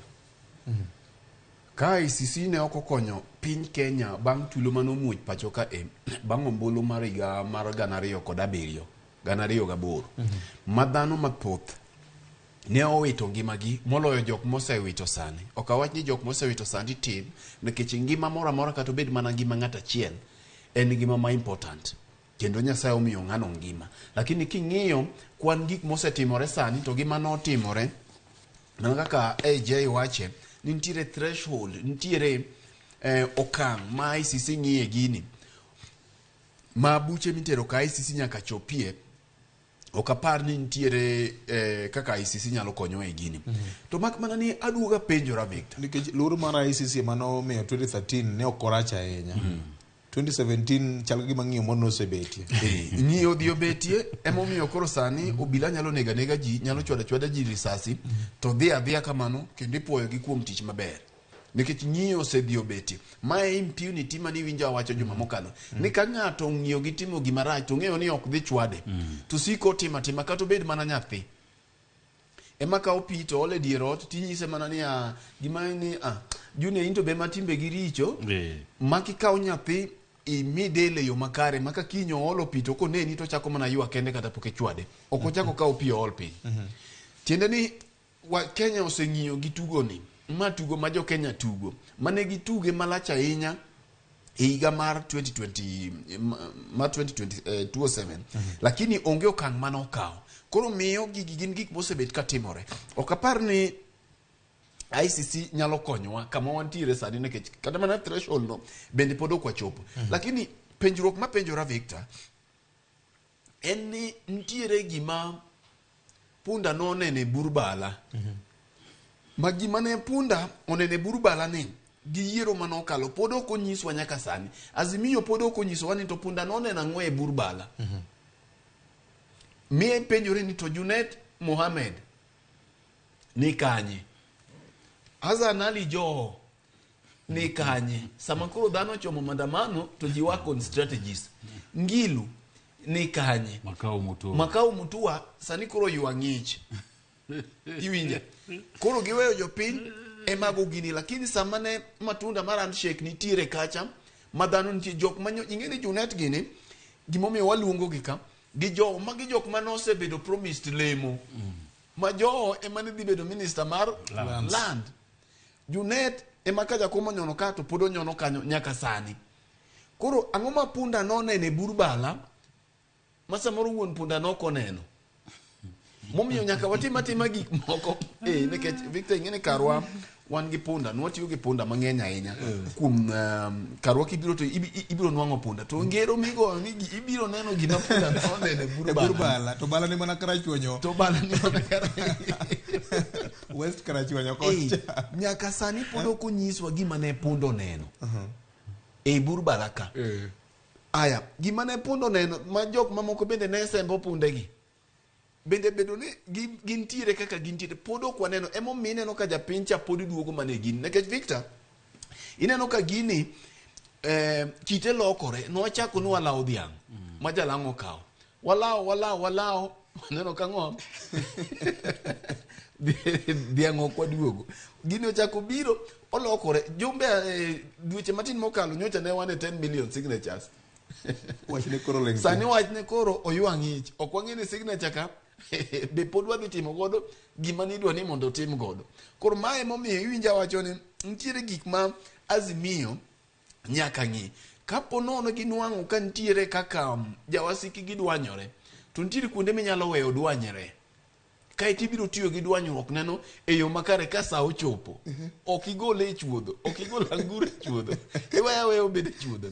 To kibi gole kacha to anguro dok wacho ni dongi ne jali manomiyo tienda ler tanta ng'iyo gi tielo motimo ang'o gi tielo molil. Magi gin gik ma Azimio nyaka ng'i. Strategy ma gibiro godo sani nekech William ok en Uhuru. Strategy mobiro godo opogore gi mar Uhuru. To bende gima nyaka ging'e sani ka nineno ka ne giboga William matin mo obiro ma ji obet piny to bang'e odonje campaign. Mogo campaign Mombasa kendo sani ogo campaign kanye Mount Kenya nikech gik matimore ka ok gin limbe mag dongruok. Limbe mag dongruok iwachi weche mag dongruok to ok wachi weche mag campaign. Koro gin jok mosechako campaign to nyaka ging'e ni bende mondo mi jakom Rom kata ma gibedi winjruok mar siasa gi William Ruto nyaka ikre ni jok machalo Rigathi Gachagua gini nyaka weye. Magi gin adier ma nyaka wawachi. To as long as ni William Ruto pod omoko gi Rigathi Gachagua e yor siasa ma bende samoro nyalo mana lokore bang' yiero mabiro. Pod ywaruok e kinde gi jakom nyaka dhi mbele. Nikech jakom ni e ng'at ma ka gitimo kama Central kacha en a uniting factor. En ema ka William Ruto dwaro mbuch jo Rabuon jo Central to nyaka tim na nyaka kidre kode mokidre kode kabisa ma joka nene. To kupono kelo jakom ma giromo mamano bende gimoro amora nyalore e siasa. Ok wanyalo wacho gimoro amora nyalore e siasa. Ng'ama nong'eyo ni jakom ne nyalo tiyo gi moi ne onge. Ng'ama nong'eyo ni jakom ne nyalo dini penje jakom kapoko omoso Uhuru ni bende handshake nitie. Ok dino nyisi ni nitie. Koro gimoro amora nyalore e paw siasa ka. Lakini maduong' moloyo ok en interest mar japiny e paw siasa ka. En interest mar jotelo. Kae to koro jopiny nyisogi ni mae yo luuru. Mane momiyo jatelo telo ne jopiny. Omanyo yo kosemanyo yo to nyise ni bas koro kama yudo ni mae maber to ma timore across the divide. Ma timore ne Kenya Kwanza, ma timore ne koni. Giming'e ni ka William Ruto pod odich gombulu mar Central to kinde gi jakom pod nyaka beda kaka nitiere no. Kare gini wacho ni jatelo idona chikra futa di. Tigeni ugo weche ma Fred wachogo. En adiera nikech kanya loso gi jowa ma jo Nonro to giwacho ni en hero mar Rigathi Gachagua gi Kimani Chungwa gere mondo kik Raila Amolo Odinga bedie winjruok moro amora gi William Ruto. Nikech sama William Ruto gi Raila Amolo Odinga bet piny moloso ma winjruok nitie to ng'ato ni ka ni Uhuru Muigai Kenyatta manyaka donje equation no. To kose donjo to giwacho ni nitiere kaka jo Mount Kenya kura ne gigoyo ok ni nikech nok gidwa Uhuru to nikech ne giparo ni Uhuru no ondhogo Ruto. Ok ni ok gihere ma kanyalo bedo kuma Uhuru Kenyatta gi William Ruto nyalo bedo piny to pod gin gibro wacho mana no Uhuru Kenyatta ine kiongozi. Tigeni ki Uhuru Kenyatta wuok ni ene kiongozi to Kimani Ichung'wa, Rigathi Gachagua, Ndindi Nyoro, kanini kega geregi masani koro go koregi kargi orumo kendo lala kore ka igi pod tin pod gitindo emomiyo en hero kendo dwaro kendo alamo margi ni kik bedie chieng' moro achiel Raila Odinga bet ka to William Ruto bet ka to giwacho ni wan to koro wadwa timo ang'o, wadwa dhi mbele kanyakla. Kare gin bang' ka romo osebedo Mombasa e bwoko mar Obasanjo ano e guru nene gi MPs moko kamoro Lavington ka thago gi gogi kibaji to mna kaka Fred owacho 2018 kachakore onge ng'ama nong'eyo ni Raila Amolo Odinga bro chung' kamoro achiel gi Uhuru Kenyatta magi wach ni wan koro wadwaro ni Kenya dhi mbele onge ng'ama nong'eyo to ne gitimo emomiyo mna kata mano ma ebe jigaga korgi oko ka onge ng'ama ne nigi ayany mlich kuom jakom Raila Amolo Odinga maingo Uhuru Kenyatta to ne giluongore ni my brother no nyalore kendo mna higa ma wantiene donge ma higa ma bende Ruto wuon noluongo jakom ni my brother to Victor gi kama senior Jay wacheno kik wi wil ni kanyocho Obasanjo ni pacho ka nyocha oketo jakom moromo gi William Ruto kaka koro wan gi Jay ni koro ine Obasanjo koro ine mani chungwa ne onge Kalonzo Musyoka ne onge Karua Gini ne onge ne gin ji ariyo pod ok owaneno picha mawacho ni ne gigore ngum kendo ne ok ginyier nwagombo neno kaka ne gimosore kanyo koro gima timore kachiena japogore gi gima timore e dier ot joka noromo to bende koda giromo otieno koda giromo ok wadwa wacho josiasa ok inyal ng'eyo sama giloke pachgi emomiyo iwinjo kowacho ni jochiende mag handshake ema chieno Kimani Ichung'wa gini ahinya to chieno Rigathi Gachagua gini ahinya to chieno bende joma ni kazi miyo moting'o Martha Karua gini ahinya nikech ging'eyo ni ponono gini otimore ponono jogi oromo magi moro amora bende nyalore magi jok mane osetiyo wang' achiel to ging'eyo ni mane kama siasa margi nyaka koro gichak gidogi e drawing board to bende gima Jay wacho ni jakom koromo gi William ting'e ni Uhuru Kenyatta bende ni kanyo to ka Uhuru Kenyatta obiro ntiere kaka bedo no Uhuru Kenyatta en Uhuru Kenyatta sani no ntiere kaka no kepo equation ne jok mantiere masawa kuom sani koro gigi gidhiga ka gilokore kaka jogi dhi nindo Victor ni wacho ni kama sama ne jakomo wacho ni Kibaki tosha ne gin gi nyachaye e magawa moro mokadwa luongo nyinge to ko ng'ada ndara ne to iwacho ni chalo gima owe ni we adhi oko kama to kanya chaye ting'o wang'e e TV kama to neno ni Kibaki tosha magi kaka gigi timore e siasa koro ng'at ma ok inyal ng'eyo jogi kaka gidhi nindo gi kaka gichiew pogore to gimineno jasiasa tamoreno mane gima nitie donge kinde duto gibire gwenge wacho ni an kaka neno sani aneno ka jopiny wacha maber aneno ka jopiny to japiny ma bende no wuoyo go wache maber kata chiel bende ene moneno no kamano nyakwaro mwejo ngodhi okang' moro machielo bang' weche manyien ma saa 3 okinyi makone Ramogi FM wadhi nyime kod kaka wanene okinyi mano makawuono juma mokalo chien jatend piny Kenya William Ruto ne ochuo kome nyasi mar keto kogno mar orak ne apisa madito mag sirikal kamoting'o jotend migepe jogoro mongirore kanyakla kod directors mag migepe mopogore opogore odiochieng'ono ne ogolo siem mager ahinya ne jotend migepe ma owacho ni yulo nyaka tich ma kaka jatend piny Kenya Dr. William Ruto noloso kaotemo dhialo wach mar performance contract mane ikete kogno kod jotend migepe penjo maduong' ka nyakwar Mwajwang' en gin penjo ariyo ni mokwongo keto kogno e performance contract ni bende nyalo bero chenro mag sirikal ne jopiny to mar ariyo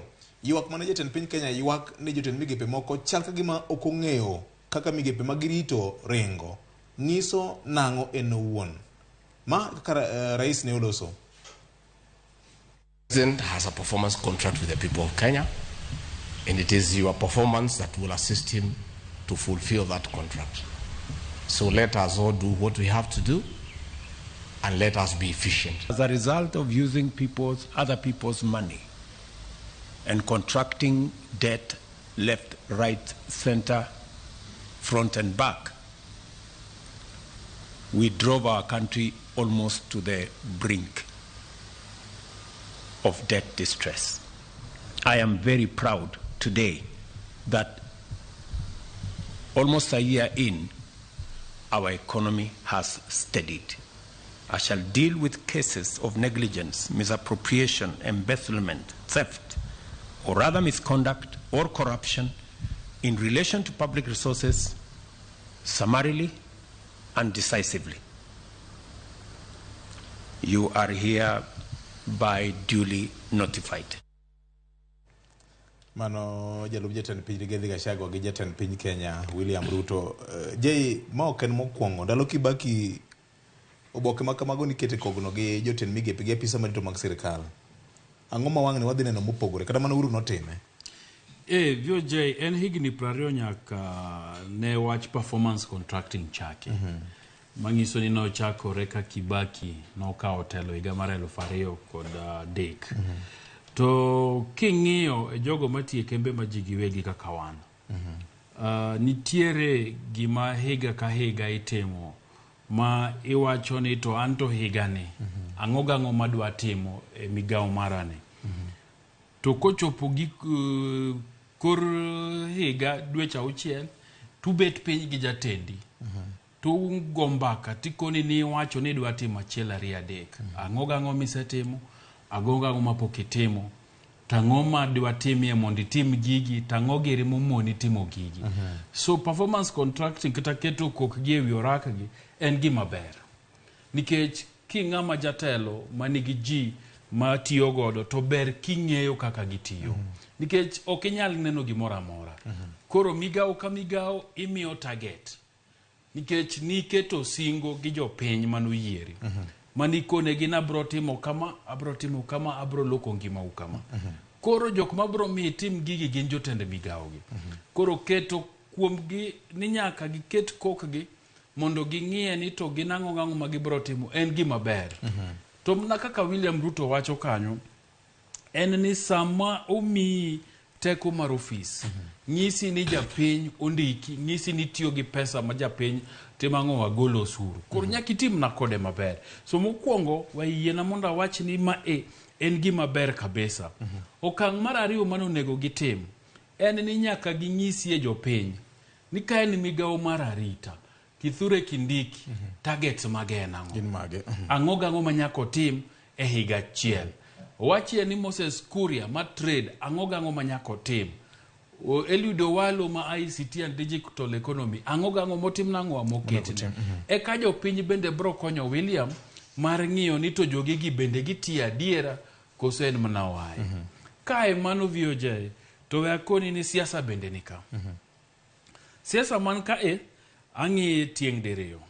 Mokwongo William no ywak ni samoro nitie jok mogone gi simu to penjo gik moko to kia to onge. Gimomiyo wacho ni siasa nika en ni mondo wach gige lela. An kaka aneno ni jatend piny Kenya William Samoei Ruto ne manyo nafas mondo koro sani olok patano kako dwa tuge. Nikech samise ywak ne jopiny ni jogi mokagone gi simu kata gima timore moko neno koleo ka na koni gini saa 2 to ma en kandarasi mobedo kodu gi jopiny to gibiro ka gileo to traffic bende kigiwach ni ne gilewe ndara. William lay ground. Lay ground nikech ka idhi e siasa no yieri to nitie ji mang'eny mosiri. Manyaki timang'o nyaki duok lwedo. To samori duoko lwedo to i kucha. To i wang' tikoni to koro Fred ni to amiya lakini gi chunya kato hewe okonego bede ka. Koro ginaina ni mi nafas maber. Mar kone Fred ni wuora tich to nami ka siasa nwagoyo to nami tich. To e tich otami. Koro ang' ni timang'owa ang' ni thegri koda abro neno kuma bro ketie. Nikech kata moko kuom gi iluonge bunge to ok dhi. Kata mana ute mag fwambo kaka koro wan ka gwelo moko tok bi. Emomiyo ni winjo ka Rigathi Gachagua ne wacho ni sirikal ni osetimo mang'eny to jopiny kia nikech jok monego timgi oluoro kata dhi e TV mondo tim ang'o wach ne jopiny. So e siasa aneno ni jogi lay ground ni mbele ka nikech gichiegni kawo higa achiel nyaka ne gicham muma. Tarik 13 dwe mar 9. So odong' mna dwe achiel. Ten higa achiel nyaka William Ruto ne donje telo mobro go chien to koni ng'ani osetiyo, ng'ani pok otiyo, ng'ani ok adwa, ng'ani adwaro mondo miye nafas mayom. Makata kotimre kamano to japiny koni adiera nowacho ni nitie moko makogone gi simu to kia kata gima timore matimore migepegi. Koro mae miye nafas maber. Mar adek mondo awene Fred en ni nitiere gik moko mabendo wacho. Nobro dwaro accountability kaka jitiyo gi pes jopiny. Ni japiny umiyo wa nafas mar tiyo negi watine gi weche kamag mibadhi gerege. Okwabeti mang'owa okwabi entertain. Ana dwa penjo William Ruto kapo no winjo kata nitie jok mowinjo. Ni mibadhi mokwongo manitie serikal en kit helikopter ma jotend migepe ringo godo to gi PSS gi ringo godo e kor piny ka gidhi timo gik moko. Ing'eni ka in gi serikal mikoni onge pesa. Tiwacho ni serikal ok ni Nairobi kende. Wang serikal e gweng' en assistant chief, to en chief, to en sub county commissioner, to en county commissioner. Ang'o momiyo jotend migepe moko nitie ma en koro juma en mna gi helikopter owuoka, ofuka, odhika. Pesa helikopter ni en ang'o madotimie mar bero japiny ngima japiny ma gik monego timgo or county commissioner mondo dhi otim. Gik bidwa dhi timgo or directors manitie at the regional levels mondo dhi otim. Nikech kiwacho ni sirikal onge pesa, kiwacho ni pesa ma japiny omiyi mondo itinege go nyaka iti godo maber. Ok apar ka ringo gi helikopter juma ka juma, ma e juma achiel ringo gi helikopter di par, to juma nigi ndalo 5. Ok aparie kamano en tich maber gang'owa gi pesa japiny. Mar ariyo, ok aparie ni minister kowuok ni dhi kamoro to geche madongo matie gi dongo makiro buru kuom wage geche 15 nyaka luwe. Ok aparie ni minister kowuok Nairobi ka ni dhi kata kamoro Kirinyaga e tich to wuok gi ji te matiyo ofise mondo dhigo. Nyaka giloke strategy nikech mano bende ka japiny bro ng'en adiera serikal ni jaliwa to weche miwacho ni pes japiny nyaka tigo maber ni gitimo. Nona to gibedo wacha. Okay, Fred. Victor, donge ogwang' nyuolo mano ogwang'? Hey! Fred. Pinyo kinyi. Puro kinyi ura. Pinyo kinyi.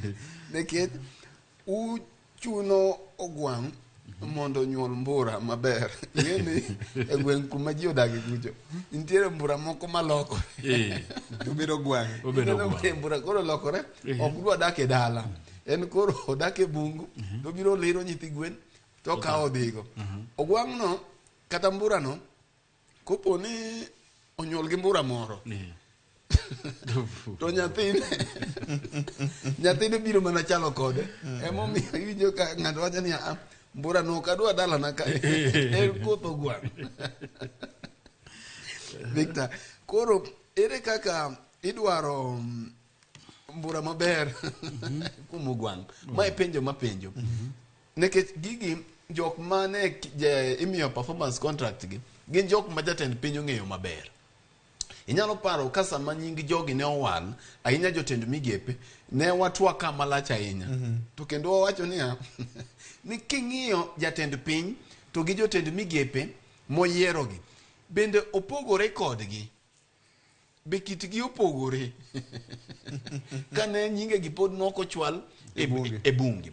Victor, adier mantiere ka en ni gigi gin lemogi gin lemo moyier kisiasa. Mana kaka Jay wacho ni nitiere role kata namba mane ng'ato ogoyo. Koro namba mane ogoyo ni nitiere jopiny mane okelo kata nitiere gima notimo sama ne ji timo campaign. King'iyo cabinet masani ni otemo pogore gi mar Uhuru Kenyatta gi William Ruto ma 2013 mane giyiero jok mane oluongo ni jolony kata technocrats. Mae ineno ka josiasa odwa betie mang'eny, to inya josiasa manogo siasa yiero manokalo. Koro ncha ne iduoko lwedo. To ng'at miduoko ne lwedo ok inyal mor ne ahinya. Nikech obiro nyisi ni dong ipar samoro bende nitiere richo moko musetimo kode chien kacha. Mong'eyo. Momiyo kata koro ineno ka gik moko nitiere madhi marach to ok inyal wuoye. Emomiyo kaka jei neneno amba nene kamano. William Ruto pedho mesa oikore ni ponono ki siasa jogi ok dhi kode maber to koro dhi thuogi gi jopiny. Mae kaka piny owacho tiyoga. Moi bet ne tiyo mopogore nikech Moi ne wuok nikech ne en gi mbi mathoth. No wuok to wacho ko gik sabiri uromo kode to ko gik sabiri to kosetimo changes ilando ni ngane osetenglo ni na mageuzi hayo yanaanza kutekelezwa mara moja. Bas manani mar William ni ochalo ng'at maloso mbele. Ochalo ng'at maloso mbele mondo mi ko gik bangi gachiel to koro ochalo ng'ama neno ni mancha no mi to ma otami. Mak manani gigi ok kawe gi buok. Onge gimokia kata jok mawacho no gone gi simu to samoro ng'ato kia gimotimo ni ipenjori ni to fwenyo karango ong'egi ofwenyo karango ni jogi okia tich ofwenyo karango ni moko kum jotend migepegi ni ania kanyo to gima gitimo onge. Koro ochalo ng'ama ochalo ng'at mantiere ing'eno nitie opira moro makitugo to ne iwacho ni yuora nena chwade malo opira michwado malo cha en ok igoye mondo ilo en igoye mondo yuori one ni ng'ane karanyago opira nikech ing'eni yuori ni e pap. Koro yuor William kae en jopiny Victor.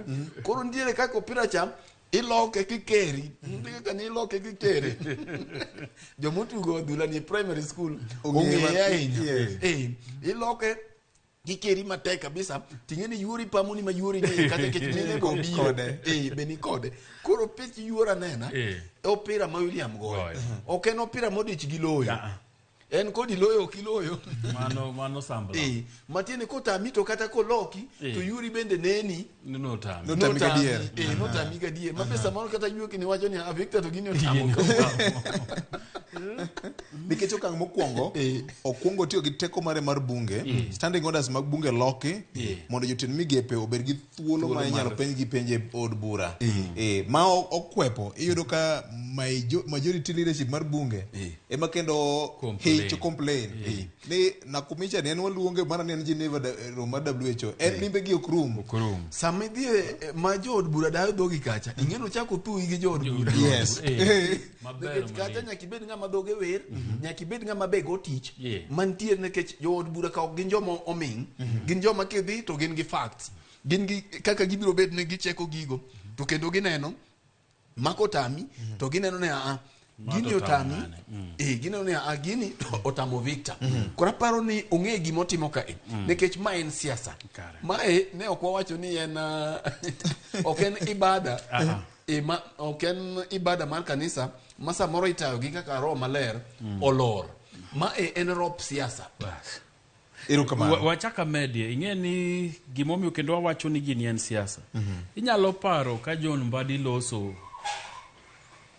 tarik mane bunge puodho joge John Mbadi nowacho gimoro ni William Ruto yiero campaign managers mage ma 2027 tigeni sama ine campaign emomiyo seche kana ko ni William Ruto sani wuok ewi mtoka koloso ma ok ni ong'iyo weche mag maendeleo ma Kiswahili luongo ni miradi ya maendeleo ok gin miradi o campaign ne 2027 emomiyo jogi no yiergi ni kata ketie migawo ka to yiero ma yieri godo nyaka itim ang'o nyaka iser na ombulu to nitie moko ma bende tindo siko Nairobi to siko kuonde ka Geneva miwinji wacho ge gin na New York ok gibed ang'o Kenya ka emomiyo ineno ka Rigathi Gachagua nowacho ni moko kuomu loko na lewni airport ok udak Kenya ka inoko to kiduogo to lepie miloke airport kati chaki dhi kanye ichaki dhi piny moro. Emomiyo for the first time waneno ka sirikal wacho ni jatend migao okone gibedie oko mar Kenya ka moloyo ndala 7 e juma. To moko loyo ndala 15 e kind dweche diwa ang'wen to moko loyo ndalo 45 e higa. Gimomiyo gitimo kamano nikech gineno ka jogi koro ok gin campaign managers mane giparo ni biro bedo campaign managers. Jogi koro ni mana diaspora to kuch diaspora to tin. Emomiyo neno ka Rigathi Gachagua moseyawo kodwa lweny kaka jofwambo nyaka ne chamo muma. For the first time muabuok kowacho ni iluongo we TV mondo dhi wachne jo Kenya gimo wasetimo to uonge. Ni biwenjere to kara Rigathi Gachagua ni bonge ni tijwa mar fwambo ni bende ber. Kara konyogi nikech ging'eyo ni campaign managers mane giyierogi ok gonegi campaign kaka ne gipango. Emomiyo koni safari mariye ka ma piny Kenya ka to jatend piny Kenya ok bitim ang'o ok bitamore. Koro in ok watamo udhi oko watamo uni ndalo mudhiege manyaka waduok piny to iye ka to luorerie wuothi dhi los gi jopiny wachne gima watimo ang'o wasetimo nikech gisechako campaign ma 2020. Penjo mogik ka walungo wach nikech ano ka sabe ndingo matek ahinya. Jay Bonyo gi Fred. Nyalo bedo ni jatend piny micromanage sirikal. Bedo ni koro nyalo gocho ne PS direct gi directors mag ministry. To wan kanyo gi clear line chain of command. Ovyo Jay kise tende chalo mar Moi kaka ne itime chon mano nyalo gocho ne kada chief mane gweng'. Kise winjo jok mosetiyo machiegni gi William Ruto. To gibro kono ni William Ruto en ng'ama dwa nong'e gimoro amora. E department moro amora. Adira makende monego wamiye puoch gi pake ni wiye ler. Ndalo mane jatend migao mar pur kana pod andiko Daily Nation na bete buchene mang'eny. To koloso penjo mopenjo kone ni ng'ani riek to ng'ani ong'e gimoro amora matimore. Ting'eni kisedongo kamano ni jatelo ma jong'e ni riek jong'e ni ng'e gigo matimore. To kidwa ni miji nafas mar ng'eyo ni kamoro kikia gima timore. So gima William Ruto timo en ni osiko manyo information e migepe mopogore opogore gi. Nikech mokwongo mane kite mar bedo ni ong'eyo makata ka jobire bura to kuonde ong'e gima timore. To mar ariyo bende en mar siasa cha mondo kijatend migao to penje gimoro to ko penji adek to yudo gakikia to bro yot ne mar timang'owa goli oko. Bedo micromanager ni neno kata ka jo siasa mosetiyo kode wacho ni en ng'ama ohero ni lwete nitie kamoro amora ma gimoro amora matimore ong'eyo. En management maber e sirikal. Nikech sirikal ka bende wawinjo ga ni dhano dhi to we kode to kinegi. Nikech kata gima ni neno kano chako ni buche mag jotend migepe itimo online ni onge kalatas. Miye bedo gi ng'eyo mayot momanya manya ni sama wan ka to Fred Ogwena ndiko notes mage. Nikech gina system. Gik moko ne gik sirikal bedo digitized. Niketo pay bill achiel mondo bed no ng'eyo ni sirikal ni timo ang'o pesa di ma wachoko ang'o mane kite. So micromanaging no kembe mag ji giwegi kata ok ober. But sirikal to bro konye nikech obro bedo gi ng'eyo maber ahinya.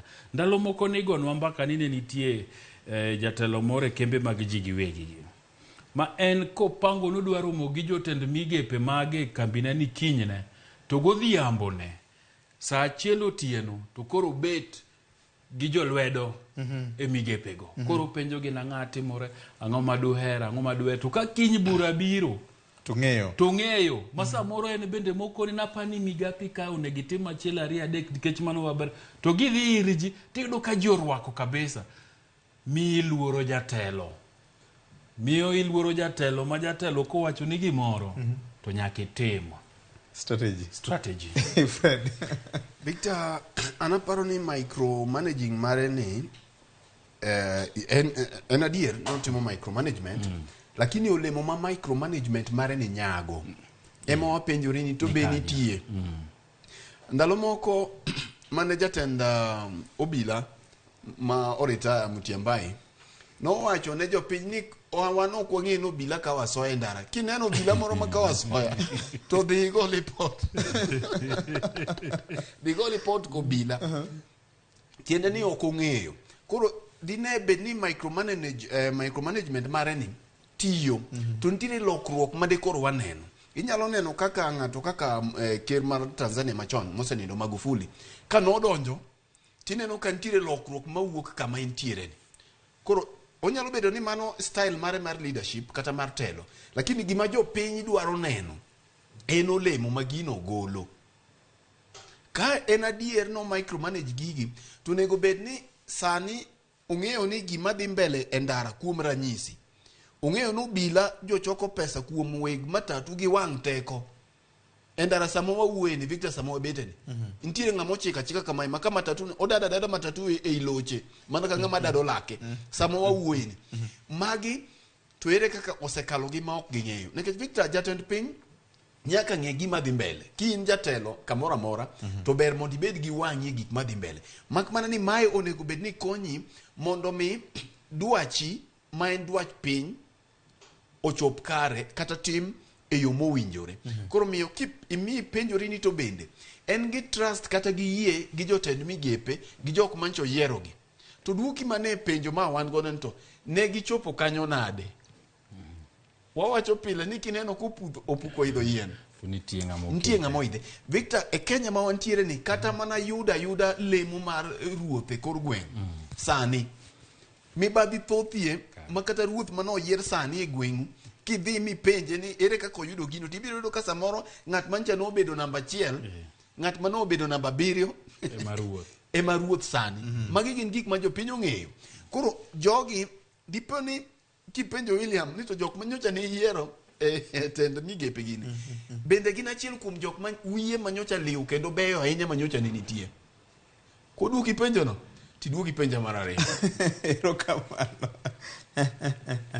Nyakwara Mugajwang' sa en 3:47 mar okinyi mano ma kawuono wiki kwini chieng' tich adek nyakalondo mar Ramogi FM, Ramogi TV kanyakla kod Citizen Nonro oikoni twak ma pek ndi mar lalruok mar ng'eyo matut lipod nonro mane ogol ma bende mulo lokruok mar ariya michano tim ne sekta mar somo. Mopogore kod mano Nyakwara Mugajwang', jatend piny Kenya William Ruto yande oloso gi jo Kenya kotemo diero ni to gino okenge mage ma sirikande osekawo mar duoko nengo mar kata pek mar ngima chien. Kama kaka jatend piny Kenya ne oloso anyate wach mar duoko nengo mbolea piny yande mar komo e uso nengo mar 3,500 to duoko piny nyaka siling 2,500 kowacho no geto godo komo mar opon. Nyoro kanyo loso go Nonro chenro mar Kiririmbi no lieko ne piny Kenya chano kayo bando malawna lote milion 61. Adieri be nie iye koso ma timore ka sekta masukari bende osebedo kambe more piny ka wacho ni kembe masanja ibro mi thuolo mar yudo license mag sirikal mar waro sukari oko mondo mi odin godo fuok mar sukari mane Kenya ka. Kama kaka jatend piny Kenya noloso ka State House Nairobi. I am proud to announce the commencement of the second phase of our program. On this leg, we shall begin to immediately bring down the price of fertilizer from 3,500 to 2,500 per 50 kilogram bag beginning yesterday. It is true the prices have gone up. We have been reluctant to work against farmers by opening importation. Importation has always been a problem in Kenya, that sometimes importation has been used to destroy the whole sugar industry. Now that we have ascertained that there isn't sufficient supply in the Comesa area, we've now opened globally, and I want to announce that I think in the next 1 or 2 weeks, at least by mid of this month, we will see a different situation pertaining, because that's the time we expect stocks of sugar to come into the country. The minister here has had a meeting with all the governors from the sugar growing areas. He has had a meeting with all the members of parliament. I have personally had maybe 6-7 meetings with my economic team, with the various stakeholders, and finally, we now have a roadmap that will be discussed in cabinet next week. And I want to promise the country that we now have a comprehensive plan to sort out our sugar subsector and make sure that that area is properly aligned to serve the interests of farmers first. Sini jibo nyangeni mapawi gima dhira ka nikech presa mano bedo go State House ni no wacho ni wadhi do 15 million nyoro kanya winje Nonro no wacho ni 61 million machielo ere kaka wanyalo tudo wach mar nengo mar mbolea manogore pinyni gi keyo maber miwacho ni wan gone koso mana koth mane Nyasaye omewani gigi bet ka gima kelo gwenyruok mar pare kind oganda. Weche wasewacho kendo wamedo ga wacho ni gima serikal mar Kenya Kwanza ong'etiyo godo en weche mag tudruok gi maging'e ni gima kotimore to awache piyo piyo mondo japiny mawinje neno ni wane mawatime ging'e tiyo godo kabisa kendo mano to agonega ating'o ga bada ne ofis magen godo mathoth mag jogo ma timo weche mag tudruok mag gi. Weche adira makende en ni piny Kenya yando yudo koth maber. To kodhno noyudo ka ji mang'eny nosekomo machamo dhi maber. Ok aparie ka jatend piny kata ng'ata nyalo wacho ni wadhi yudo keyo maromo nang'o ka ji pok okeyo te mondikruok ondikre kamoro ni mae gima wadhi yudo. So mago kang'iyo to gin mna gik ma o-estimate nikech kit pur ma watimo en ni ji matin malich ema ndikore gi sirikal ni na puro kama to na keyo kamae nikech wacho ni commercial farming ji matin timo ji mang'eny puro magichamo to nikech samise keyo no to mi buli bulo mi boko iboko to mi sumo godo ji bende sumo wacho tek na yudo maromo kama ni sirikal ong'eyo na yudo cham maromo kama. So gima nyaka kuong mwacho en ni kata bedie ni nitiere chenro mar sirikal mar keyo mbolea to keyo ma jo yudo mang'eny maber mabop en keyo man nikech koth nodwa chwenwa maber. Kenya ka pod wawacho ni pur marwa en rain fed. Mbolea kati iketie to chieng' nitie to oro nitie mbolea ok tim ang'owa ok dhi konyi. Koro gini ng'enyne en ni ji nopuro makoth obiro maber emoyudo keyo makata Homa Bay to kata Siaya to kata Migori gere ma pile pile wacho ga nok wadhi e puodho wan sa kar dhi e puodho to wago koko kuonde moko sani yudo ka loche mawuok Libamba nitiere manyodo mama ginyiew mondo gidhi gius uche gi nikech keyo kobedo negi maber. So keyo no en mna ni koth nodwa betie maber. To yiena mondo awache weche mag sukari. Yes. Weche nya an muoroni tachiel kuom gima nya neno en ni namba mar tingni ma tero tiang' e kembe kata loche odok piny to kata king'iyo puothe mag tiang' mag ji ok chalie ne gidhi maber. Loche 2-3 mirado godo to nigi gimna manywere makurgi thindo. Oro manobetie higa mokalo nodhi marach gi jopur mag niang'. To kano osedhi marach to koro kembe onge niang' madegi yud maber madegi pur. To ng'e ni mar ariyo bende en ni ji mang'eny osebolo pur mar tiang'. Okwa pur tiang' kaka nwapuro tiang' chon nikech chudo sete mang'owa osebedo karach. Ma japur ipuro titiyo matek titero tiang' nie factory to kao higni 2-3 kapok ochudi. So gini ne nyaka timore. Tadira makende bende en ni sirikal nong'eyo nikech sirikal maber en sirikal magoturu bin mbele to koni higa makama ibro bedo kama. Koro ang'o gere mane sirikal kanyo timo mondo wakony jogo matiyo gi sukari. Mokwongo negi dhi to weche mag komesa moyieno nwa kelo sukari gi bei mapiny negi kelo sukechego. Lakini sirikal nikech sirikal gin joma dhano to gin joma chiemo to gin joma egi lach nok gitimo mano. Emomiyo giweya gini otimore to koro sani ibro koni ni Zambia ok nyal miyowa sukari nikech Zambia bende nigi sukari margi matimang'o matin. Koro jogo manitiere serikal dwa loko hala.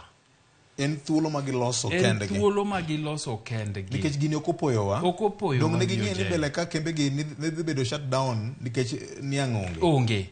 Nikech ka ginyalo ng'eyo ni keyo bro bedo milion 50, milion 60 ogunde magiwachogo. Tang'o ma mono ging'eyo ni tiang' kano kete puothe to nyaka sani tiang' ok dhi timo maber. Mondo gigo kwano. Mondo kata kikelo sukari thurwa ka tikele mabro miyo bei timang'owa bedie maber. Gima dwa koni ni sirikal bei mineno 500 gi wiye kilo sanene en nikech tayari nitie sukari. Dho Mombasa ka. Dho Mombasa ka. Iloro kembe tiloro sukari. To sukari nitie. Nitie kendo kiwacho ni bei bro lor tibro yudo kowuok e 500 to donje 400 nikech 400 no bei molor. To ng'amo kele dwa loso kode pesa nikech no ome ka en kuma no ome gi kilo siling 80. To dwa uso kilo no siling 200. Mano hala moloso. So gigi duto. Ndalo moko na bet piny e chenro more pod wane Citizen TV kocha gi Kipruta Rap Kiria gi Saulo Busolo. Kipruta Rap Kirwa ne jatend migawo mar pur. Saulo Busolo ne en chairman mar jopur niang. Tunapenjo gi penja achiel. Ni kapo ni sirikal goga kwano to wang'e gik komesagi. Ang'o miyo samoro bet sukari idho to ni nyaka waom sukari Brazil. Dak waome sukari Kenana ka Sudan ka. Ma bende iwacho ni jok mapuro sukari Kenana ka nosomo purgi mar sukari kanye thurwa ka. Dak waome sukari Mauritius. Nikech Mauritius wachiegni go Mauritius wan gode Afrika ka wanyalo omo bei mayot. To gipuro sukari mandalo moko ang'eyo jofwambo wetena moko no dhi kuro. Moneno ka kipuro niang' ma jogo nolieko negi ni ng'eny gik mwapuro gi wasomo thurgi. Ang'o miyo nyaka wadhi mna Brazil? Ang'o miyo nyaka wadhi mna pinje mamoko maboyo gi? Nikech kuro ikele tidwa ket ni beche mobiro godo en bei mamalo. So thiro pur mar sukari e pachoka en gino majitimo deliberately mondo joma nie serikal oloko hala. Nikech jomoko bene wacho ni sama Minister mar Agriculture dhi declare kembe momi licenses go. Dak mi kembe obedo shut down mondo gikony godo expenditure mamoko magise inka. Nikech komigi to japiny bro yudo fuong'ruok. To japuri bro chul. To komi kembe mag weji giwegi gi johala mantiere boma ka to ji matin ema bro yudo fuong'ruok e oro hala magidhi timo. Fred, wan kama teka yenya. Victor, mokwongo ewi wacha fertilizer cha, wajo fwambo okwuoyo ga gi facts. Kuom sani, waonge statistics ma independent, manyalo nyisowa ni keyo mowuok mabe pod ok wang'e kata ber, nowuok nekech fertilizer mancha piny owacho ochiwo. Koro kuom sani onge statistics mwanyalo rango mwawach ni nitiere jopur bende moseda dhogi mowacho ni anta nwang'o keyo makama to gunde mowuok masanja gi owuok nekech fertilizer. Mar ariyo, information bende osebet matin ewi wach fertilizer ni. Koro ng'at minyalo winjo gima wacho gi miwinjo gima ok wachi, pod ok wang'eyo ni fertilizer ni nobiro pacho ka noya kanye, to nobiro gi pesa di, to piny owacho nochiwo omenda maromo nade wiye. Nyoro ka ning'iyo wach manyo wuok kuom jakom Migosi Raila Odinga, nyo wacho ni fertilizer ni nomiwa go nono to piny owacho use. Koro mano bende ok wang'eyo, but gima duong' ma piny owacho kata jogi te gin kaka josiasa en ni gima yie gi gima jay wacho ni gikawo advantage. E siasa en ni gimitimo matin tidhi godo oporo. Mane momiyo wacho ni gik mang'eny no ohinyo Uhuru Kenyatta nikech iwacho ni notimo gik mang'eny ahinya Central Kenya to nokolose.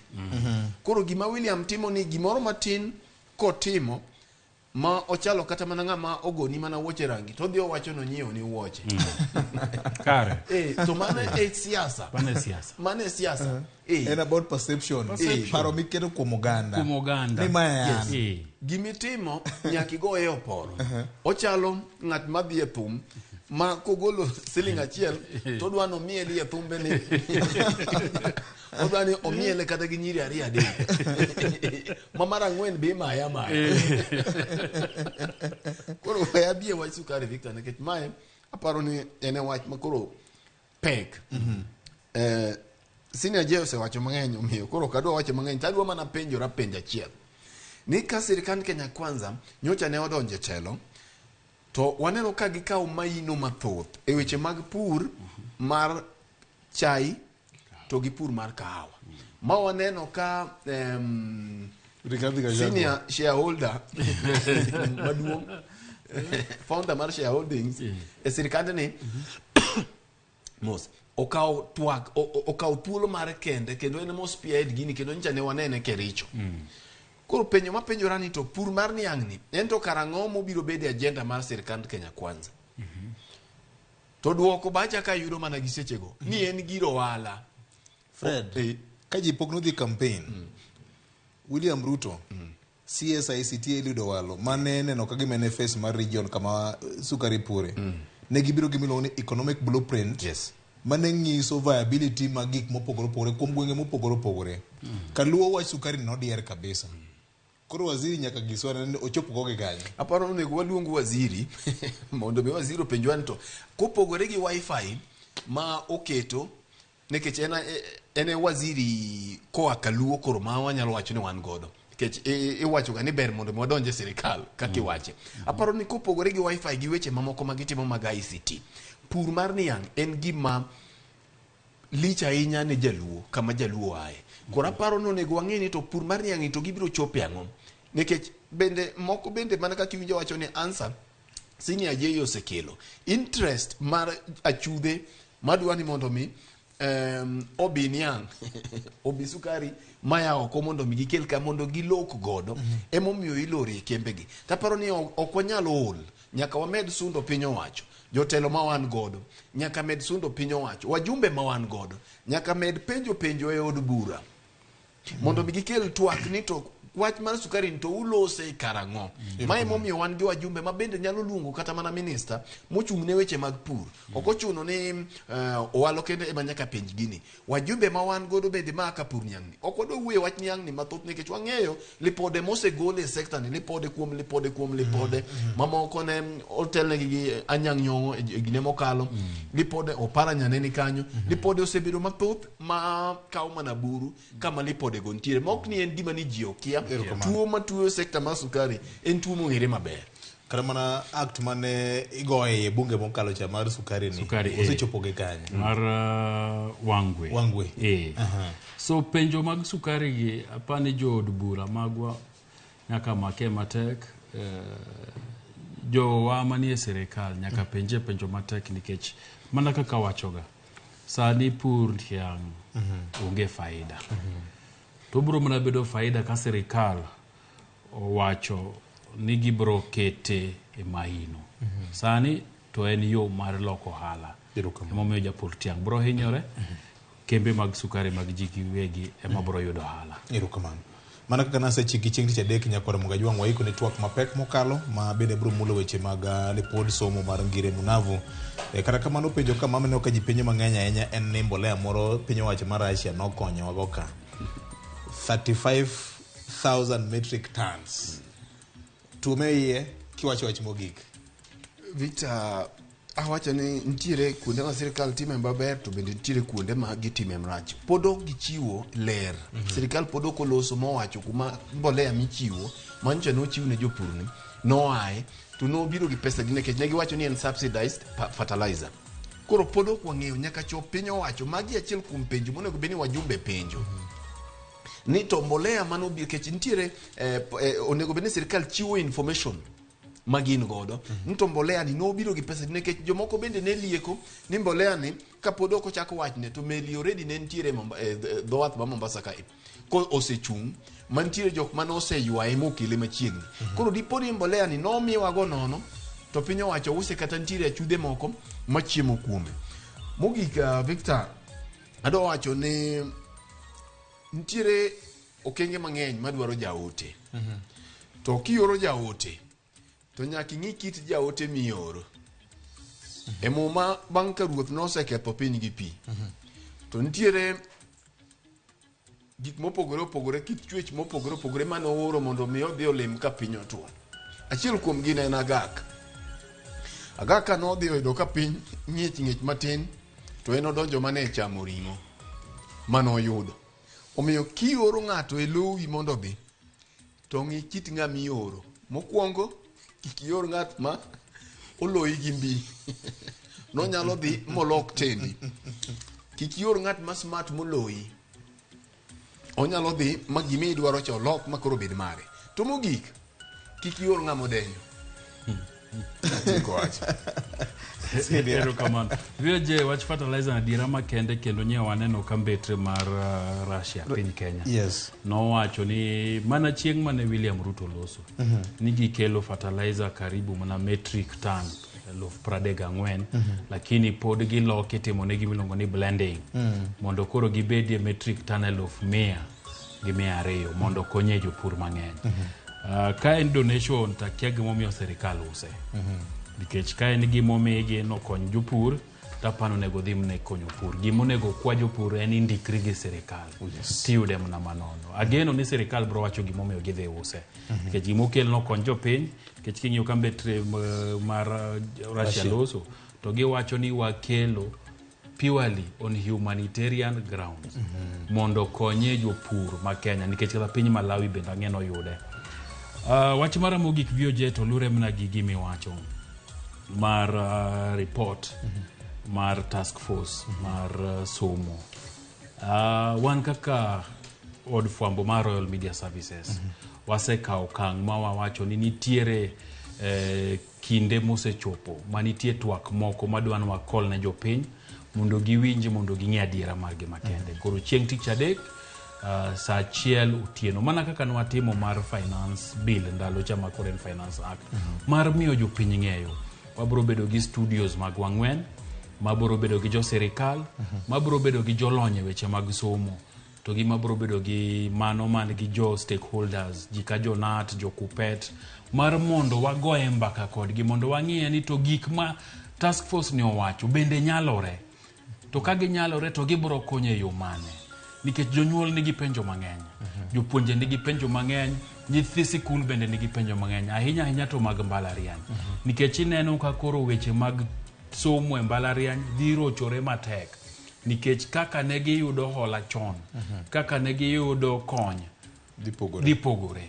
Koro wadwa konyo jopiny mondo wabedie gi jogi mondo twak obedie. Twak mochiek mochwiny mondo ging'e na adiera ni kanye. Kendo en moro mara ni wabro timo gini tarika 9 kochakore saa 1 mar odhiambo. So ng'ato kik kaw remote ni dwa neno gimoro amora. Obed kaka in janyuol, ibed nyathi sikul, tibed ng'ano mane gi interest e weche mag somo. Wan kod gi tarik wabro mi twak mochiek mochwiny mondo ibed gi ng'eyo. Erokamano maduong' Jay Bonyo kanyakla kod Fred. Erokamano maduong' moloyo ne in jawinjo kendo janeno marwa mane ochiko ite kendo mane yudo thuolo mar neno chenro makaka onene okinyi mano makawuono nyaka juma manyien kendo elo nyawadwa Rosino Bala mabende kawuono ne onge kodwa nikech mano ok nyal geng'. Wagoni erokamano maduong' kamoro amora ma intiere nyara wila. Ka ok kamano riti makawuono nyako Ramogi med mana kit Ramogi TV gi Ramogi FM.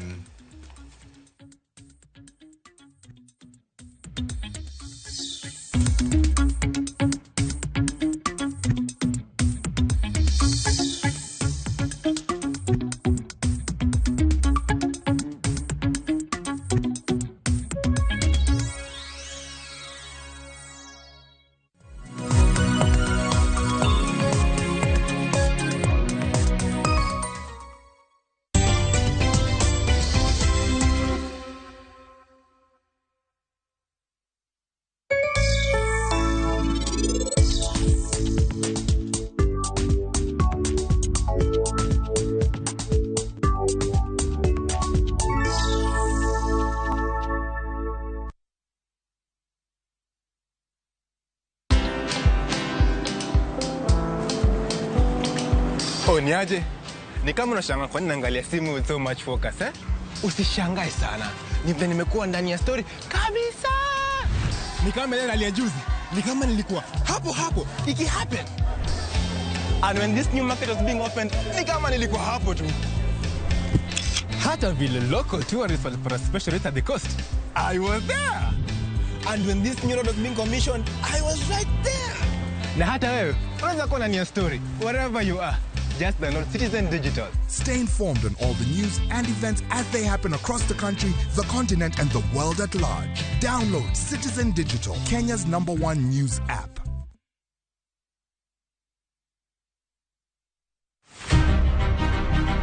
Jok mamine gin singo mar oganda. Nyakwara moga jwang piny sani olony. Wawuok e ndalo machon ma ng'ama miyo ne en mana ng'at mabedo e pacho. Melini, ane man first officer. Tija matiyo en riembo, an driver. In mbaka ni en mane? An aketo tiles. Kik ng'ato wuondi no kinyal nikech in ng'ama miyo. Ka Nyasaye omiyi ngima to inyalo. Tudri kod Stella Brenda Uchieng, tich adek ka tich adek, chakre saa 8, mana e chenro mar Mine Nyalo.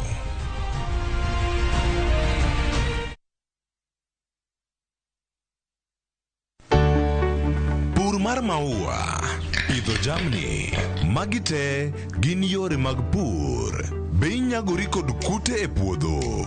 Mchele nigi value addition. E pur gi ohala, walimo jopur ma opogore opogore. Challenges ng'eny e pur generally. E gima jopur iluongo ne janeko. Ka wafwenyo ni yore makare mag pur kendo waduoko penjo mora mora. Pogruok mane malich kata maduong' kind dhiang' mar ring'o gi dhiang' mar chak. Motenore kod weche mag pur kod japur. Waseketo manyien to sama wapitho cha be nyaka wapith gi DAP. Wan nyaka gi kanuna. Manya pika mongo. Riwri kod alori nyaka Black e chenro mar pur gi ohala. Tich adek ka tich adek, saa 1:45 otieno.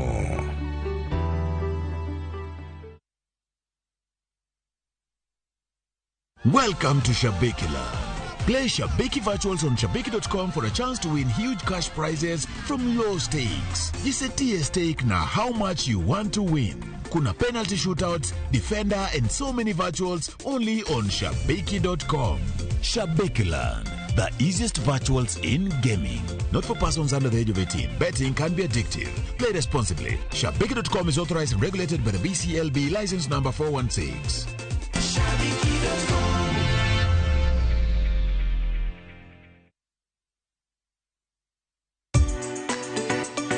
Ik milimili mar dhogi ne wuodh kid chiemo mopogore. Chenro ka chenro dhialo mit chiemo. Chiemo gi nyadhi mopogore. Rabuon ni apidha iluongo ni surambaya.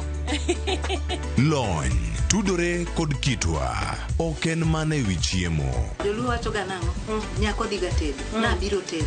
Ai biro tedo. En hera gi lony moketi e loso chiemo ka chiemo. Sama koro gibage, sama idhi moye, to ni medo ne sukari matin. Sukari miyo konyo gi fermentation. Omiyo, kihero chiemo, in jatedo, kata mana ng'ama ohero tedo. Tudri kodwa tich adek juma ka juma e chenro mar tedo gi chiemo. Gi Jailieta mana e Ramogi TV.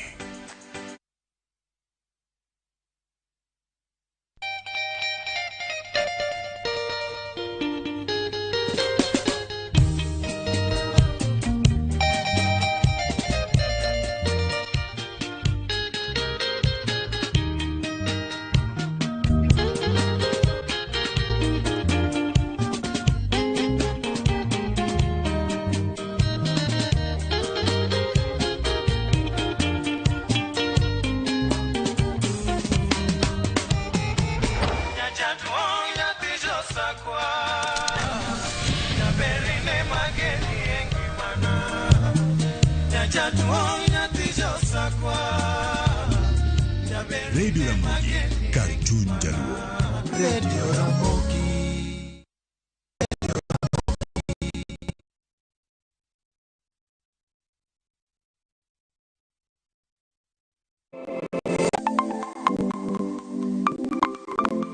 Nyakwara moga jwanga, ng'ato ka ng'ato inyuolo kod pok mare makende.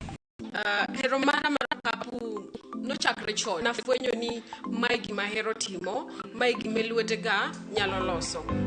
Ramogi TV koro mi pok mopogore opogore manyalo loko ngimani.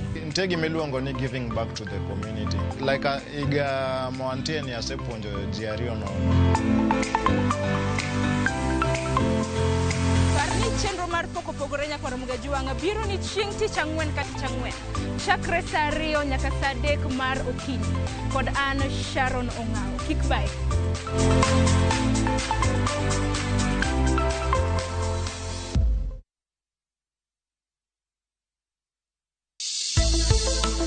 Riwri kodwa chieng' tich ariyo e penj laktar. Wadhi bedo kod jalony Isaac Otieno Dhiambo mar Equity Afya Kisumu CBD kod Kondele. Ka oleronwa e wi rem mar onding'. Koro ibro yudo ni watiyo gonding' wato kwang'eyo kaka onego bedni onding'i keto nade. Mana e penj laktar. Saa 12 odhiambo, kik bai.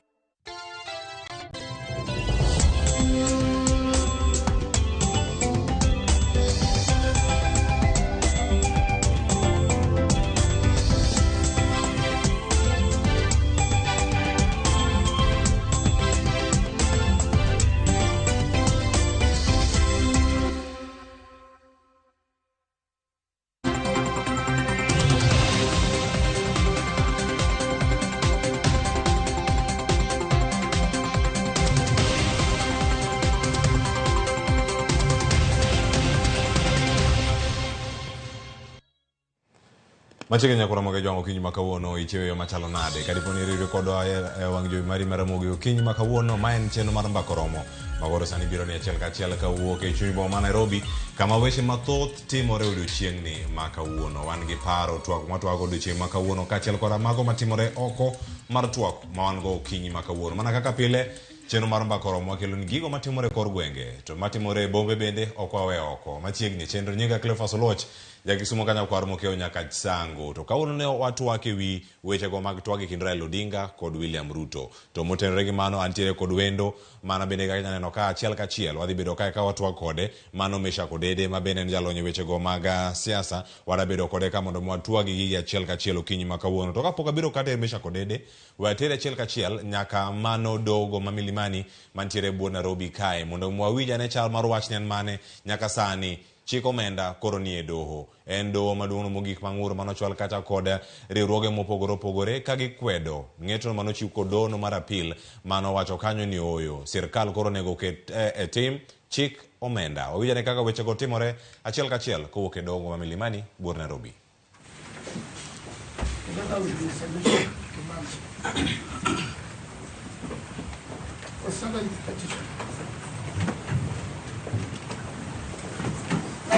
Who is for the second petition? May it please the court. My name is Eliud Matindi. I'm the second petitioner in this matter. I was offered the opportunity to appear virtually because I would have been out of jurisdiction. But since I'm around, I opted to appear in person. Okay. I'm a litigant in person as well. Thank you. Fourth petitioner? Who is for the fourth petition? May it please the court. My name is Mr. Benson Otieno. I'm the fourth petitioner in petition E181. I'm appearing in person. Fifth petitioner? May it please this court. My name is Leangi Moigoro. I'm the fifth petitioner in petition E181 of 2023. Sixth petitioner? Good morning, Your Lordships. My name is Ogada. I hold brief for Senior Counsel Okongo Mogeni. Senator Mogeni is on record for the sixth petitioner. Okay, the respondents. Cabinet Secretary for National Treasury and Planning. Sorry to come Yes. late. Sorry. My name is Okio Mtoto Koichi, the first petitioner. First respondent, Cabinet Secretary, National Treasury and Planning. May it please you, my lords, my lady. My name is Shadrach Mose, the Solicitor General, appearing for the Minister and the Attorney General, together with Kirau Kimani, Senior Counsel, Charles Mutinda, Chief State Counsel, Hassan Nura, holding brief for Mahat, and Sekwe, Principal State Council. Thank you, my lords. Okay. The National Assembly. Please, my judges, my name is Itonga Bongara. I appear with Mr. Mwendo and Mr. Kioni, and we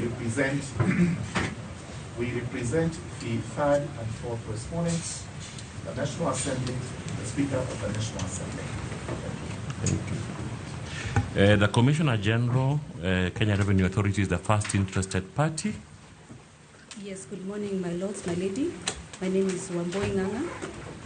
I do appear with Paul Muhoro, George Ocheng, and Kelvin Juma for the commission.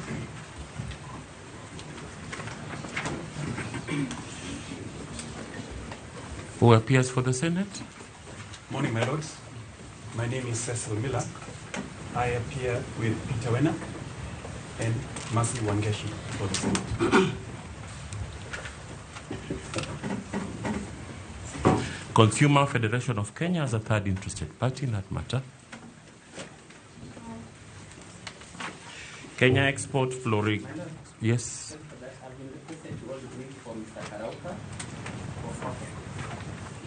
And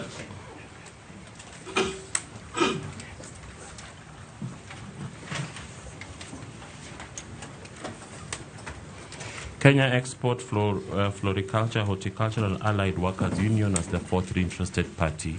Good morning, my lord, my lady. My name is David Omolama, appearing in person for the fourth interested party.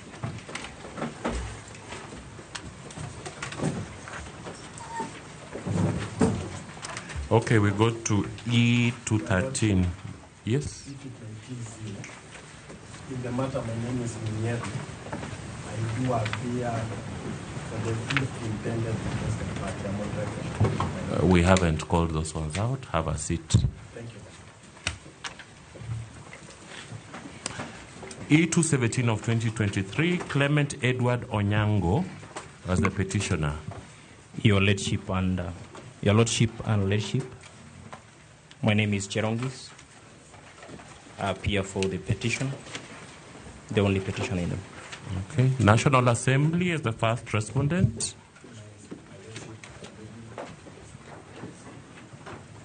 I am Mr. Chigoyot.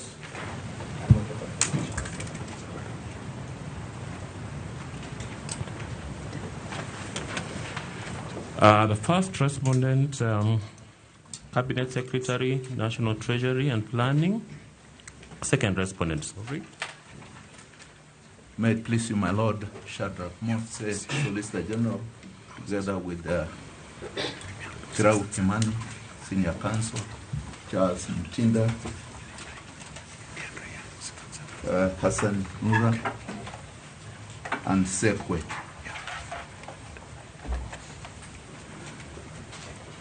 And I believe you're also acting for the Attorney General. Correct, my Lord. Thank you. Petition number E219 of 2023, Paul Saoke. Have a seat. Paul Saoke, petitioner. May it please you, my Lord, my lady. My name is Arua. I appear for the petitioner in that matter together with Mr. Bryson Ometo and Maren Adunga.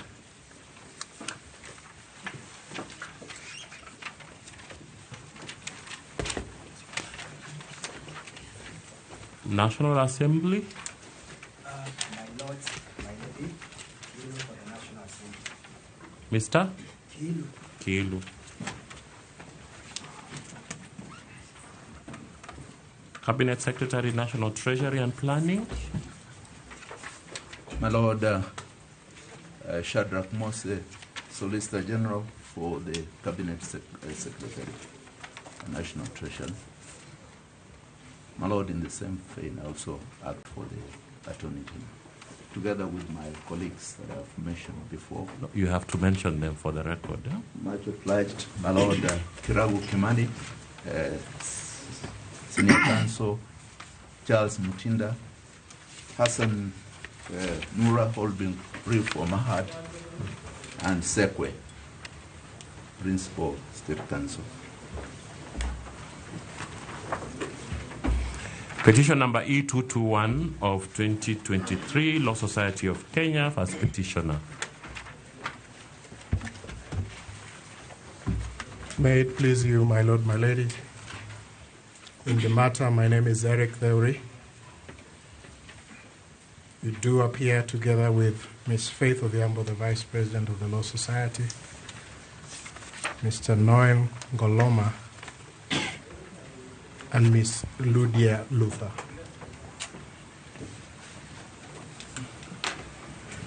National Assembly as the first respondent. May it please you, my lords and my lady. My name is Akama. I hold the brief for Mr. Atingo for the first respondent.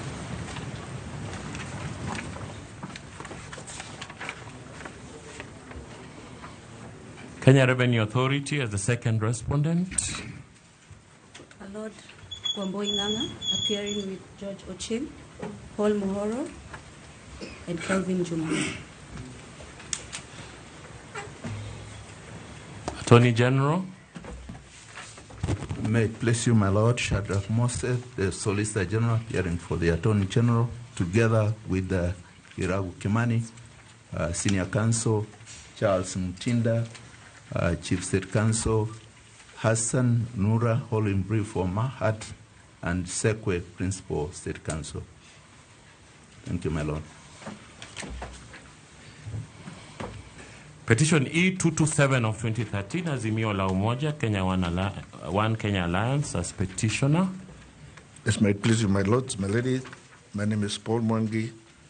I appear together with Ms. Wangui Njoroge for the petitioner. Attorney General.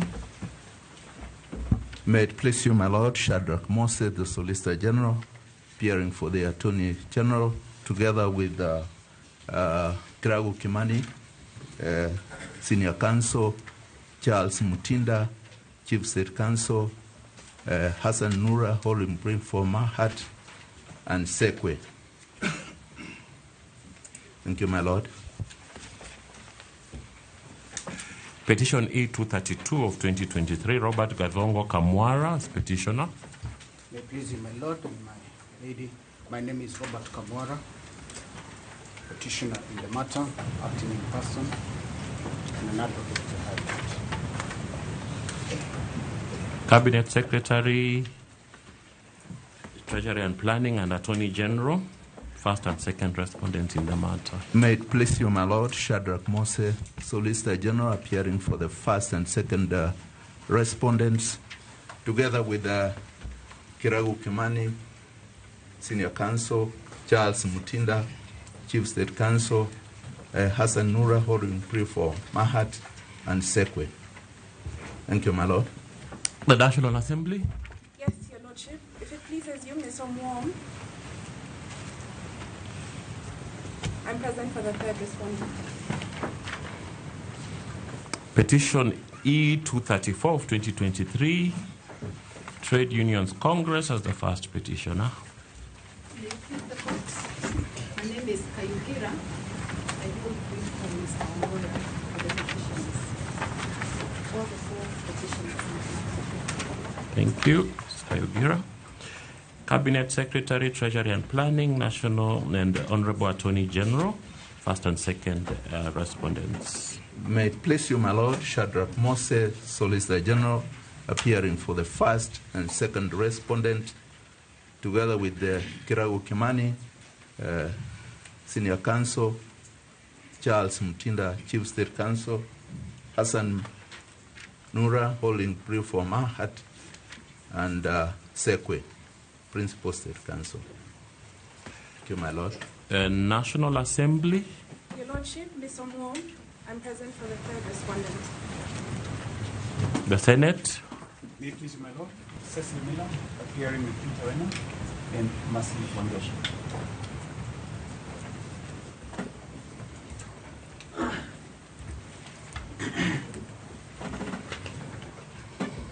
And E237 of 2023. That is Dr. Frederick Ogola was the first petitioner.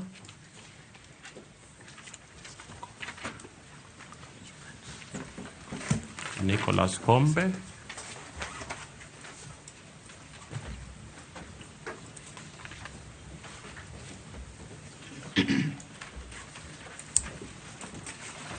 Stanislaus Aluciola, Herima Chao Mwashigadi, Dennis Wendo, Mercy Nabwire, Bernard Ogola, Nancy Otieno, Mohamed Dube, Cabinet Secretary, National Treasury, and the Attorney General in the matter. May it please you, my Lord.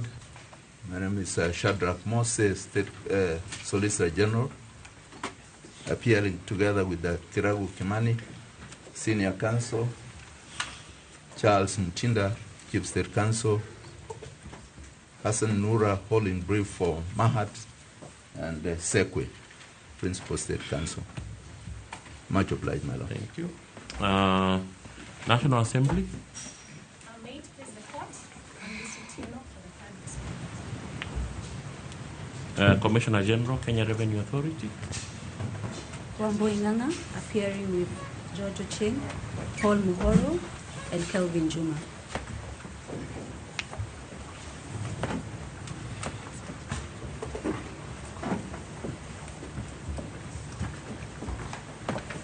Thank you. I hope we have gone through all the matters, all the petitions that have been filed, and that were sent to us by the Chief Justice. My Lord, with your kind permission, if I may seek your directions, there are other matters which were filed and which we were made to understand will be dealt with together, but which were not included in the list. Okay. If they're not here, the Chief Justice has not given us the order, so we'll not deal with them.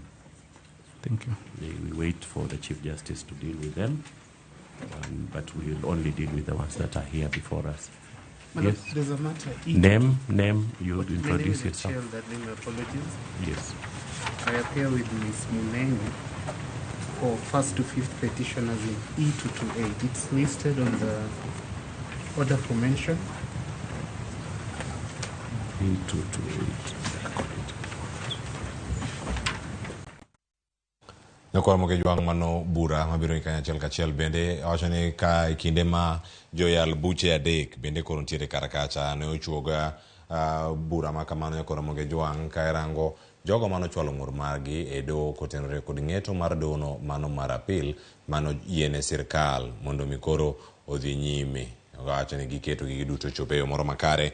Joyal bucha man kanyo odiochieng' makawuono oting'o Justice David Majanja mantiere kar kanyo, kachielo koda ka Justice Lawrence Mogambi, kachielo machielo bende mantiere kar kanyo Christine mano Justice Lady Justice Christine Meoli ma bende igeno kanyo ni bende biro chiwo ng'eto ma kinde mabiro. Sani tumo mana bura makamano e doho ma Milimani kinde ma pod idhi nyime kanyo kod Ramogi Juang ka weche pod thoth mantiere kar kacha jogo mano chwalo ng'ur magi mano moting'o kacha Eliud Matindi, Michael Otieno, Okia Omtata, Senator Mabusia e kind joma moko ma bende oting'o kar kanyo kod Ramogi Juang riwruoge okinde riwruok mag okinde pacho ka mano LSK ma bende mulo weche gi duto kotenore kod kacha no jogo mochung' machopo kacha e law Attorney General kod mano mar piny owacho kod jotend migepe bende ma ituomo e bura ma kamae wano kacha Mose ma bende en Solicitor General mano mar piny owacho kendo nitiere kar kacha ka gin kod gi achiel kachiel e do mana kamano walosi kar kacha achiel kachiel.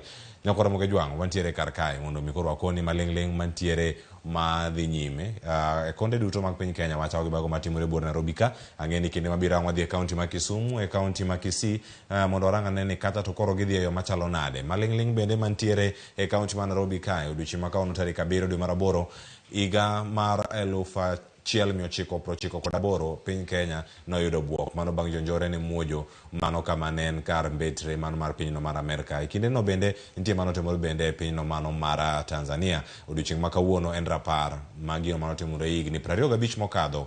Odiochieng' ma kawuono nyithino mano nyuol e kindego sani oseyudo duongi kendo ginyabedo kacha ka giwuoyo. Jonyuol gi nitiere kar kanyo, nitie nyasi mobago odiochieng' makano mar 10 makamano matimore bore Nairobi. Judith Omondi ni kanyo, ang' watudore kode e kinde mabiro. To odiochieng' makawuono ang' wapenja ne kar kanyo ni ang' twak makama chomo kama chalako ni an gi wendo okinyi makawuono. Awadano watwaga ne twak e kind Kenya Kwanza kod Azimio ni gibedo kacha ka gichomo kanye. Mago bende wadhi bedo kacha ka watwak achiel kachiel. An gi wendo Mesha Kodede machiegni e Ramogi TV okinyi makawuono. Erokamano Cleophas. Amor gi Ramogi TV. Ang'e ni jopiny moko aneno koseoro message ni gibedo piny gi watch kaka osiepno jaduong' Ligawa neno kochia kacha kawacho ni wamor wasebet e TV waneno Ramogi. Ber ahinya. Erokamano. Weekend mari obedo yo machalo nade? Weekend ne ber. Waneno ka tend piny Kenya Kwanza nyodhi mwalo tie got ma Mount Kenya. Waneno ka ji chamo ring'o kanyo maradar, ji chamo mchele nyoted kanyo tieno ngima. Wakwayo mana ni wambe okelno ochele mwalo wakocha. Wacho ni kiro chopi bichame ochele gi ring'o. Gichopi wan bende wabile ochele gi ring'o nikech Kenya ni marwa wate. Ka nitiere kaka sirikand Kenya Kwanza paro jopiny gochele gi ring'o, to wabe wan gi state lodge Kisumu kacha. Kela mondo ochele gi ring'o ted kanyo jopiny ocham. Jo Nyalenda, jo Obonga, Bandari, ochopi. Bendo chopi, bendo chami ochele. Kata obedo ni gin gi share matin kama. Aya. Ramogi jwang' weche timore ahinya mathoth ahinya e weekend mano antiere. Jatend migawo mochung' ne wechego mago mag wuoth kod apeyni mano Kipchumba Murkomen ne otimo limbe e gwenge ma Kaluo e weekend mane wantiere ni, kendo gino mano loso kod oganda mathoth bende kama ne gintiere kar kacha. Mano Murkomen kane entiere kacha e kaunti ma Homa Bay odiochieng' manyoro. Gino mano lose winjo kanyo kowacho ni ji ariyo mandikre oboke mano Kimani Ichung'wah kod Kalonzo Musyoka ni jogogore simu ni ng'ato ka onge namba wadgi wacha to ibiro manye. Nitiere duol mar Kipchumba Murkomen kane entiere kacha e kaunti ma Homa Bay odiochieng'no manyoro, kendo mano nitiere report mano losnwa kanyo kod jafwambo wadwa Ali Abich mondo mi wawinja ne kaka entiere kar kanyo achiel kachiel. Ang'eni ka wanyalo yude kaka ne owuoyo kanyo odiochieng' manyoro, twak dhi bedo ni chomo kama chalo nade, wawinja ne kaka noloso. Sijui kwa nini Kimani Ichung'wah na Mheshimiwa Kalonzo Musyoka wanaandikiana barua. Hii mabarua mingi wanaandikiana nini? Si wapigiane simu na wakutane na waanze mkutano. Kwani hii ni mara ya kwanza watu kuongea?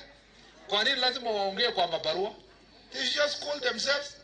Kama ni kukutana kwa restaurant ama county hall ama ni wapi, we don't want to know. Wapigiane simu, wakubaliane na wakutane. Kalonzo and huyu mtu anaitwa Kimani Ichung'wah wache mabarua, wakutane kesho ama kesho kutwa, siku yenye wamuamua, wapigiane simu. Kama Ichung'wah ana namba ya Kalonzo nitampatia. Mheshimiwa Rais ameshasema yeye hataki nusu mkate. Mheshimiwa former Prime Minister Baba amesema hataki nusu mkate. So kwa ile hesabu ya mazungumzo hiyo ni imetolewa. Kenya ndio watawalaumu. Let them go and sit, and we don't want their no. And we don't want the disagreement. There is no option. Nakoro Ramogi jwang' isiwinjo kanyo gima ne Kipchumba Murkomen olose kendo gima nowacho. Wang'e wang' mar siasa kaeto bang'e wadhi e kaunti wawinjore pat jopiny kotere kod Mesha Kodede ni winje kanyo koloso. Paro mane madonjini ma ng'ama nie sirkal? Erokamano. Awinjo ka migosi Kipchumba Murkomen wuoyo kendo wuoyo maber according to tone mano wuoyo godo. But kisiasa ok ang'e ni kadine bed ni Elgeyo Marakwet ema mkutano no ne nitie, bed Kipchumba Murkomen do wuoyo kaka no wuoyo. Mana e wang' mar siasa mokwongo. Mano nyiso ni pogruok nitie kaluwore gi kama uwuoye. Pogruok nitie kaluwore gi kama uwuoye. Gi ng'ama en go. Gi joma oluwore kata joma uwuoyo go. Ma to e wach mobidhore tir nikech ok apar kadine Murkomen wuoyo kama, ing'e ni Murkomen ng'at man machiegni sana gi jatend piny Kenya William Ruto. Gin osiepe kendo gin trusted friends. To Kimani Ichung'wah owacho ni bende achiel kuomgi gi mamoko machalo Ndindi Nyoro gini gi jotelo mamoko mag Kenya Kwanza. Koro kama ntiere Kenya Kwanza mantiere but ker Mount Kenya to wuoyo gi ton mopogore to Murkomen mantiere Homa Bay to wuoyo kendo ataro mar gima joka wacho. Nyiso ni en ka en Homa Bay to temo nyiso jopiny ni twagni en gima important sana kendo en gima muhimu ngima jo Kenya. Onego bed ni jogi bedo piny kendo wuoyo mapiyo piyo, to iwinjo kodhi nyime kowacho ni bende gionge gi option machielo, chuno ni nyaka giwuowe ma giwinjre, winjruok nyaka bedie. Owuoyo ka ng'ama wacho ni gin kaka Kenya Kwanza gigombo ni winjruok obedie mondo ji odhi nyime kaka jo Kenya. But mano ok e gima counterparts ge kata osiepene ma gin go e Kenya Kwanza wacho sama gin Mount Kenya kocha giwacho gik mopogore. So mondo mi wakaw ma obed kaka ratiro kata dieri mar gik moko, dagombo winjo kata pach jopiny ni be uparo ni Murkomen dine owacho gik mowacho gi kapo ni mkutano kata arambe mane entie ni ne ni Elgeyo Marakwet dalagi kata ne ni e bath piny komachielo ma ungo Kenya Kwanza government lwedo e yo maduong'. Ok apar kumachielo de giwacho gik ma jokono gombo winjo. So josiasa wacho nwa gik mwagombo winjo, to gima ni chunygi madieri e gima gitimo. Koro nyiso ni wuoyo gi tim samoro pogore. Ka wadhwa neno ka tim dhi nyime, to wabiro wacho sechege ka wabiro wacho ni adieri gik manyo wacho ka e gik mane nie chunye. Gik manyalo wacho samoro ok gin gik manie chunya, to gima timo to e gima nie chunya. Ok anyal timo gima opogore gi gima nie chunya. So mano kaka nene. Ka kinde ma gintiere, ma kinde manok ka twak biro yo mopogore opogore, tang'eni jopiny bende ne giparo mantiere kar ka achiel kachiel. Ka opogore gi wach mantiere kar ka, ng'eni ang' ayudo ne Chris Otieno mano ka entiere county ma Kisii mondo mi walosane kode achiel kachiel jogo mantiere kode kanyo mondo mi ang' warangane kinde mabiro mana kama wantiere sani. Wawinjo nyabedo ni twagni en jok madhire gin jok mage, jotend piny Kenya kod mano William Ruto kod Raila Odinga, jatend kweth mar Azimio la Umoja. Gino ma osiko ka gilose ok odwa mosruok, ok odwa nus mkate. Nyalo bedo ni en achiel kuom gigo ma jogi ponono luoro, kendo en achiel kuom gigo milieko ni ero, koro nyalo bedo ni ng'ur mantiere iye omiyo jatend piny Kenya ochopo nyaka masa mar piny Kenya sani. Inano Cleophas, wach mar nus mkate kata sirikal mar barwa bar ok en gima nie mesa mondo ji odiscuss. Jo Azimio pok owuok oko mowacho kata kamoro amora ni mane gima gidwaro. In fact gisewuok ka gikwedo ni mano ok gidwar. To jo Kenya Kwanza bende osekwedo ni mano ok gidwar. Gimomiyo wach ni ema pod isiki nuoya. En ni nikech nitie kweth moko ei Kenya Kwanza ma ong'eyo ni gima kamano ji mang'eny kona ma gintie ok nyal dwaro. Koro ka gitajo mano to gimiyo supporters gi bedo gi maino mondo mi otamre wach mar bede mesa mondo ji olosi. Koro gino umo kata gik mabeyo monengo losi e kaka duoko nengo mar ngima piny. Kamano bende penjo moro penjo piny sani ni bende degier ni twak obede to bede yo machalo nade tang'o gine monego bende rango kar kacha. Adhiana chal kacheri nyawadwa Crispin Otieno e county ma Kisii. Chris, oyawre Kisii uchiwo yo machalo nade kotengo ko twak mano godo chieng' ma kawuono pak jopiny to gin mage machiegni. Wachiwo yo makare Cleophas, wabiro no achiel kachiel kawuok e boma ma Kisii kiny ma kawuono dani mondo walos kod jopiny kaluwore kod weche mag siasa kaka osebedo e thuruka ahinya weche mag twak mar Azimio kaachiel kod mano riwruokno mano mar Kenya Kwanza. Wasewinjo ka nitiere paro mopogore opogore momiyo sani dani mondo walos kod moko kuom jopiny mawuok e kaunti ni ma Kisii. Karibu katika runinga ya Ramogi. Nitakuwa nikianza na wewe hapa. Kumekuwa na joto la kisiasa kuhusiana na mazungumzo baina ya wale wanachama wa Kenya Kwanza na vile vile wale wa Azimio. Wewe kwa mtazamo wako unaona uwepo wa mazungumzo utasaidia kutuliza ama joto la kisiasa nchini? Kwanza kabisa nasema mimi kwa majina naitwa Albert Ratemo.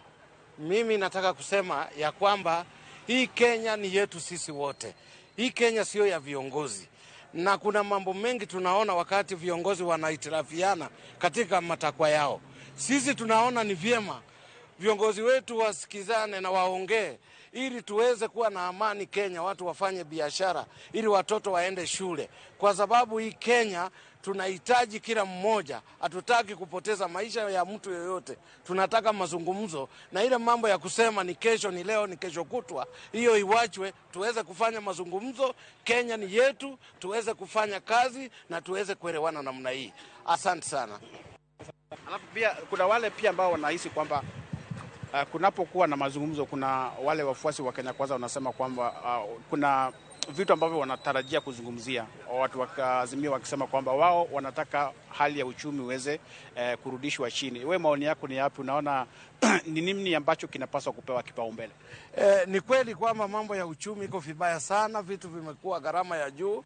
Tunataka viongozi wa Azimio waingishwe katika mjadala huu, katika mazungumzo haya, ili tuone kwamba kama hii mambo inaweza kufanya mwananchi aweze kuishi kwa njia ambayo inastahili. Hakuna kiongozi anastahili kuachwa nje. Asante sana. Naam, shukrani sana. Tunaye pia mwingine hapa, utatuambia unaitwa nani kwa faida ya mtazamaji wetu, kisha utuambie maoni yako ni yapi kuhusiana na mazungumzo baina ya Kenya Kwanza na vile vile muungano wa Azimio One Kenya. Jina langu ni Mwalimu Obino Nyambane. Tunafanya kazi na serikali yetu tukufu Kisii. Kwa maoni yangu, mtazamo unaoendelea sasa, pahali viongozi wote wana vikao vya kuzungumza na kuelewana, ili tusiwe na maneno ambayo ni ya kusumbua wananchi au kusumbua wanasiasa. Wacha viongozi waketi waelewane, ili tuwe na mwelekeo kama taifa. Tukiwa na umoja, tukiwa na amani inaleta maendeleo katika kila nyanja. Every sector, if there is peace, every sector develops. Hata kama uchumi umekuwa ngumu, tunahitaji amani. Uchumi haitakuwa ngumu.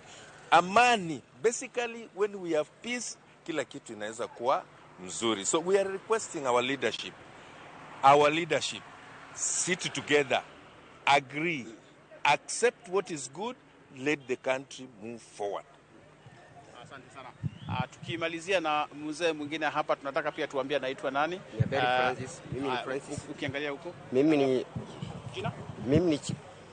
ni Francis Oyugi Nyaberi, mkazi wa Kisii. Tunaomba sana vile wamesema Azimio waketi na mzee Raila Odinga na Ruto waelewana, kwa sababu mambo ya maandamano ni kitu kibaya, hata mambo ya uchumi imekaa chini. Wakenya wanaendelea kukaa vibaya kwa hali ya uchumi, pesa kuna, biashara imeanguka kwa sababu ya mambo ya kuandamana kwa barabara. We have seen it very clearly that people should have to agree both sides. Kwa hivyo mimi kitu nimeomba sana na shukuru Raila Odinga amejitolea kabisa, ni mzee mwenye nguvu, mwenye akili, mpaka tumeona Wakenya wote watafaulu, kwa sababu bila ametoa maoni hii ndio tungehitaji ifanyike, kila Mkenya kae sawa.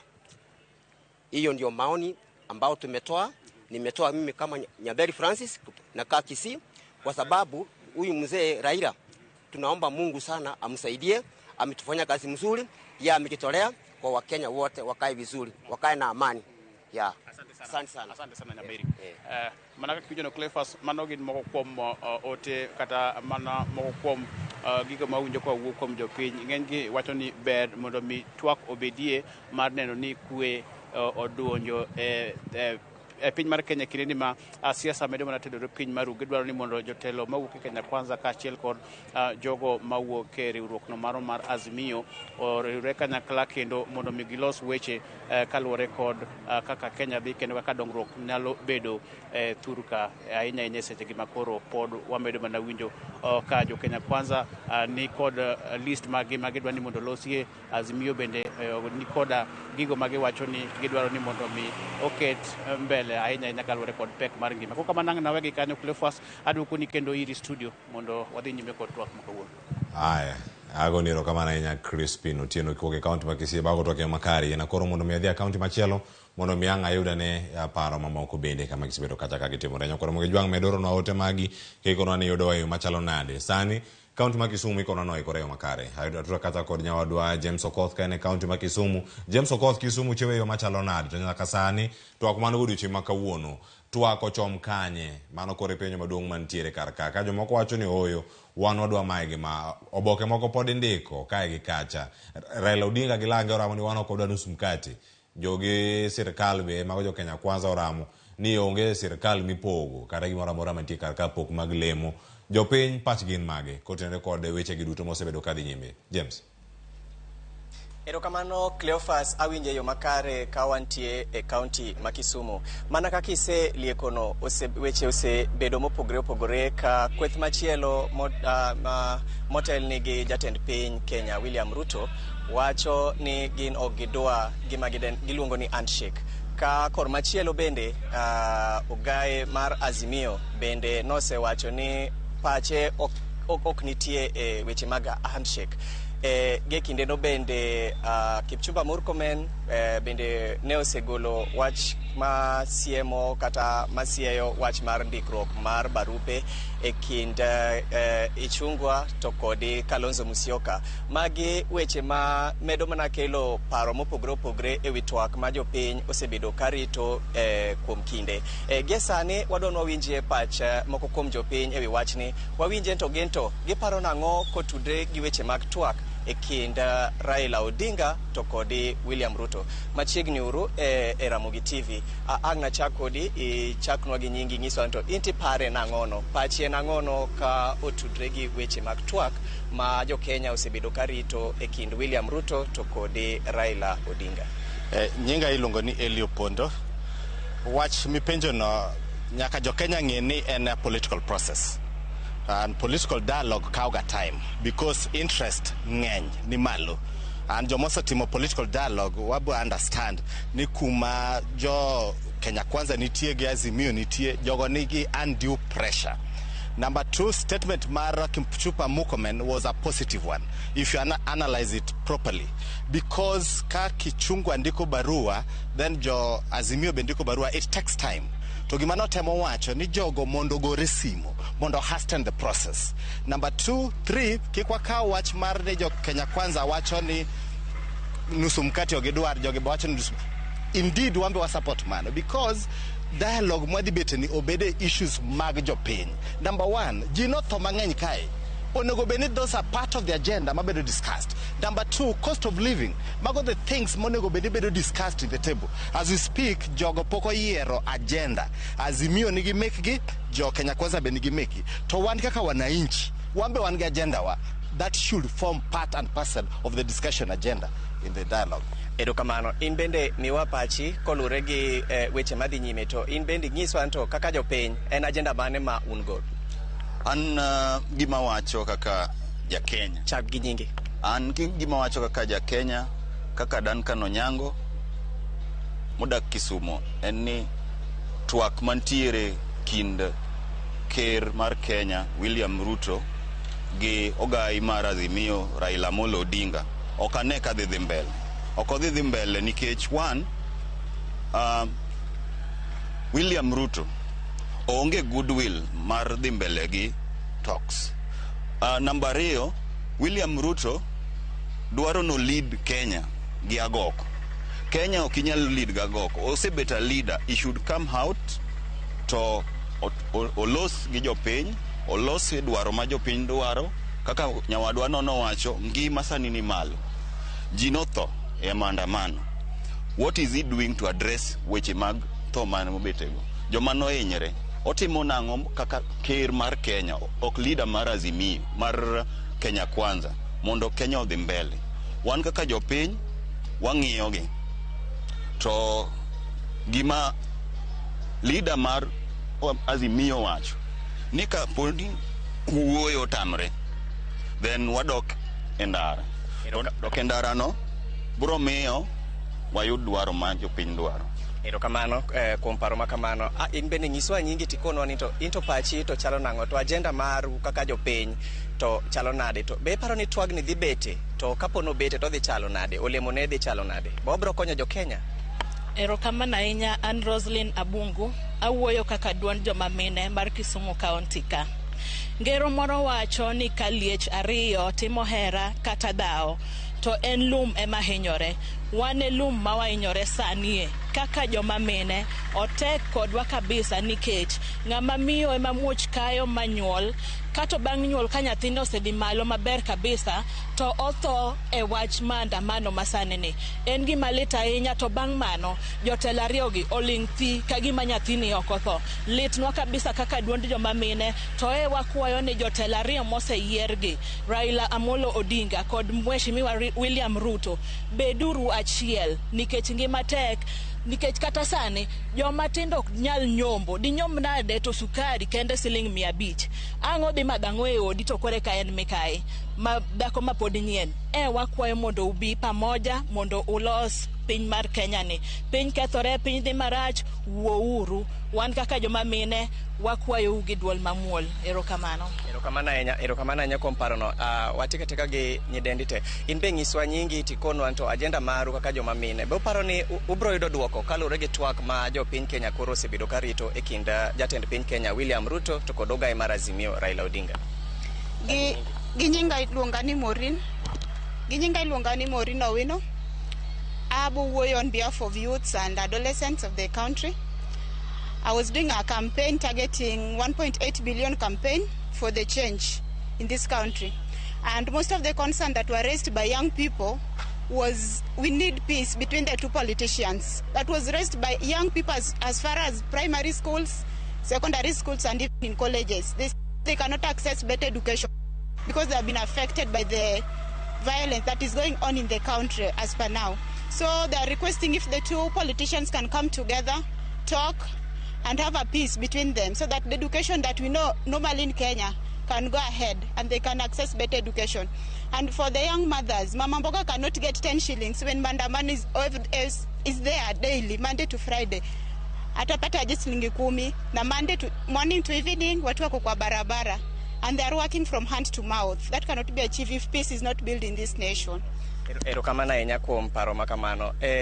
Ang'ingiswa nyingi ikonwa ni weche mawuok e kweth moro ni ka dok koni kweth ariyogi chiwo ranyisi mane. Kweth machielo osegonyo gidwa winjo weche mag mosruok. Kweth machielo koni bende otamre wach mar mosruok.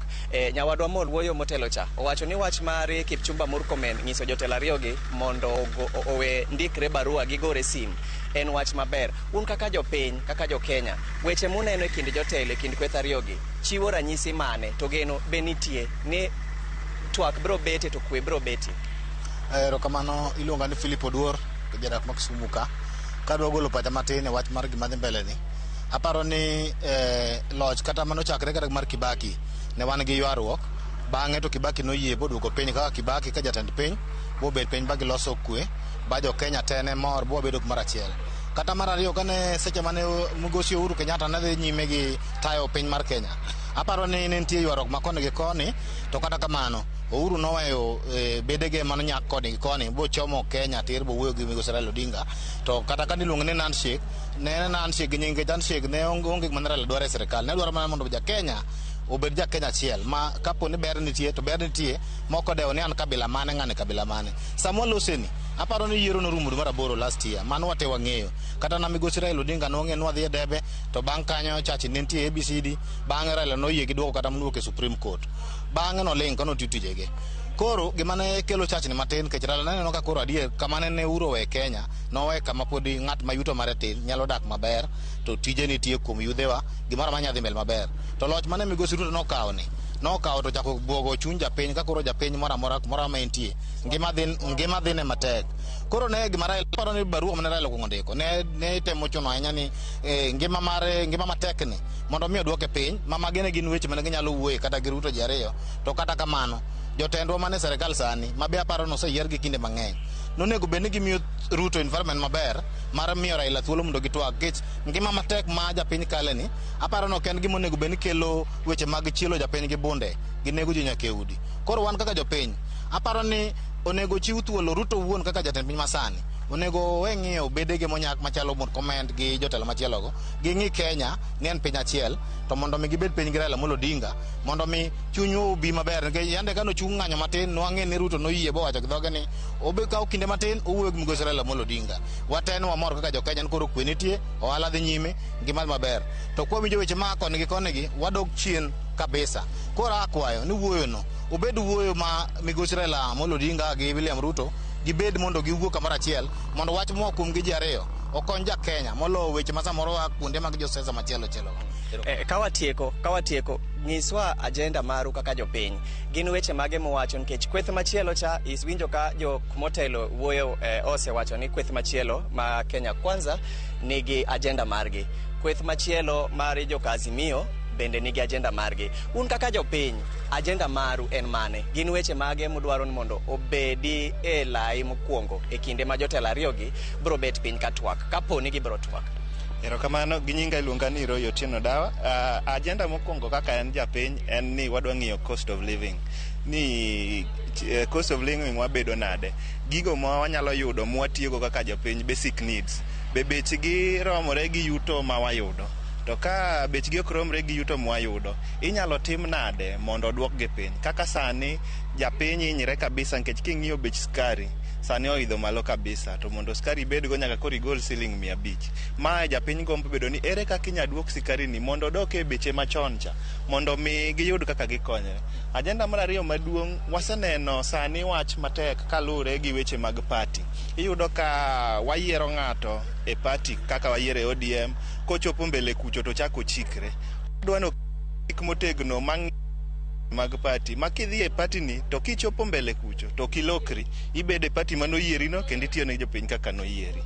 Kendo moro wadwa ng'iyo ni kwe, wan kaka yudhe wadwaro peace. Koro kwadwaro peace wakwayo mana jowa jotelogi mondo girikre maber mondo giwuo. Wan koro kaka jopiny wakia kata kaka gidhi wuoyo e county hall kata gidhi wuoyo Serena kata gidhi wuoyo kanye, gimwadwa ni giwuo mondo wabed gi kwe mondo yudhe oti matek, nikech yudhe to gin joma tiyo matek. Jopur odhi e puodho, kosepuro to yudo ka giuso gigi. Jogo mane chiro bo usa gi kwe maonge gimoro amora. Erokamano ahinya, erokamano. Cleophas, mana kaka isewinjo paro mopogore opogore ka owuok kuom jopiny, maduong' ahinya en gin gi geno ni twak bro bet e kind dito ariyo gi jatend piny Kenya William Ruto to kod Raila Amolo Odinga. Mak mana ni gitemo chiwo pek ahinya e agenda mar jopiny kopogre gi agenda ma jotend siasa oketo nyime. Cleophas, mago e weche mawuok e kaunti ma Kisumu gie sani, ka bende waikre mar luonu machiegni nyasi mari rowere ma dhi nyime, rowere e piny mangima hingo nyasi mag okingi magisegoyo kata magisebedo ka gigoyo e weche motenre gi rito ler mar alwora. Cleophas, inyalo dhi nyime gi weche ma wan go e kinde masani. Erokamano ahinya James Okoth. Ipange yo makare ahinya gi jodak e kaunti ma Kisumu. Kiny bende watimo gima watimo kawuono ni gi jodak e kaunti ma Kisumu. Manyonwa gweng' machielo bende mondo owinj ane pachgi. Erokamano ahinya James Okoth. Mesha kod ntiere kod gik mathoth timore piny Kenya odiochieng' ma kawuono ka wang'eyo ni gik mathoth ahinya matimore kar kanyo odiochieng' ma kawuono higni 25. Nyasi ma kamano ma bende ma wach machopo nyaka sani jotelo mago mag Azimio kod Kalonzo Musyoka kaachiel kod ka Martha Karua bende koro osiriyo jo Kenya mamoko ka gintiere Memorial Park odiochieng' ma kawuono. Moko kod mathoth jatend piny Kenya bende pod timo mana limbe. Weche makoro donjo nyaka sani bende iwinjo kanyo kowacho entiere kumoro miluongo kanyo ni Kariara, mane gweng' ma Kariara okinyi ma kawuono entiere kacha kodhi yawo apaya moro kanyo miluongo ni Rutune, Ishamara Rutune Road, mano mantie Mkuruweini mane kaunti no Manyeri. Gimo wacho kata sani owacho ni onge handshake. Okono Raila kanyo ni kikiti kod tulo mane gima tie kar kacha ma jal ma joge rito kacha mondo mi obede kod twak. Wach mari mogi kotenre kod gigi duto inyalo wacha ngo ka wacho. Erokamano. We wadhi Nyeri kokwongo wawach ni kiwinjo kama ne wachake na wacho ni kiwinjo duond Kipchumba ka en Homa Bay, mano ema biro bedo duond William Ruto ka en Homa Bay kata Kisumu kata Migori. To kochikore odhi e gwenge mag holo mar Okak tibiro winjo ka tono pogore kendo gik mowacho pogore. Kodhi e piny Atwara bende koro ineno ka owacho gik mopogore manyiso ni ok en ready mar bedo piny e mesa kata bedo gi twak manyalo miyo jo Kenya riwore kadhi nyime. Ma nikech ong'eyo ni e gwenge ma entie sechegi gin jok ma ok dwar wach mar twak, nikech kang' ji obeto gi twak to biro chuno ni gik moko nitie manyaka lokre ka gi kacha, to lokruogno ema gweng'no ok nyal dwaro, nikech ng'eny ji ng'iyo twagni e yor siasa ni ng'ato dwa mayo gi telo kata ng'ato dwa kawo lemo moko e telo. Ok ginene kaka twak monego bed ni konyo Kenya dhi nyime kaeto miyo jopiny bedo gi nengo mayot kuom gik ma gitiyo godo okinyi godhiambo. Kwa e mano ibro yudo ka jatend piny Kenya William Ruto nyo owuok ka wuotho to giumo gini. Gichalo jok ma Kenya Kwanza nie sirikal to ok gibehave ka sirikal, gibehave ka jok ma pod nie campaign ma piem gi opposition kata piem gi Azimio. Azimio ok nie sirikal, ginyalo wuotho kuonde ma giwuothego, ginyalo wacho weche ma giwachogo.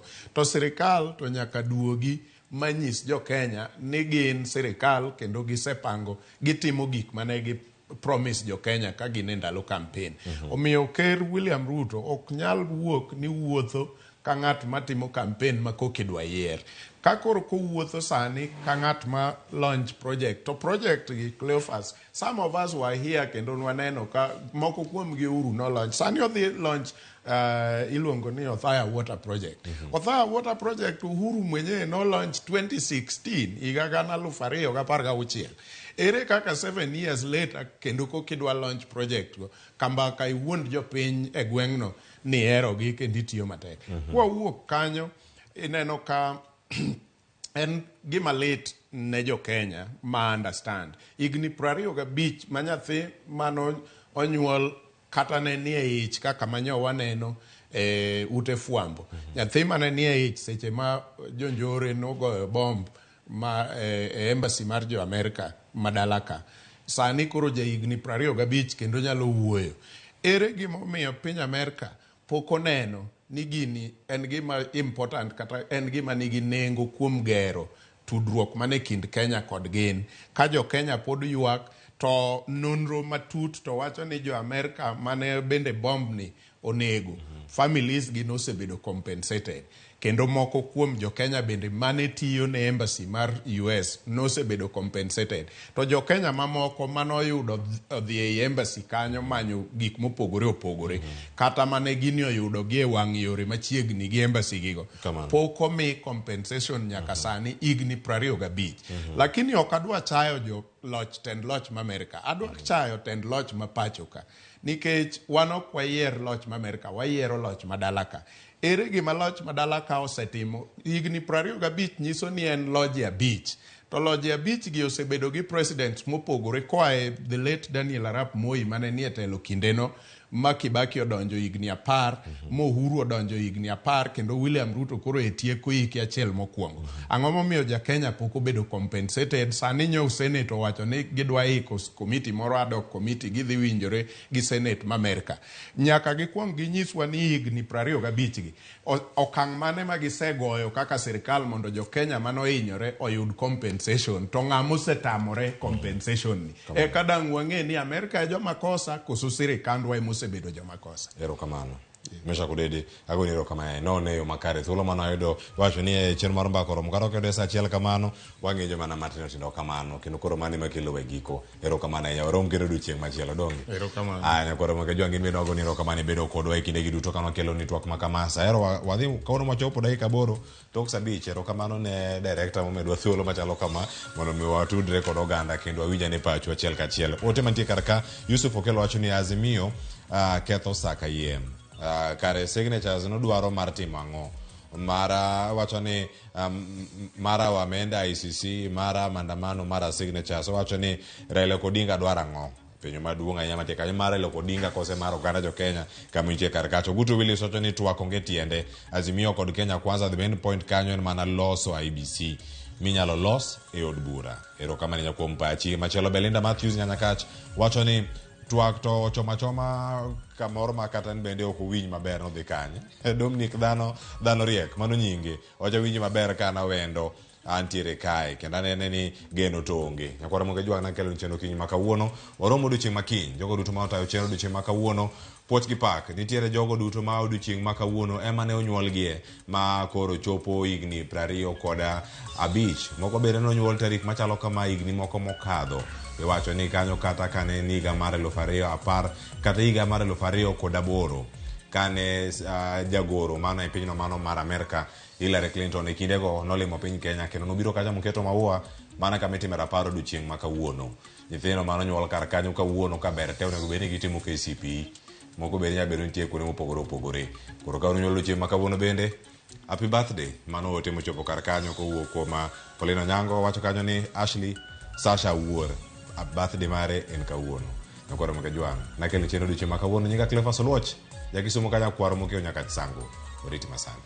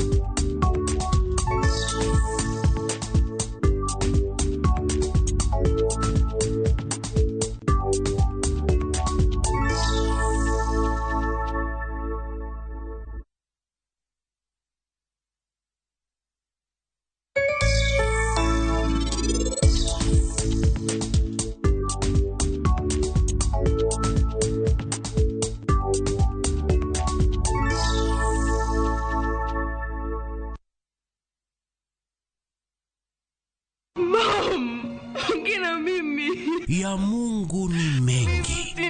Msichana mdogo kajikuta hana baba wala mama. Kisha kapata mama wa kambo ambaye aliaga muda mfupi baadaye. Tajiri mmoja jina William kamchukua kama baba wa kambo na kumlea hadi kakoma. This girl is going to live with us from now on. Ati nini? Shikamoo boss lady. Nashangaa sana venye boss William ameamua kumleta msichana ndani yenu. Na kuwa na mapenzi na mwanae Louis aliyekuwa ametozwa binti mwingine Sofia. I want us to talk about our marriage. Who told you I want to marry? Ikawa sasa wawili wamekuwa wapendwa na Louis akampa Sofia talaka. This is over. Ndipo sasa Maria akagundua kumbe baba mpenzi ndiye aliyemua babake na kunyakua mali yake. Maria, kuna nini? Ni Uncle William. What is it? Dad is in hospital. Quick, let's go. Fuata vile haya yote yalivyotendeka kwenye kipindi cha Maria katika View Sasa.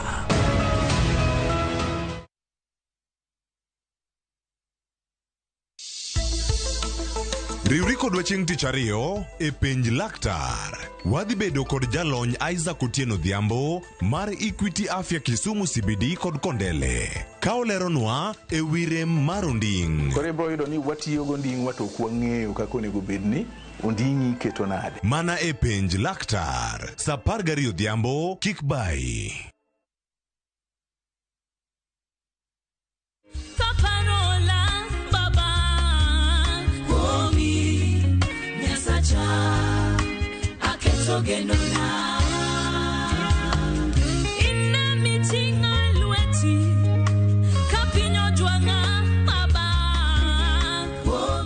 Mondi yud geno kaka skiza tune mari di mana *487*6 to pare ni Ramogi TV e odio wer duto.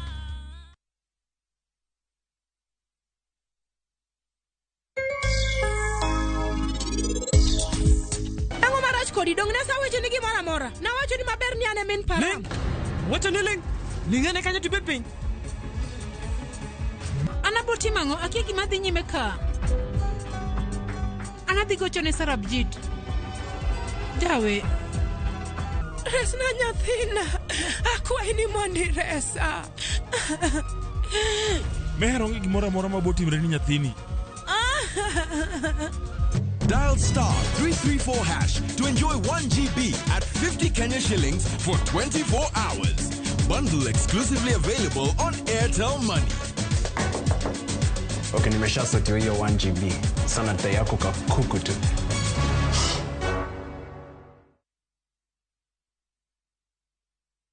Twende chain. Pata boost ya 500% ukiekelea multibet yako on shabiki.com. Play and win big. Kuwa Shabiki. Strictly not for persons under the age of 18. Betting can be addictive. Play responsibly.